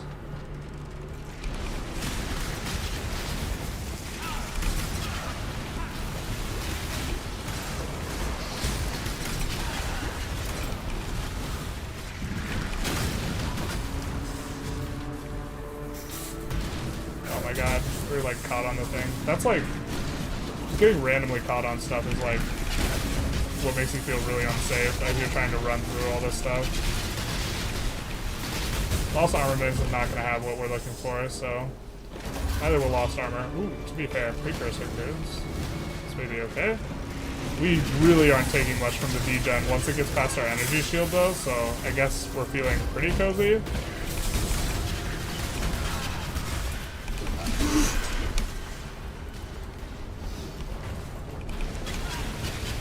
That was a pucker. That was a pucker and a half, boys. That was almost death. That was almost losing the character. That was a vibe. That was a that. Oh my god. I wonder if we use the item that activates when we're under a quarter life. I don't know if we did. But it's important to emphasize that our life doesn't include our energy shield, which is one of our layers of defense. So, like, our EHP is not just in our life. So we have to get real fucking low to trigger that. Holy shit. My heart's cranked up.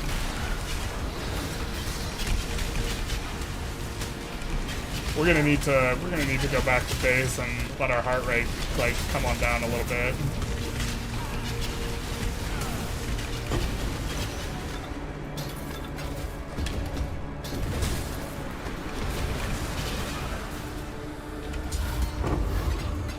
I do want to get my rip on video though. Maybe I should just record even if I'm not. Oh, we're so close to doing this. Do we have enough flares? Yeah. Yeah, we'll consider that the end. We want to. Well, there's another way it could be the end, huh?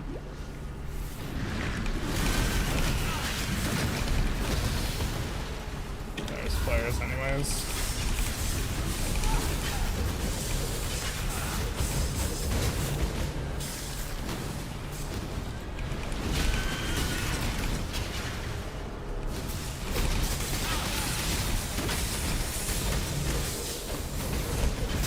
Go the other way. I think, do we take more damage when we're in this? God, I'm just gonna be using the players super aggressively now.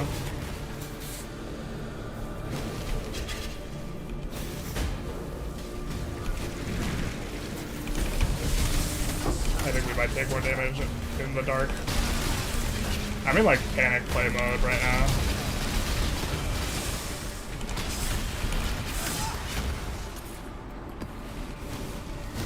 I don't think we want to go down that route all by our lonesome.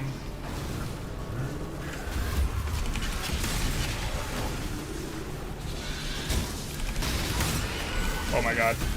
That's like rippy. It's rippy. It's rippy.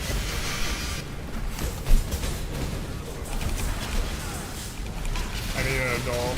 I'm panicking. It's just because my heart rate's up that, like, this is actually probably not that dangerous. I'm just, like, not okay.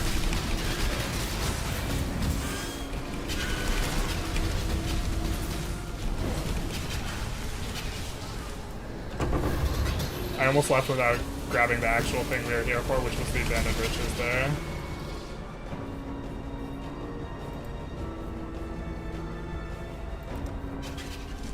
Crisscross, buddy. Actually searching YouTube for Vicky 3 and no actual conquest. The Lave guy claims it in a video, nowhere close. Flying Dutchie also claims a world conquest along playlist. No world conquest at the end.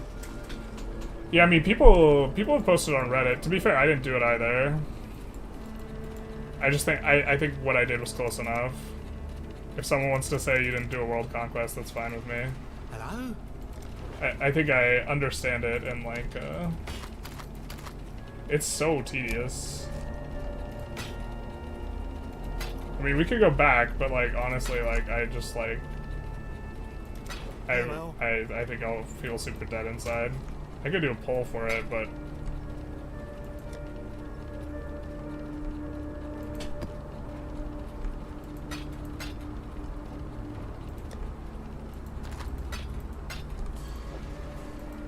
that's a pure, like, quality Divine Flask, so we might try and roll something a little bit better. Because I think we want all Instant Flask, not some of it applied over time, so. This is a... Does this work like that too? Yeah, okay. We could throw that out.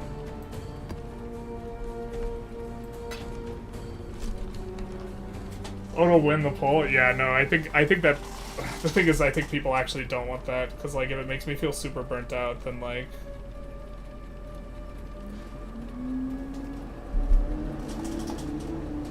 You could run Vicky in the background while playing PoE.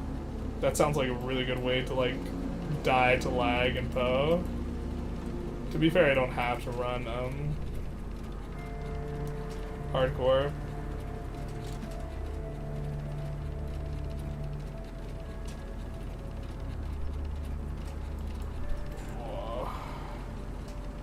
We're just, like, we're kind of just... Every time I almost die, I need to, like... be doing something a little bit chiller for a little bit. Eh?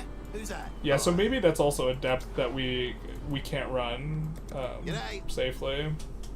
Like level, I think we're like 77, 78 there. Like, we can take a look at, that automatically sends us to the mine. I just wanted to look at the look at the thing, the chart. But like, what was this? This was 78, so yeah, maybe that's a little bit too spicy. Or too spicy when we're off, like, in the middle of nowhere. So maybe the problem is we just have to run, like, back up to here. 76 or higher or something.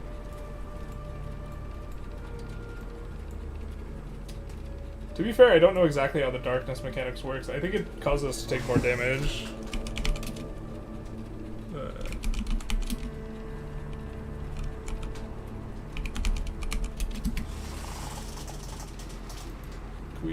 Maybe we're gonna see if we can look.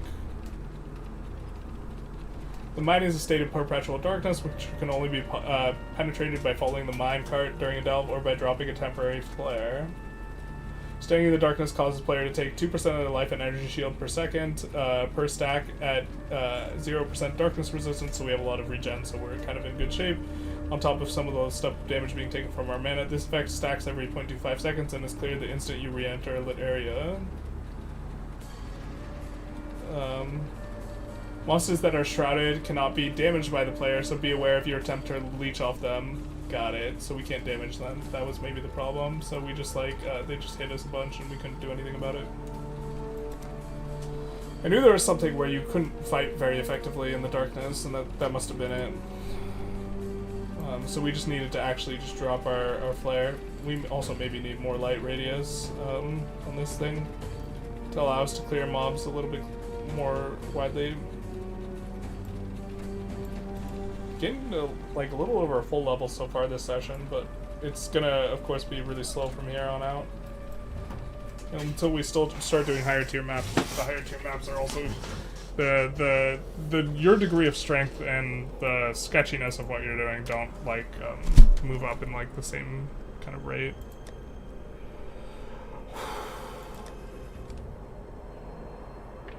Delve is normally where we'd go to chill, to be honest, and that was just a very not chill delve. We have a blighted dig map.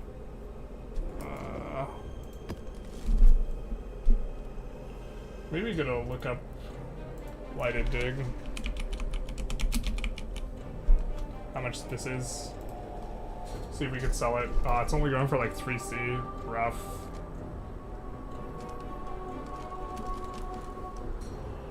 Monster level 77. So we're fighting like this level of monsters and maps, but we're just not having to deal with the darkness.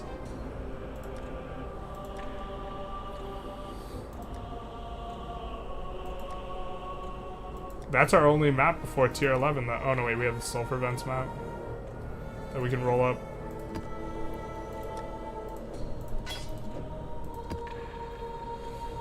Alright, so we don't want to have Enfeeble. It also has a bunch of quality. Maybe we quality it up to the max.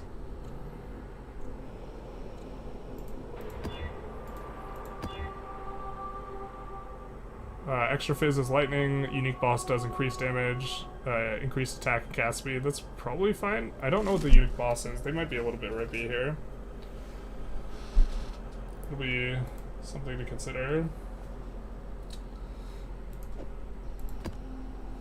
We could do this map we rolled up because it was going to be a chill map specifically. Not this one. Not that one. This one.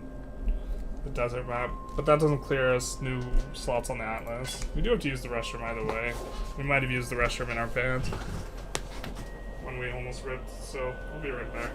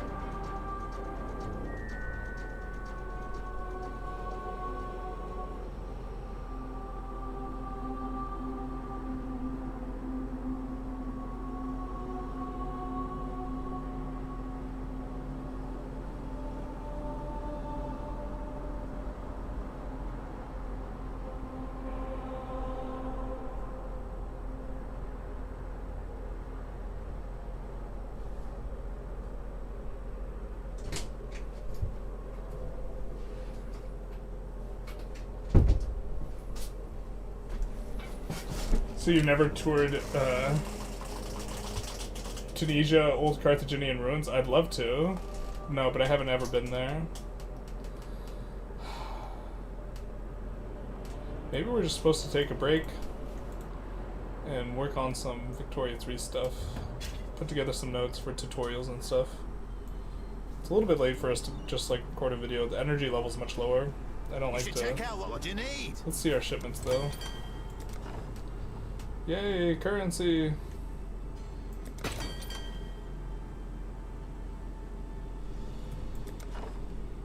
Yay, currency! To be honest, Delve is pretty bad if we want to engage with this league mechanic. The 7 chaos is gonna help. We're kind of net neutral on the spending for today, or on the total amount of money we have today. That's an orb I haven't seen before. Oh no, wait, no, it's not.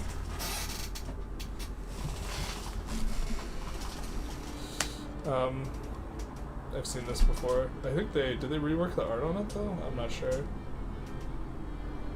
Vicky 3? Yeah.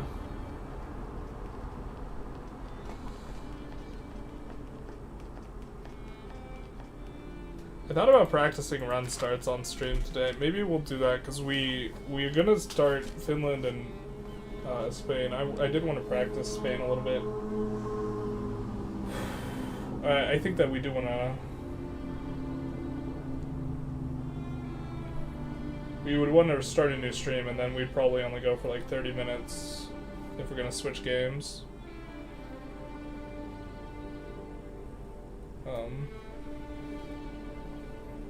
That's wild that no one's uploaded a World Conquest, though, on YouTube for Victoria 3. Because I know people have done it. People did it in the old patch.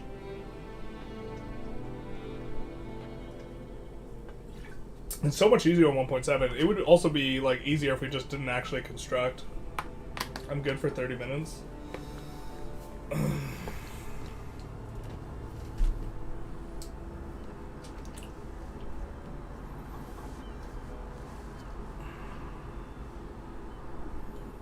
See how many people are here.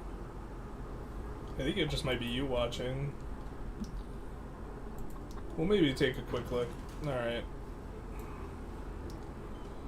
I did want to practice like the first 10 minutes with Spain.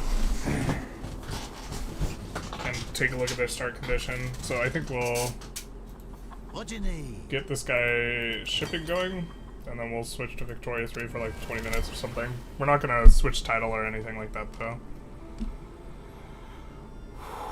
Because I'm like still like every time I'm almost rip I like have to stop playing basically, and we almost died there like really hard, so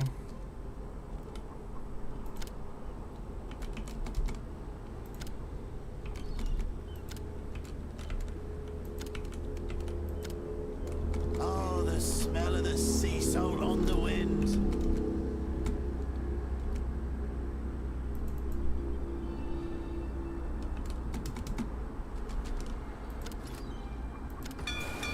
Taylor's luck, I hope.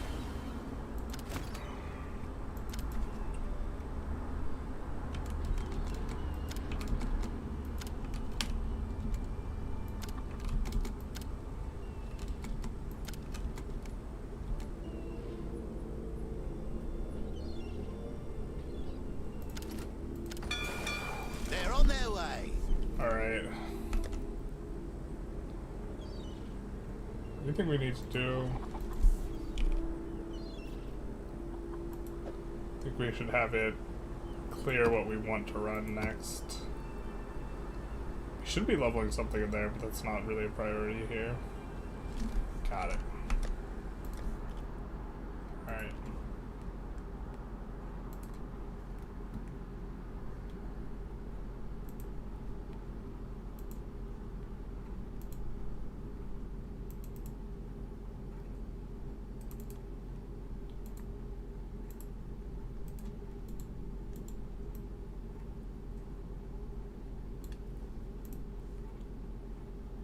There we go.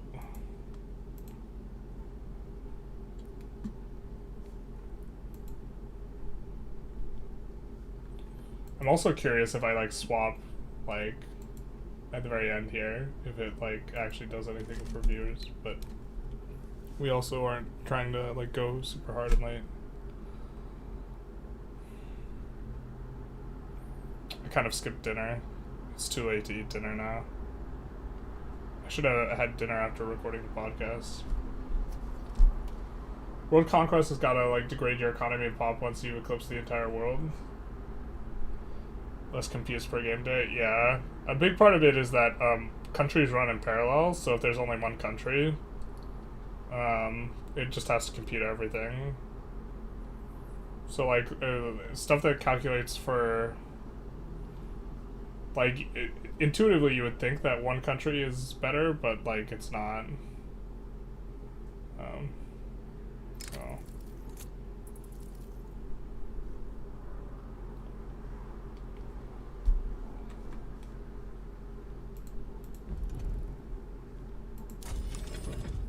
But this is mainly just going to be me taking a look at Spain, because I think we want to, I want to think about Spain, and I think we're going to record a little bit on Spain.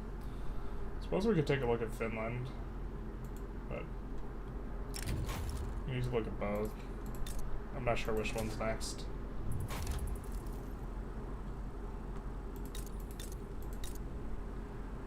Pretty sure. So we're looking for their company, Duri Campania, which is in Asturias. That's where I thought. So the play is probably Asturias first. Unless they have like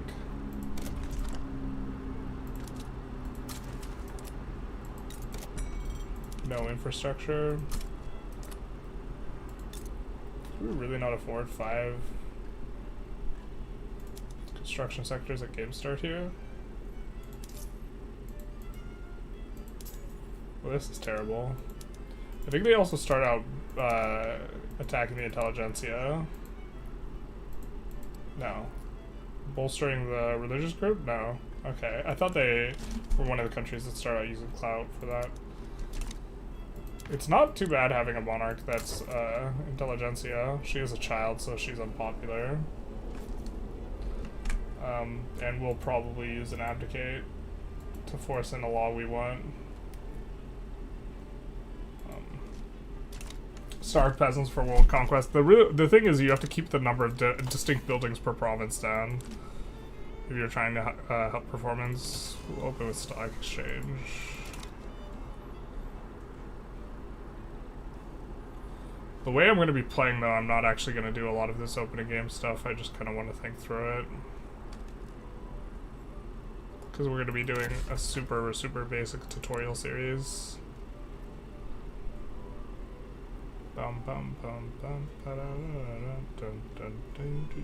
What's our pop like? Is it all in Toledo? Is Toledo the capital?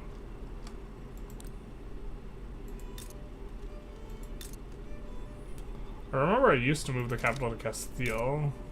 I'm like less uppity about moving the capital. I think the like early game like hit to some of your stuff is maybe just not worth moving the capital. Having it just be in the middle of the country though and not have access to resources is maybe not good. And if it was on the coast, you would be able to get a trade center there, like here. Navarra would maybe be an okay place for the capital. I don't think we're going to move the capital. I think it might be theoretically best to move the capital, but I don't think we're going to move the capital. Yeah, because we'd get a universal pop political strength too, and we would be pushing here first. I don't know if they have a lot of pop, but I think they do get... We would be able to pull a lot more migrants there. They actually do have a lot of pop. Is that our most populous place anyways? Is that 1.47 in Valencia?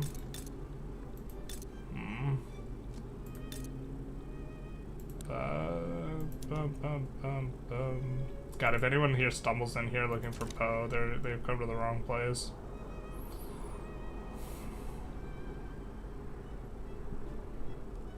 I suppose the secondary question is, do we want to float?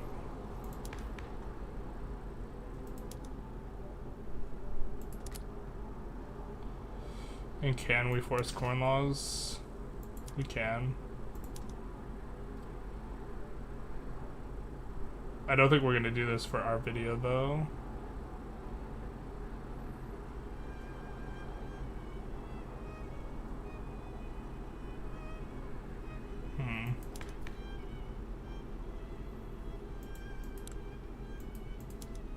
Super unpopular. We're also not going to raise taxes. I think we don't mind oligarchy currently.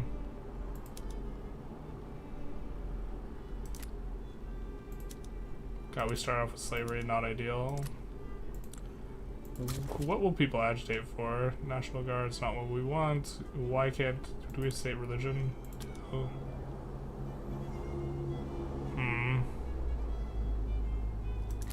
Rural folk guy gets pissed if we do that. He's not a factor though. Let's take a look at our generals. We have a radical PB guy.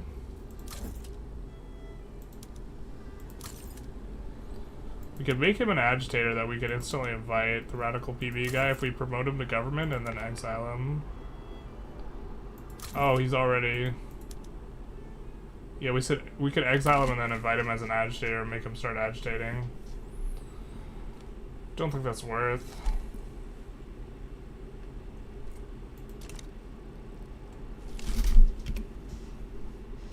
I think we kind of want to think through it as we play when we are doing the plan is to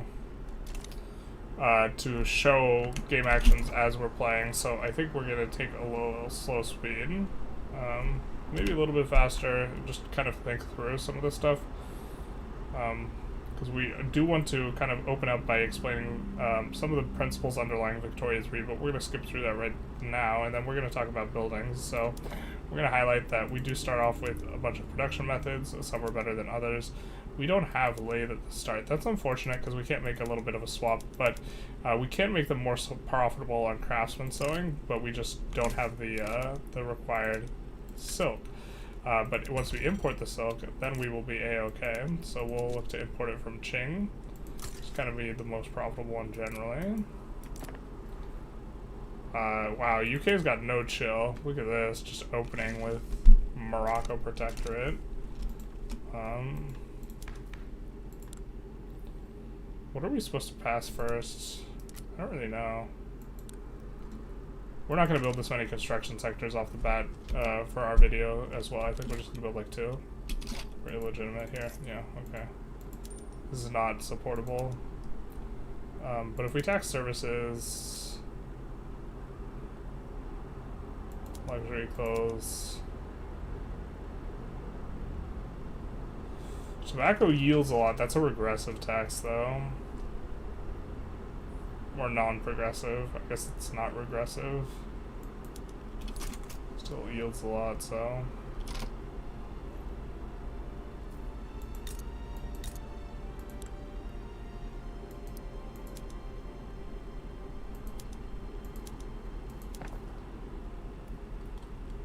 Start off with government owned. I still have to check. Someone told me that the government, oop. Gotta swap to that. Someone had told me that, what is it? Manor houses could not buy manufactories, but then I've seen a manor house buy manufactories. Maybe they can't buy heavy industries, but we're gonna allow people to buy these. I mean, we don't see any manor houses owning them right now. Yeah, there's no way we can afford 5 construction sectors. Let's maybe just not do this. I think we don't start with ammo engine either. Yeah, we don't.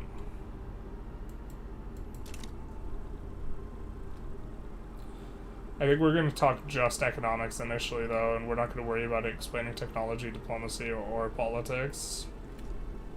But that's the plan. Damn, UK right away, it's dumping in your neighborhood. I got bad news if you think the UK is just starting to stomp around in our neighborhood. Gibraltar says what's up. I don't know if this equalizes here. Depends how much the investment pool is draining and building. It's gonna be very lucrative to build some of those companies.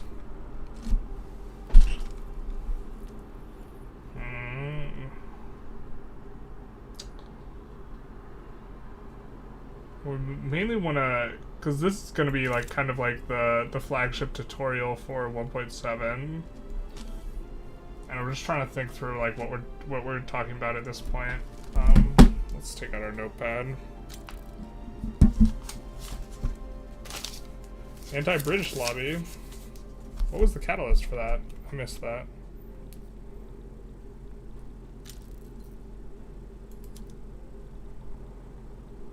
We don't actually need the coal yet, but we can try and put it in on stuff. Now these are up for sale, but the capitalists are not buying. Much of our investment pool is coming from manor houses, like half. Makes sense. Some of it's also coming from the government ownership stuff. So we take a look here. Reinvestment financial districts are only 1.4k, and these other ones, this is from government ownership and the contribution that's dedicated to them.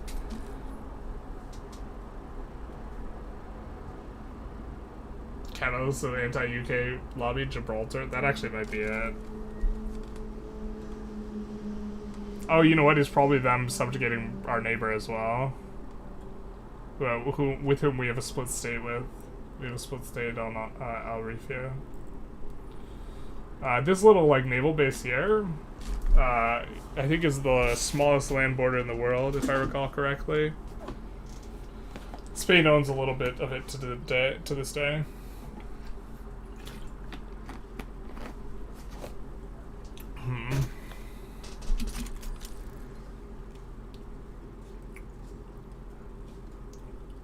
I mean, we're definitely supposed to be doing a law pass, but we're not going to open up with a law pass here.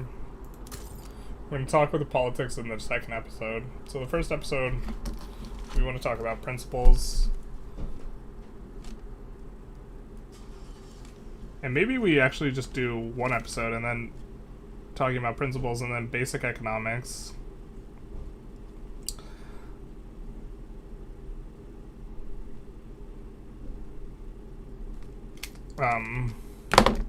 Like, I think one of the most important things to know in Victoria 3 is something no one ever talks about, which is this.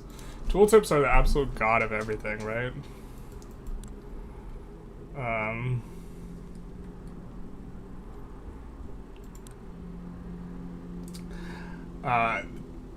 Changing these settings are just the absolute most game-changing thing you can do in Victoria 3. Changing the lock speed to not be so freaking slow so that you can actually navigate tooltips is just so critical.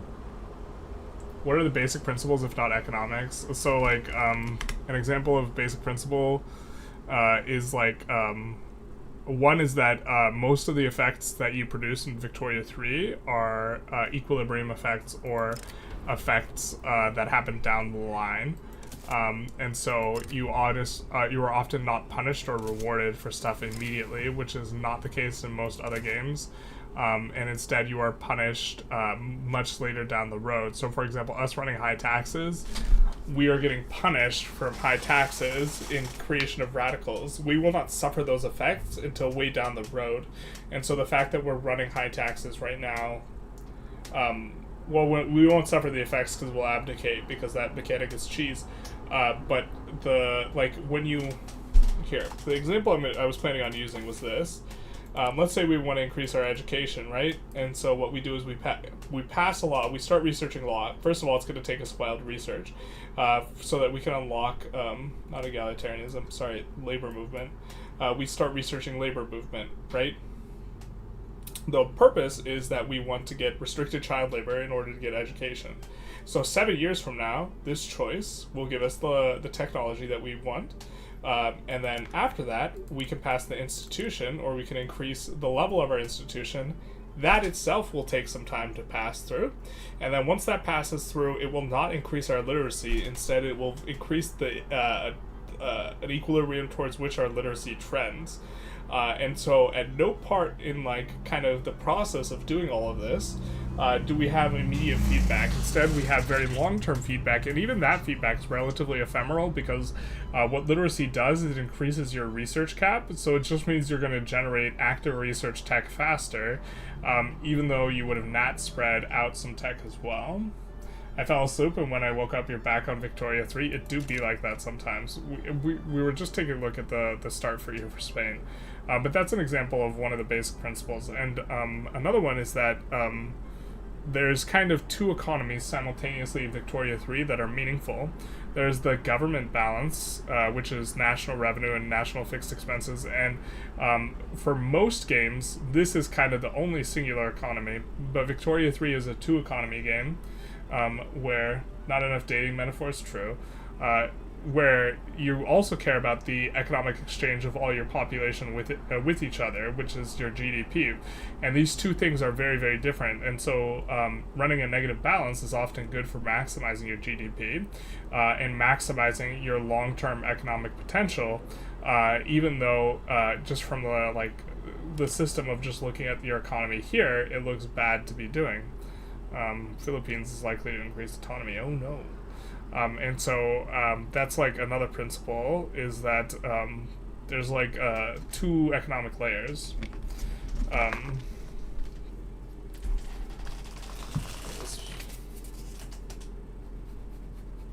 Two economies.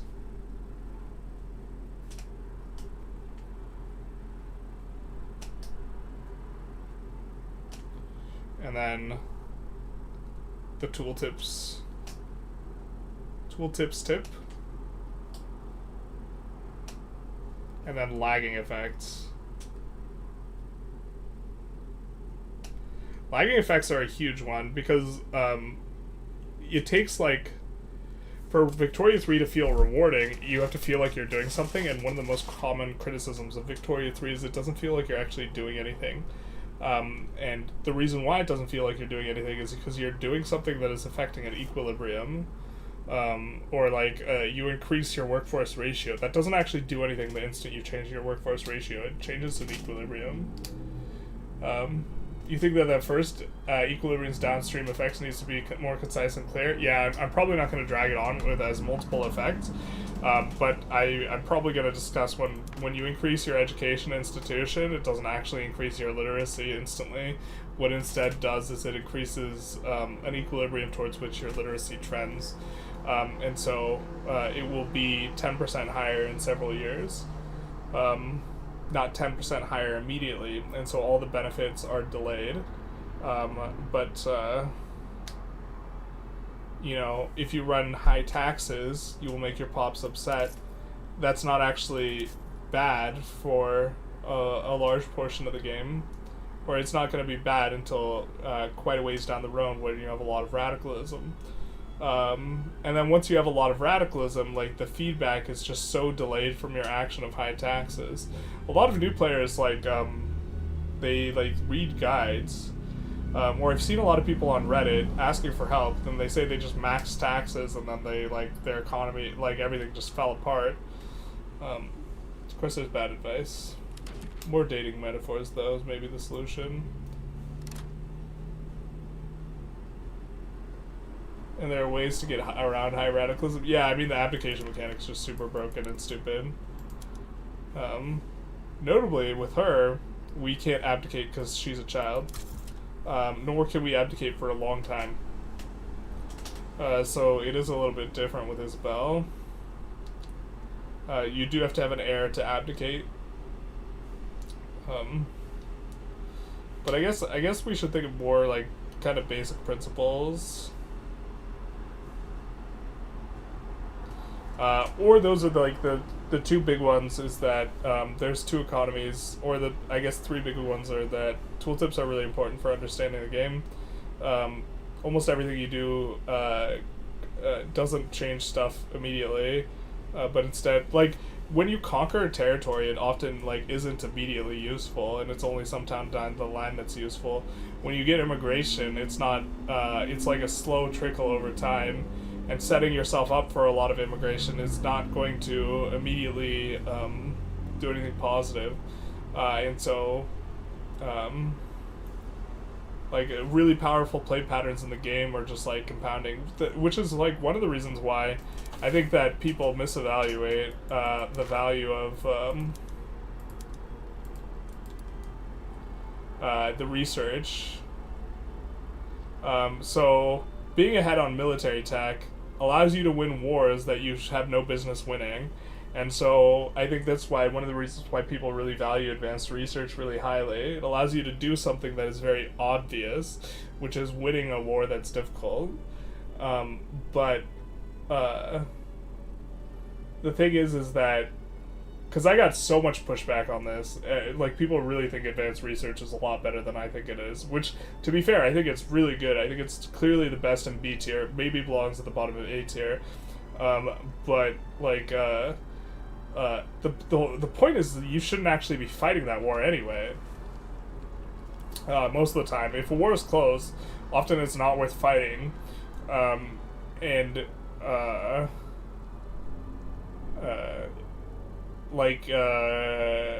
the more subtle thing to do is to have good relations with every GP anyway, and then increase the odds that you get a bankroll, which allows you to blast an enormous amount of construction that you just really like lift off and take off. And winning a war against a GP is not as valuable, generally speaking, because, well, first of all, you can't really take much from them because it costs an enormous amount of infamy and then everyone hates you. But whatever you can win off the GP is going to be less useful to you than getting a bankroll from them. Do relationship metaphors instead of dating metaphors. If you stop doing the household chores, it doesn't immediately break up your relationship, but resentment builds over the long term. Yeah, that's true. That's a good one. We're beyond dating. We're in patch 1.7 now. The relationship tutorial. That's actually low-key what it should be. Maybe we'll do that for 25,000 subs. I kind of hated doing the dating tutorial, though. It took me so long to do.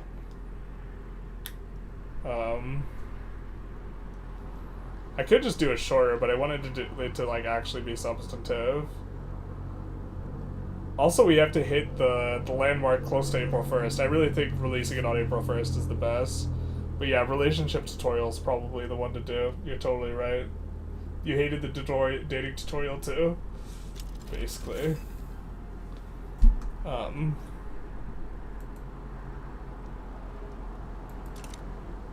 But I think that maybe those three principles are the important basic principles, because I do think those are the three most basic kind of. Maybe I should have a basic principles tutorial that leads into the Spain tutorial.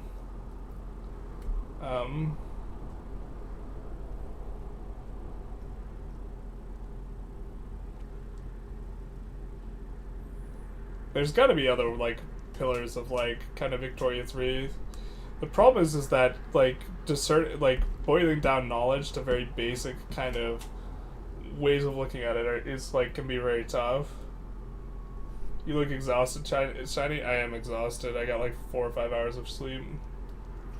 Go to bed.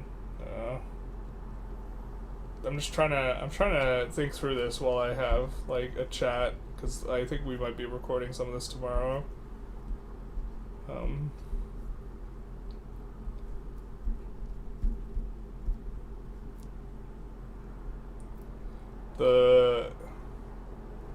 I mean, I really do think that there's something that people get wrong, like when they're not like when they first enter the game, is that a positive balance is actually good. And it's hilarious in like a ton of YouTube thumbnails, like and a ton. It's not just, I'm not even thinking of specific YouTubers, but like they show this massive positive balance as like a clickbait, and like if you're familiar with the game, that's like actually not something you like ever want to be doing.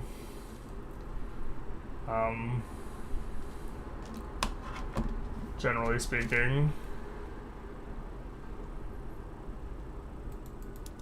But yeah, the advanced research, I think, is just people think it's better because it allows you to do something that's really, really obvious, that's like kind of low, medium power level, and it's not something that lets you do something that's a lot more subtle, that's much higher power, which is like the facilitation of a bankroll. Even popular YouTubers do it, like Ludi and Lath. Can't stand those dudes. Oof. I mean, like, I don't think that, neither of them play a ton of Victoria 3.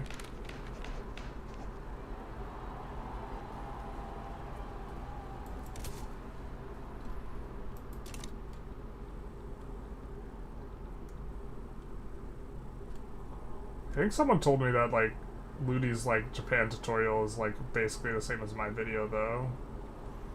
I can't imagine that it's worth it for him to like even watch my videos though before he like makes his own video, like from a time perspective.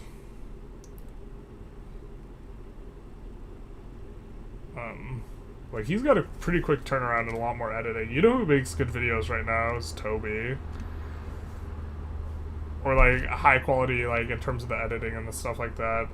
The information, like I don't have an opinion on that. I think it's mostly correct, but it's also like not super information dense. I love bankrolls so much. Your videos have really improved my playstyle. Thanks. You're very welcome. Yeah, the bankrolls are just like, they're just like such an insanely strong thing. And like, haha, no one's clicking on our thing. Except for our Twitch. Twitch numbers are picking up a little bit.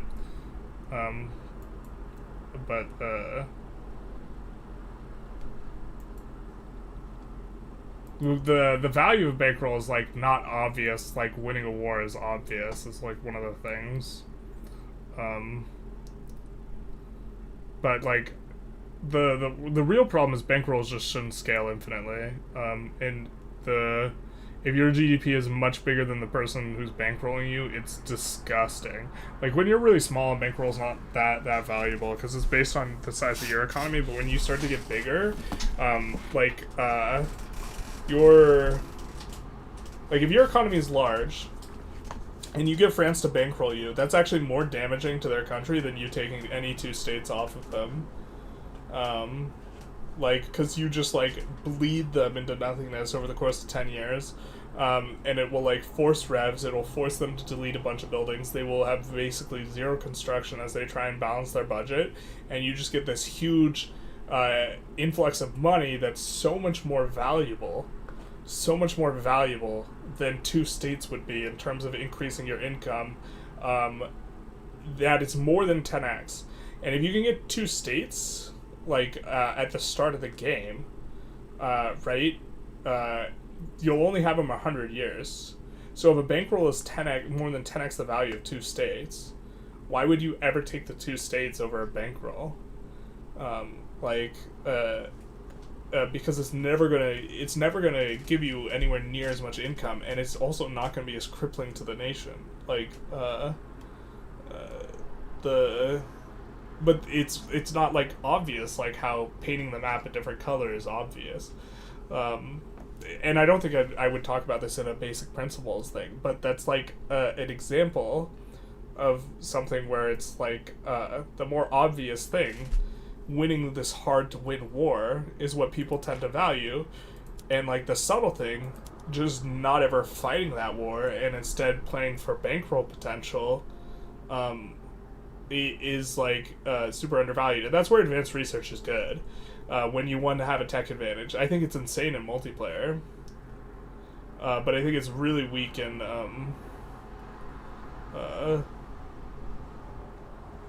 I just think or not weak. I still think it's really strong, despite the fact that because it allows you to economically snowball harder. Like I think that in single player, the advanced research is more useful for pushing ahead of time, specifically in this weird mid-game scenario. So it's good for pushing ahead of time really early if you can use it to push steel frame and other tier 3 techs, basically, that are really strong. So steel frame, to a lesser extent, civilizing mission if you're generating enough mandate to get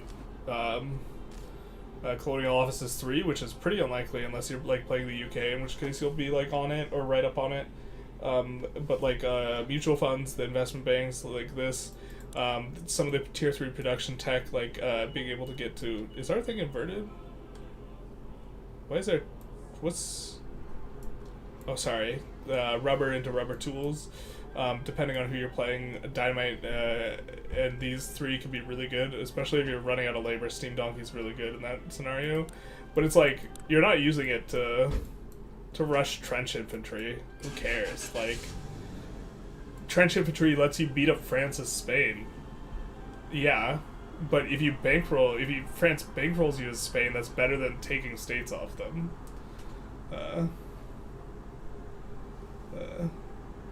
Yeah, 100%. Ludi just straight up ripped off some of your stuff. Really? Feels bad, man.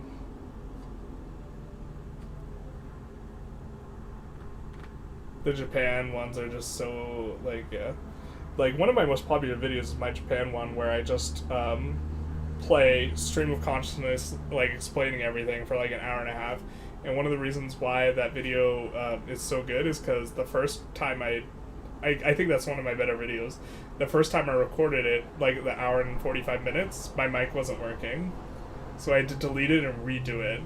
So I did the same thing twice. And I explained in a lot of details, just like all the various like things. And that's kind of what I want to do with the Spain series here. But have it be a series. But now we're getting like more in the weeds of like the philosophical like or I just think the bankroll is just like a just really strong example. It's just easily the strongest example, and like why rushing, like people, when people's main point why research is so good is that you get to rush trench. It's like I feel like they're just missing the point. Rushing trench isn't the goal. I mean, trench is good to get a little bit early, so it's not like you should not rush trench. But like if the like malaria prevention, I think is more useful to rush.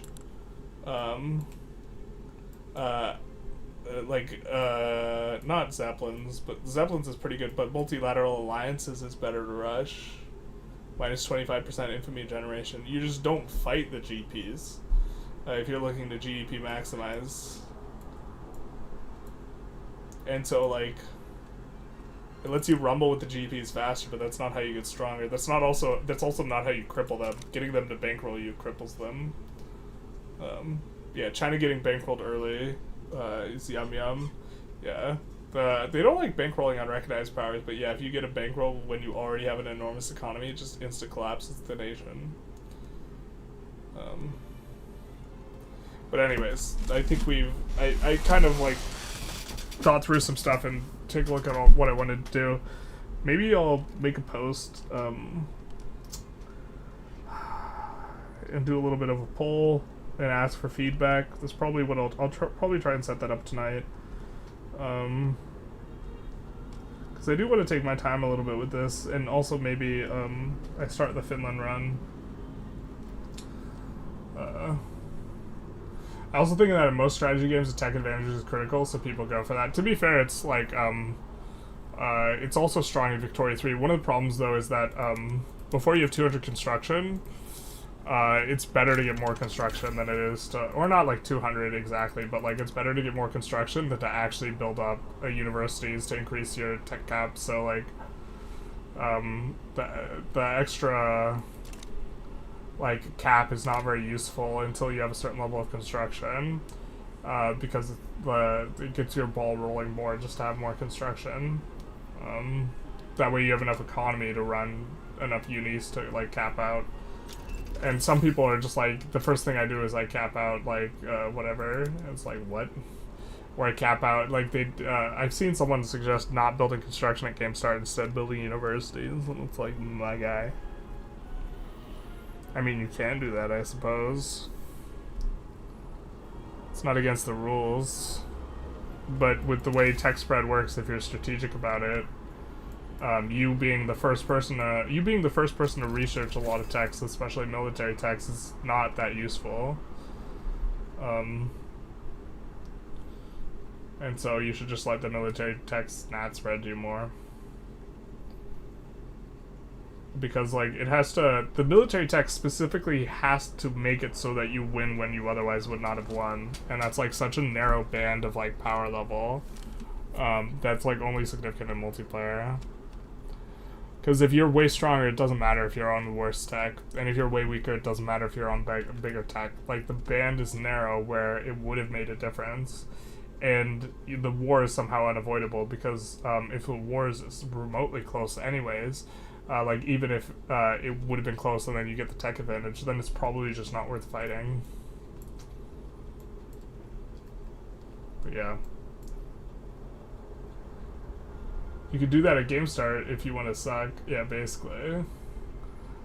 But like it's just how people play a lot of strategy games. They also play to maximize this. This is just terrible to play for. High government balance. kind of could come out the gate a little bit stronger than we otherwise would be able to. I think what we'll do is we'll just build like 2 construction sectors and just look to have a more chill, not maximized version of the game that's like playthrough that's more explanatory than like min-maxy in terms of like what we're thinking. I do think we'll build an Asturias first. Navarra is also maybe a fine place to build. I'm not sure which one's better. Navarra, very critically, is one of the few states in the game with the iron building bonus. There's Navarra, Constantine. I think a couple of the states here have it now, or is it just Para? Para has it. And then Perm had it, and now it might be, they broke this up, so I don't know who all has it. It looks like they all have it, but Perm and Ural used to have it. I think those are the only Iron Mine bonuses, if I recall correctly. There's only a couple sulfur bonuses, like this is one of the sulfur bonuses. Sulfur bonus is really rare. Sicily has it. I think there's only one lead bonus, and it's right here. And most of the bonuses are just coal bonuses. Yeah, coal.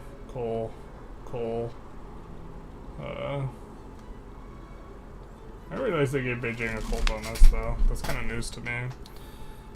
All of this is coal. All of this is coal. Oh, yeah, there's also iron and lead up here. Bonuses. I forgot. The very strange iron lead multi-bonus. Iron up here and then iron here. But that's it for the entire world. I don't think there's there might be a little bit of sulfur here. I think there is. Yeah. These islands have sulfur. I think that's it. I think the one no one knows about is the lead out in the middle of nowhere. The lead bonus right here. This just seems so random to me. Yeah. Yeah, you never want to be in a fair fight. Yeah, exactly. Because the fair fight is just it's really expensive for what you get. Also, the resource you have for expansion is infamy. Taking anything off of anyone who's strong, it costs a ton of infamy, and it costs extra more infamy the bigger they are. Yeah. You're still going for Transvaal, right? Right? In this, no, we're not gonna go for Transvaal. We're probably gonna go for Morocco. Just because it's like adjacent, and looks pretty. Like, we're gonna play like really like beginner-y. I think we're only gonna do economics at game start, so we're not gonna touch like our Diplo or actively research anything. We're just gonna let Nat Spread take the wheel. Because if you don't actively research anything, what happens is all your active research gets applied to tech spread instead. So you see we're getting a tech spread of 40.62. This isn't something I've checked in a while. Oh, can we not actually cancel our research? You can't actually cancel your active research. That's hilarious. But if you do have if you don't have research activated, and you are tech spreading stuff, you will just get tech spread. It'll get dedicated to tech spread instead. It doesn't go away. Or this is according to dev prior to release. I guess I haven't seen it enough to like actually know if this is how it's implemented. This is just the way the game's supposed to be implemented. It's not a tutorial if you don't conquer Vicky 3 Gaza, basically. That was gonna be the awkward moment in the Japan run, the Jewish Japan run, when we invade Gaza. Not like this. The guy who said he was gonna make a mod for me for Jewish Japan never got back to me with the mod though, so big sad on that. What do we do? What can be done? I'm gonna be recording some stuff with other content creators playing with Austria on Friday.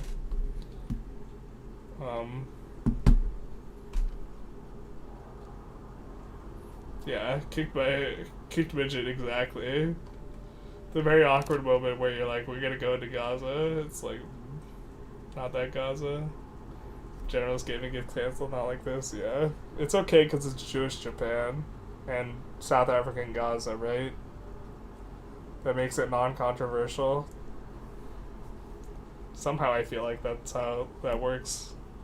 Or is it a double negative? It's extra offensive. It wouldn't be offensive if it was Israeli, Jewish Israel invading South America, but it being Jewish Japan, it's double worse. A mod for Jewish Japan shouldn't be that hard. You want them to start as Jewish, right? I should be able to look into it. So there's two ways I was thinking, and either way would have been kind of interesting / funny. The first is that it starts out as Jewish, they just have the Jewish bonus, they're just Jewish. And the second was that everything is the same as normal vanilla, but when you click go Shinto, instead of going Shinto, you just go Jewish. And none of the tools tips reflect that you are going to go Jewish instead of Shinto. It just, like, changes you Jewish. Because that's the only button religion change you can do in the game. And it unlocks a religion that's not seen, so I thought it would be funny to just, like, play a playthrough and have it look very normal until we go Shinto, and then our Shinto's just Jewish. Jewish have by far the best bonus in the game. Like, it's not close. I think I don't know why they nerfed the Muslim bonus. That was insane to me. It was the worst bonus, and then they nerfed it. But I think they just axed all the numbers on categorically, regardless of how good they are. But the Muslim bonus is terrible. So, 20% conversion is bad. It's not very good. Next to Shinto Israel, bro. That's the play right there. Shinto Israel. After Jewish Japan. I'm not sure which version of the mod I specifically want, but I think both are kind of... Jewish Japan would be easier to make thumbnails for it, just starting out Jewish rather than the Shinto switcheroo. The Shinto switcheroo would be funnier, like, when it happens. So it's a matter of what am I making the video for. Rights of Assembly, we do have a movement. Did we get an agitator? We don't have an agitator. We don't hate Rights of Assembly. I'm gonna very quickly become illegitimate here, though. I think episode 2 after basic economics is gonna be basic politics.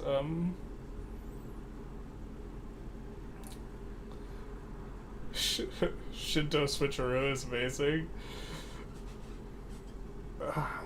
I need to make the first video definitely a normal, like, Japan run with no switcheroos. Because I don't know if we get Shinto in episode 1, right? That's also, like, more on the back burner, because we do have to do Spain and Finland first. Finland won the poll, so we do have to play as Finland. Finland start looks really rough. It's going to be a lot of just playing around, trying to get assistance from someone, but the problem is like, if you look at diplomacy, they're friends with Prussia and Austria, which is really rough now.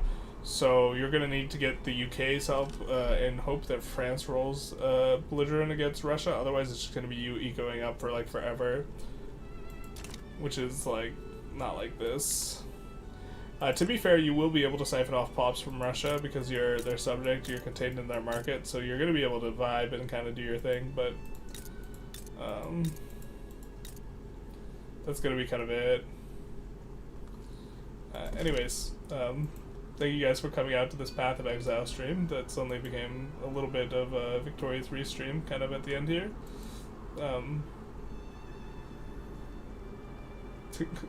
We're just starting to gain viewers. People are just starting to come in, be like, "This isn't Path of Exile.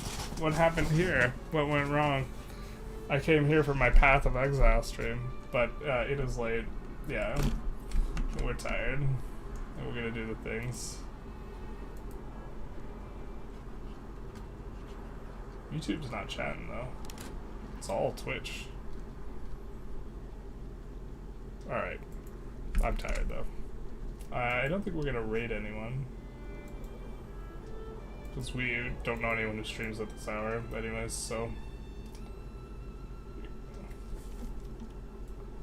A little more? I'm getting into the Japan event files. You're taking a look? Alright, I'll stay around for like a minute.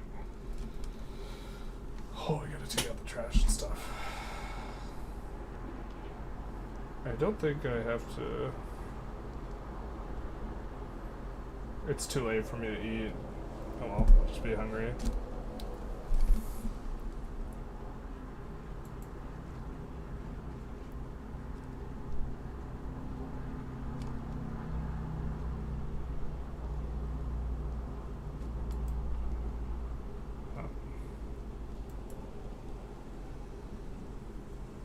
Shinto underscore decision, rename it to Jewish underscore decision. That actually sounds like a Holocaust reference, to be honest.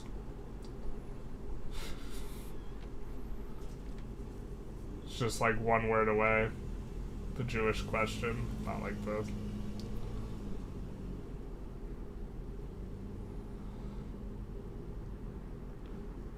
I'm not sure how I feel about Paradox's like we don't talk about it stance on the Holocaust in regards to the Hearts of Fire. I think that's the correct call, because you don't want, yeah. Final underscore Shinto, yeah, not like this.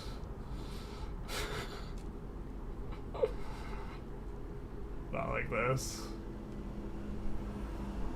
Because, like, on one hand, I think it's, like, just kind of pussyfooting around it and dodging it by just, like, not acknowledging it, like, whatsoever in game. But at the other, like, hand, like, gamifying it is, like, also seems in bad taste, right? Like, if you're playing Germany and then you do it, and do you get bonuses for doing it? What happens when you do it? It just kills pops? Like, bruh. How much manpower does it cost to do it? Is it, like, actively bad for you to do it? Now people are gonna, like, debate, like, is it gonna give you a bonus to, like, it's just, like, it's so much cleaner to just not address it. But then in Victoria 3, they, like, made a big, on release, they made a big, like, show of saying, hey, we gotta talk about slavery is important, we can't just gloss over this, and then slavery just feels like one of the most glossed over mechanics in game.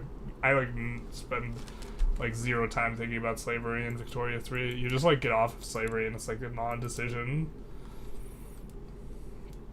They don't pay taxes, man.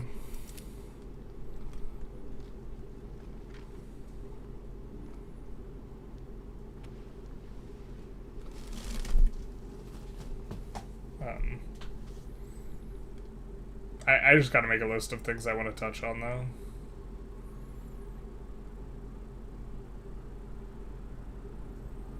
Files called Japan Shinto Japan Shinto underscore text. You can easily change it. You gotta. It might not be as easy as just changing it from Shinto to Jewish, because it has to change all their bonuses. Like, one of the things we were disappointed in that Divergences mod is one of the releasables that was like a Jewish state releasable. It just has like Jewish is their religion, but they have like the generic devout bonuses rather than the actual Jewish bonuses.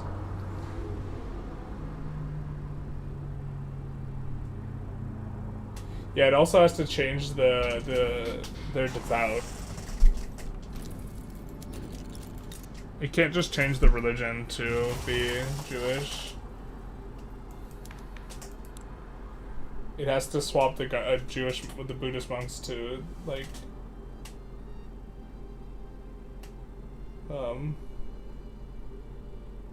it can't just like say Jewish and then have asceticism and divine right. That like misses the entire point. Jewish monks? No, just like whatever Israel releases with. Make it the same as that.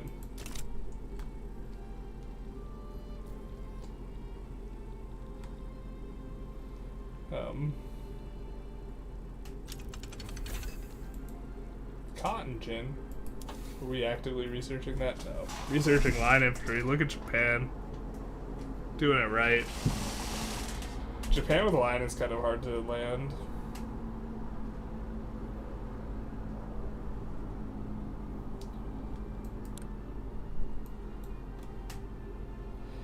Yeah, I got some stuff I want to do before bed, so I'm not. I apologize, but I'm not gonna. I don't know if we're gonna pound out a mod over Twitch chat. But still no one has taken up the mantle of forming Texafornia. I've requested this from so many mod makers. The Union. The Unholy Union. One state. Texafornia. Anyways. Godspeed. We're gonna wrap it up. I hope you guys enjoyed. Bye bye now.